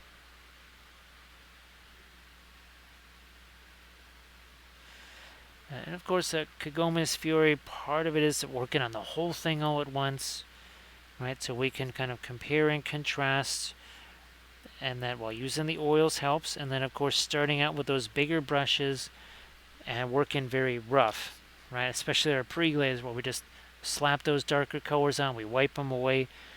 Then we take our Filbert brush We do that dry brushy thing over the top. And all of that basically helps to make it take less time because we're working on the whole piece all at once. I know that folks, they want to have some sort of sense of accomplishment at the end of their painting session. Well, I painted the face, or I painted the shield, which is great, except it's going to slow you down massively. Do I see an 80 creations in the chat? I see an 80 creations. That means there's somebody else for you to follow. Everybody please give AD Creations a follow. So AD, I hope that your stream was good. I could swear that you were streaming a little while ago. And of course, if you want to share any of your links in the chat, that'd be fabulous. So AD Creations, did you get a... I know you've been looking for some answers when it comes to the support things, and well, you're using the Liche, right? Yeah, sorry, I really can't answer you on that. This has always been a Chidu Box household from the beginning. And AD, you know how I've been talking about the supports? Even Titan Forge, I had one of theirs kind of go wonky on me with their supports. I took the time to just do the junky old auto supports from Chidu Box on all of these Kurzlik miniatures, which have been problematic in the past from what his supports. Oh yeah, everything's printed out fine. We're just wrapping up for tonight. Oh, sorry about that, AD. I know that you've been having the thing. Oh, AD, now that... remember I was telling you about the shapes of... Oh gosh, do I have anything with supports on it here? Let me see, do I have anything that still has supports on it? Unfortunately, I can't quite find anything that's within reach here. Maybe, no. What about this? No, that's not going to do it either. Sorry. Sorry, AD. I thought I could find something that had some supports on it still. But the shape of the support and then the depth of it. Remember I was telling you, you can tell the thing what depth, like how far it basically sticks into the miniature. That is actually a thing. So Tony, you have yourself a good one. Thanks again for participating in the raffle thing. So we're still trying to figure out a way of getting there somehow. Again, it's very, very, very, very iffy at all, and it would just be literally for an hour or two, and I think that's about it.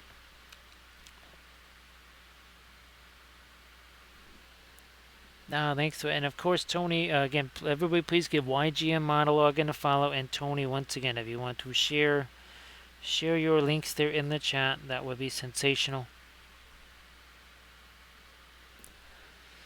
So 80, let me see if, oh, good. Here we go. That's what I'm looking for here.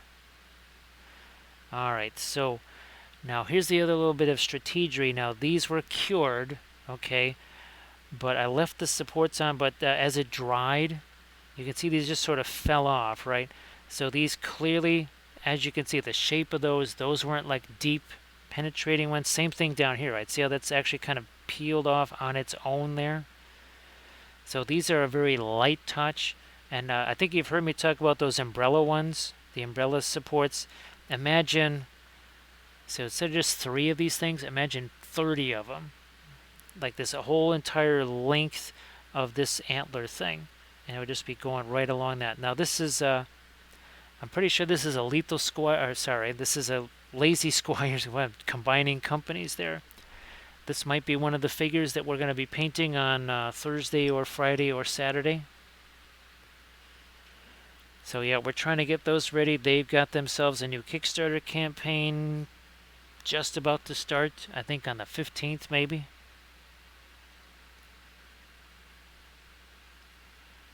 So I'm trying to get some of those prepped, but yeah, that's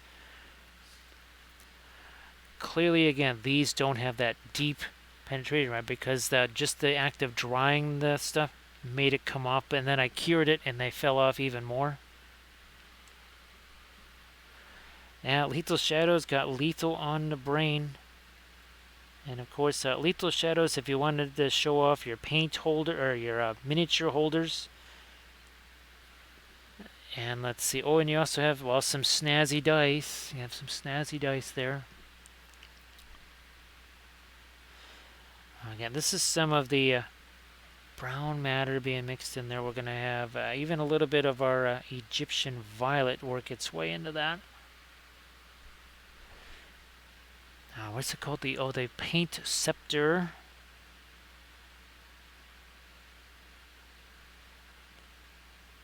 Now, when it comes to, if you're looking for things, I know Armored Wolf uses these a lot. And I've got some more coming. So, Baron of Dice. But let's say you want some Lord of the Rings themed dice or bolt action dice. Song of Ice and Fire, AOS, 40k. Baron of Dice. Now, if you're looking for bolt action or historical flavored dice, Dice of War. Dice of War does incredible stuff, especially for bolt action. I don't know how many dice sets I have. I think I have at least 20 or 30 dice sets for bolt action from him.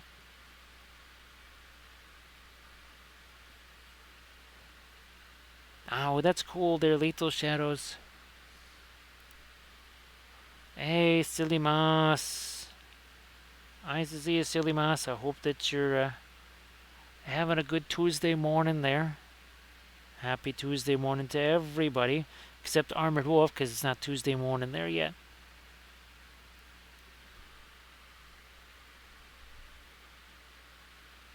Let's see.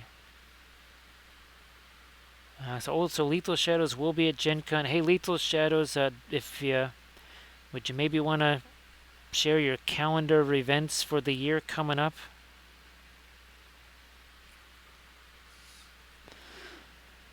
Let me see. Can I darken this down a little bit more? I'm going to try it. Silly Moss. Oh, geez, Silly Moss. Sorry that your Monday had too much Monday in it. Yeah, Silly Moss. You know how that goes. You know how that goes when you don't want a Monday filled with too much Monday. You want light Monday or minimal Monday. That's it. That's what you want. Minimal Mondays. What I also want to do there. See, we're a little bit of dark here on the end of this here stone. Now again, the giant version of this one here, there's all kinds of patterns printed out on the dress, so that's going to be really interesting. Oh, let me see. So we've always ECCC is coming up, and then hey, Lethal Shadows. I wasn't sure. Now Origins might be too much in a short time frame. But I wasn't sure if Origins is something that could potentially work for you. That kind of careens back and forth between a sort of a miniatures convention to not so much. I don't know. It's hard to tell sometimes.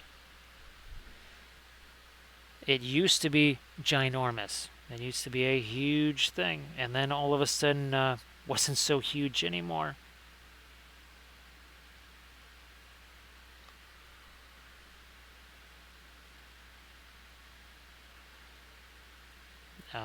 Maybe there's just too many other things too close to it. Maybe they've gotten away from the miniatures game stuff. That's why Adepticon. Sometimes people just go to Adepticon instead because it's so focused on miniatures. As in 150,000%. Now that does not have enough of our skin tone in it. Let's see if we can change that up. Some Terra Rosa into here.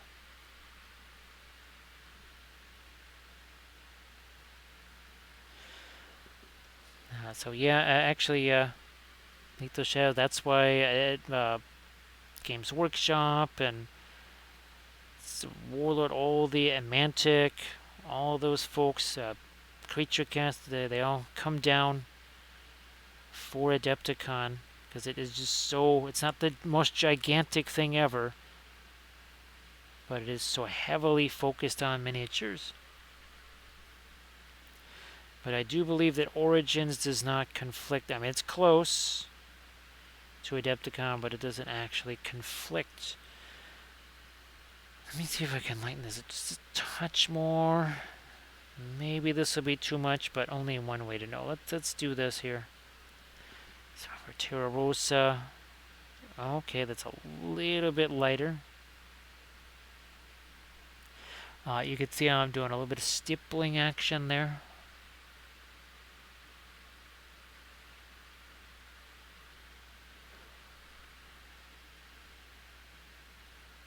And we'll do this right in here.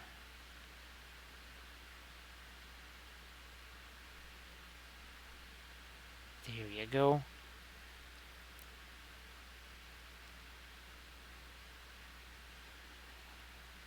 Ooh, let me see if I can't throw a little bit of our skin tone to this area too.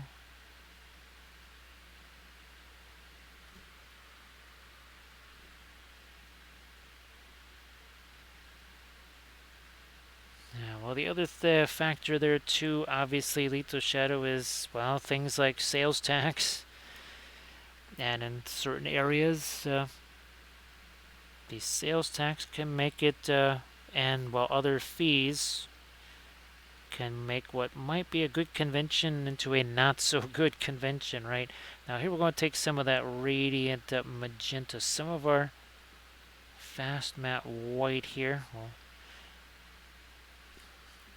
get those combined together here to create some of the lightest skin tones here if we can. I was hoping, because we haven't messed with this in a little while, probably a good hour or so. And I think that was probably a good thing to do. Just let that sit there for a while.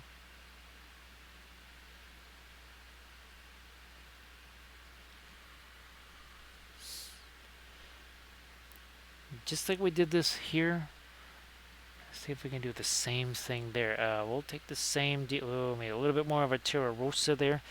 And then we're just going to do, there we go, a little bit of a, basically sort of like a stippling brush stroke here. This is the other way that you can also apply the oils. Especially on these smaller miniatures. On the really big stuff, you don't really have to do that. It's kind of large enough of a surface where you don't have to really deal with that. I might do another, not with the yellow. I don't want that to get too yellow. Here, let's try this. Again, that's a bit more on the magenta side. That's it. Maybe that just was not quite light enough here. Now, with each and every one of these little tap, tap, taps that we do, we are picking up the paint that's already on there, which means we have to come back over here. We've got to refresh that brush. Not too much paint, though. And then we start to, again, do this little bit of a stippling effect here.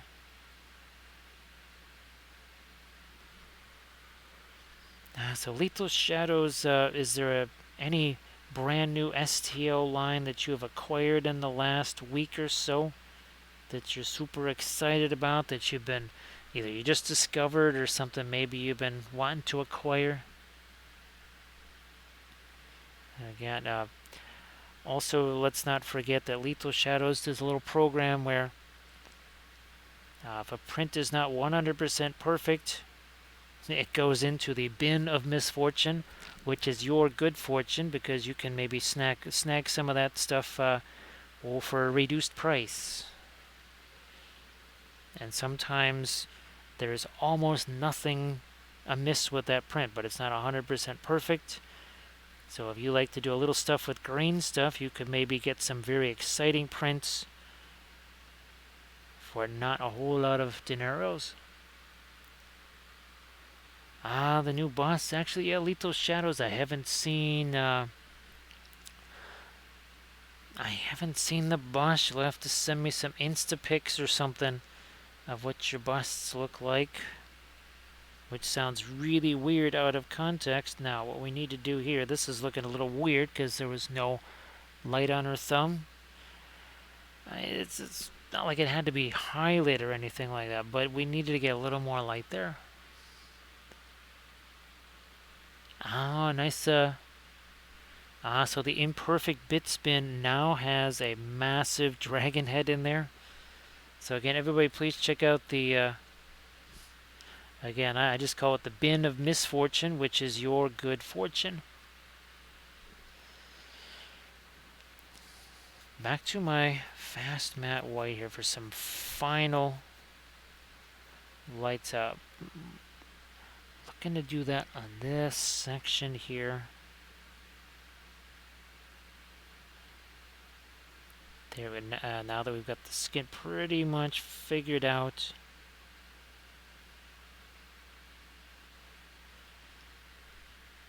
Alright, I think now we've got that settled. Man, that was a little too much.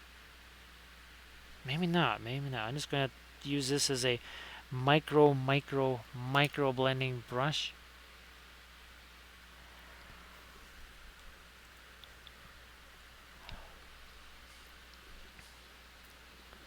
Let me see, what do we got here? A little bit more of our lighter tone.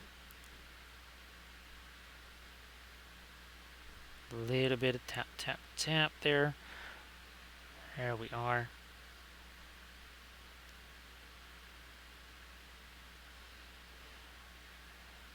Actually, Lethal Shadow, do you have any Torrida? That's it?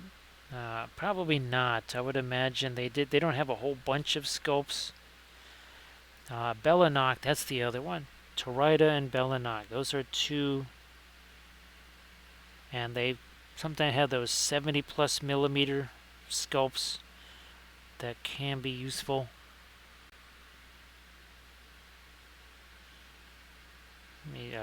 Some of these little highlight edges along the cracks in the rock, those are just too ginormous. You're going to cut those down a little bit. I think Bellanok probably has more sculpts than, say, Torrida does.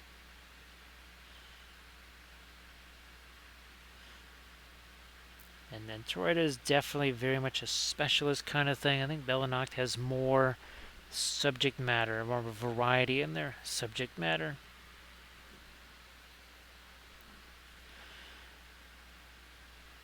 Alright, we've darkened that down, I think, successfully.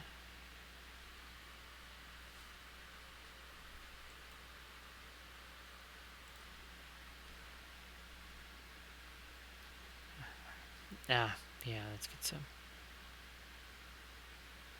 darks in this area, and then our little fungus thing. I think we're good on those. Some Van Dyke Brown here. Actually, Mars Black. Sorry, Mars Black.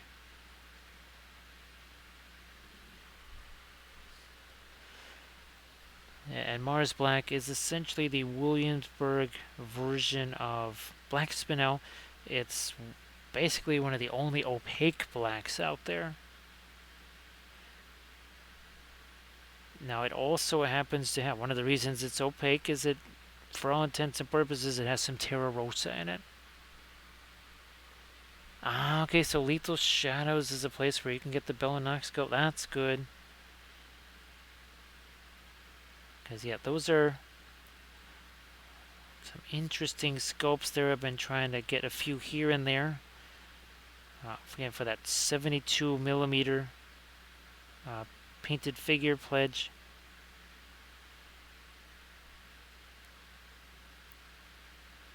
You know, I want to knock that down again. Okay, yeah, this now has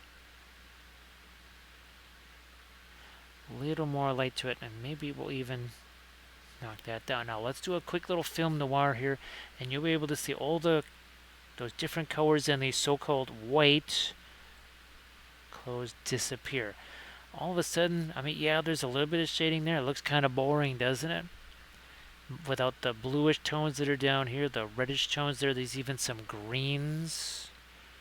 You'll see it when we bring this back. There you go.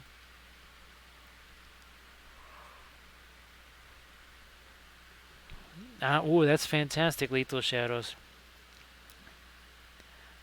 Because those, they're really handy for painting tutorials. Because, well, I mean, obviously something like this with the face that's larger, you can just show a lot more than you can here with the 28mm version.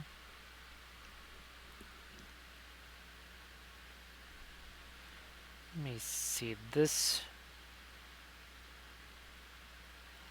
A little bit of our, oh yeah, this shoe. Just using a little bit of that Van Dyke brown and brown matter right there.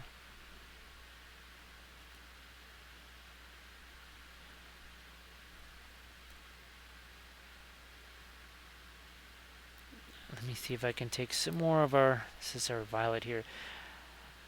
And you'll notice we're not mixing some color that's just slightly lighter. This is significantly lighter than what's there. We'll just let it mix with what's there. Right? We don't do a whole bunch of mixing on this palette. You can see that's not a whole lot of mixing for 4.5 hours. But there's been a lot of mixing going on here. You can bet that. Look, even on this tree, you can see greens there. We got some of that reddish brown. You can almost see some orangey stuff going on. There's violet on that tree. And here again, we're going to get some of that violet here. So in some ways it's a little bit of reflected light, but it's also going to be a little different color than all of the yellows, right? Thank you so much, Casual Nate. Thanks, Casual Nate. Appreciate the sub. Thank you so much.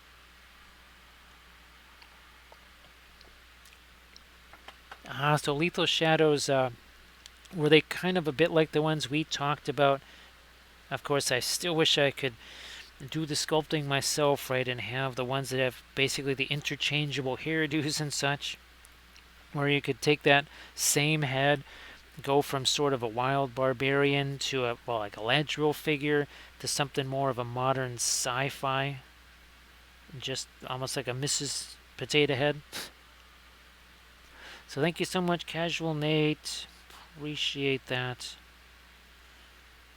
Thanks to everybody that has subbed and followed and done the cheers and the bits.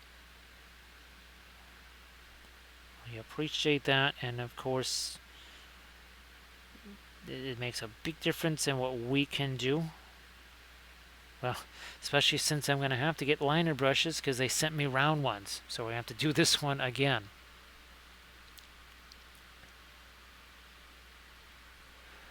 Yeah, Lethal Shadows, that sounds really fantastic. Having some sort of classroom style figures like that, really a fantastic ad.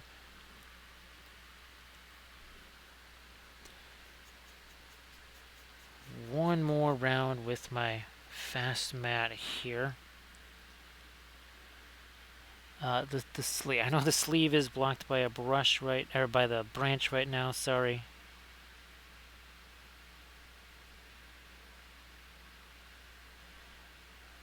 And I think we're good there. What about the hair? A little touch of the Indian yellow.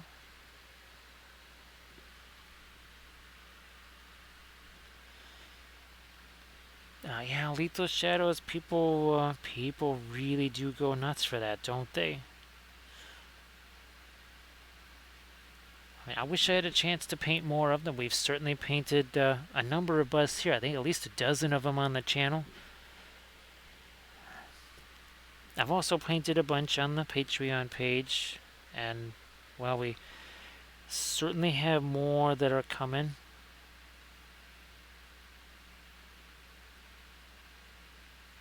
Okay, that helps a little bit right there. A little glinty light there.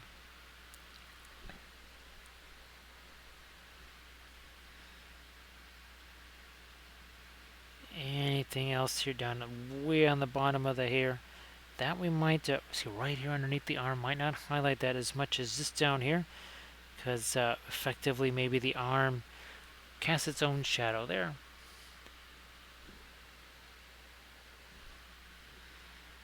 I think Kago, yeah, we did a whole bunch of the Printomancer busts. I think there was, what, 5 of them that we did, and this was another one right here. And obviously everything painted with the oils. Everything done with the oils, and as you can see here, lots of color transitions on the skin. Some areas almost green, some areas are almost magenta. And it's a little bit easier to show that on a bust than it is on something of this size right here.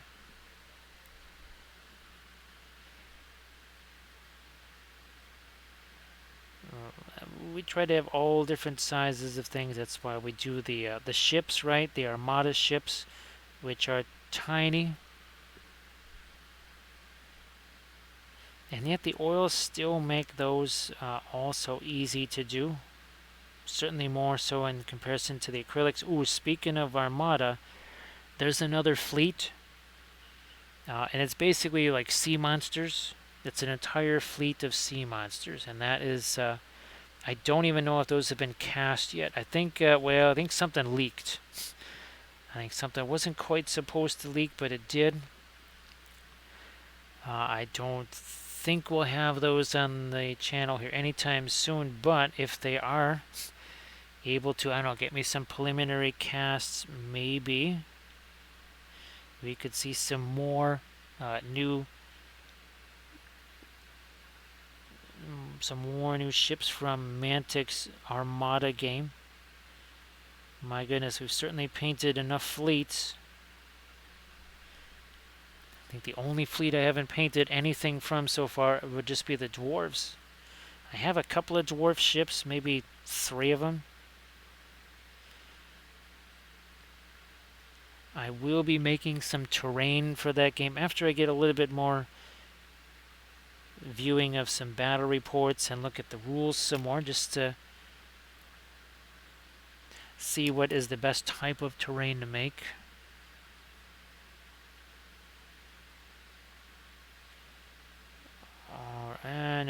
Nope. Gonna have to back off of that. Just use this as a tiny little blending brush.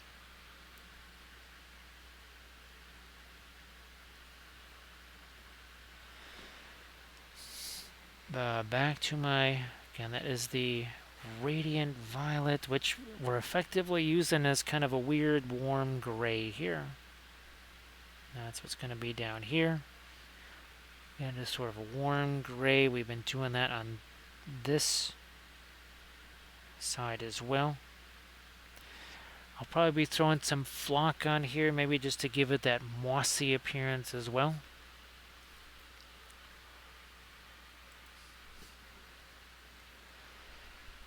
What else do we... Yeah, let's keep going with this. And this branch, and I will maybe try to add either some foliage. What I haven't actually tried to do is add basically almost like flowers to a tree like this. Now, somewhere, and I saw it a couple of weeks ago when I was moving stuff around. I have sort of a little bit of foliage, colored bits of foam that are all kind of chopped up in a blender that I could maybe use as a flowering tree. So instead of have a bunch of leaves on this, maybe just some blossoms here and there. That could be interesting. Don't know if it's going to work. Could fail horribly, but well, you never know till you experiment. Again, so that violet, in some ways it's mimics some of the warmer colors in the skin, but it's not that warm. It's still kind of a grayish. Whereas here we've got that blue-ish color here in these lower sections.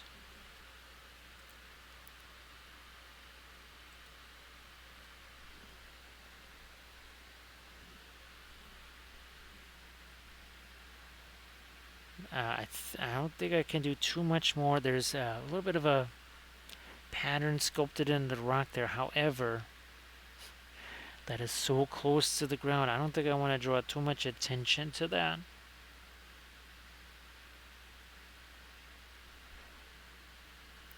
So one thing I have started to use more is the hot glue gun. So all of these pieces were actually attached, and even this bulletin board cord all attached with the hot glue gun. That just seems to be a nice, fast, strong method. I never thought I'd ever be using something like that. I wish I had known about that, I don't know, 20 years ago. It would have helped a lot with my diorama projects back in the day. Heck, my terrain projects too. I want to try, let's do something like this. This could be weird, but let's try some of the magenta and the brown matter. I'm going to throw some of that on my tree here. Now we have green on here, we have violet. Now we've got this sort of almost like a magenta color that we're adding here. So it's just a tiny little, oh, I've got it right here. So just a little, tiny little hot glue gun. This is what we use on all of our terrain pieces. What is it from, yeah, just something. It was, I don't know, $7-8 on Amazon. But it worked really well in our terrain pieces with their foam. And it's worked really well with the printable bits. Again, all of these were stuck on there with the hot glue. This whole base, everything, maybe 15 minutes or so to put this whole thing together. That's about it.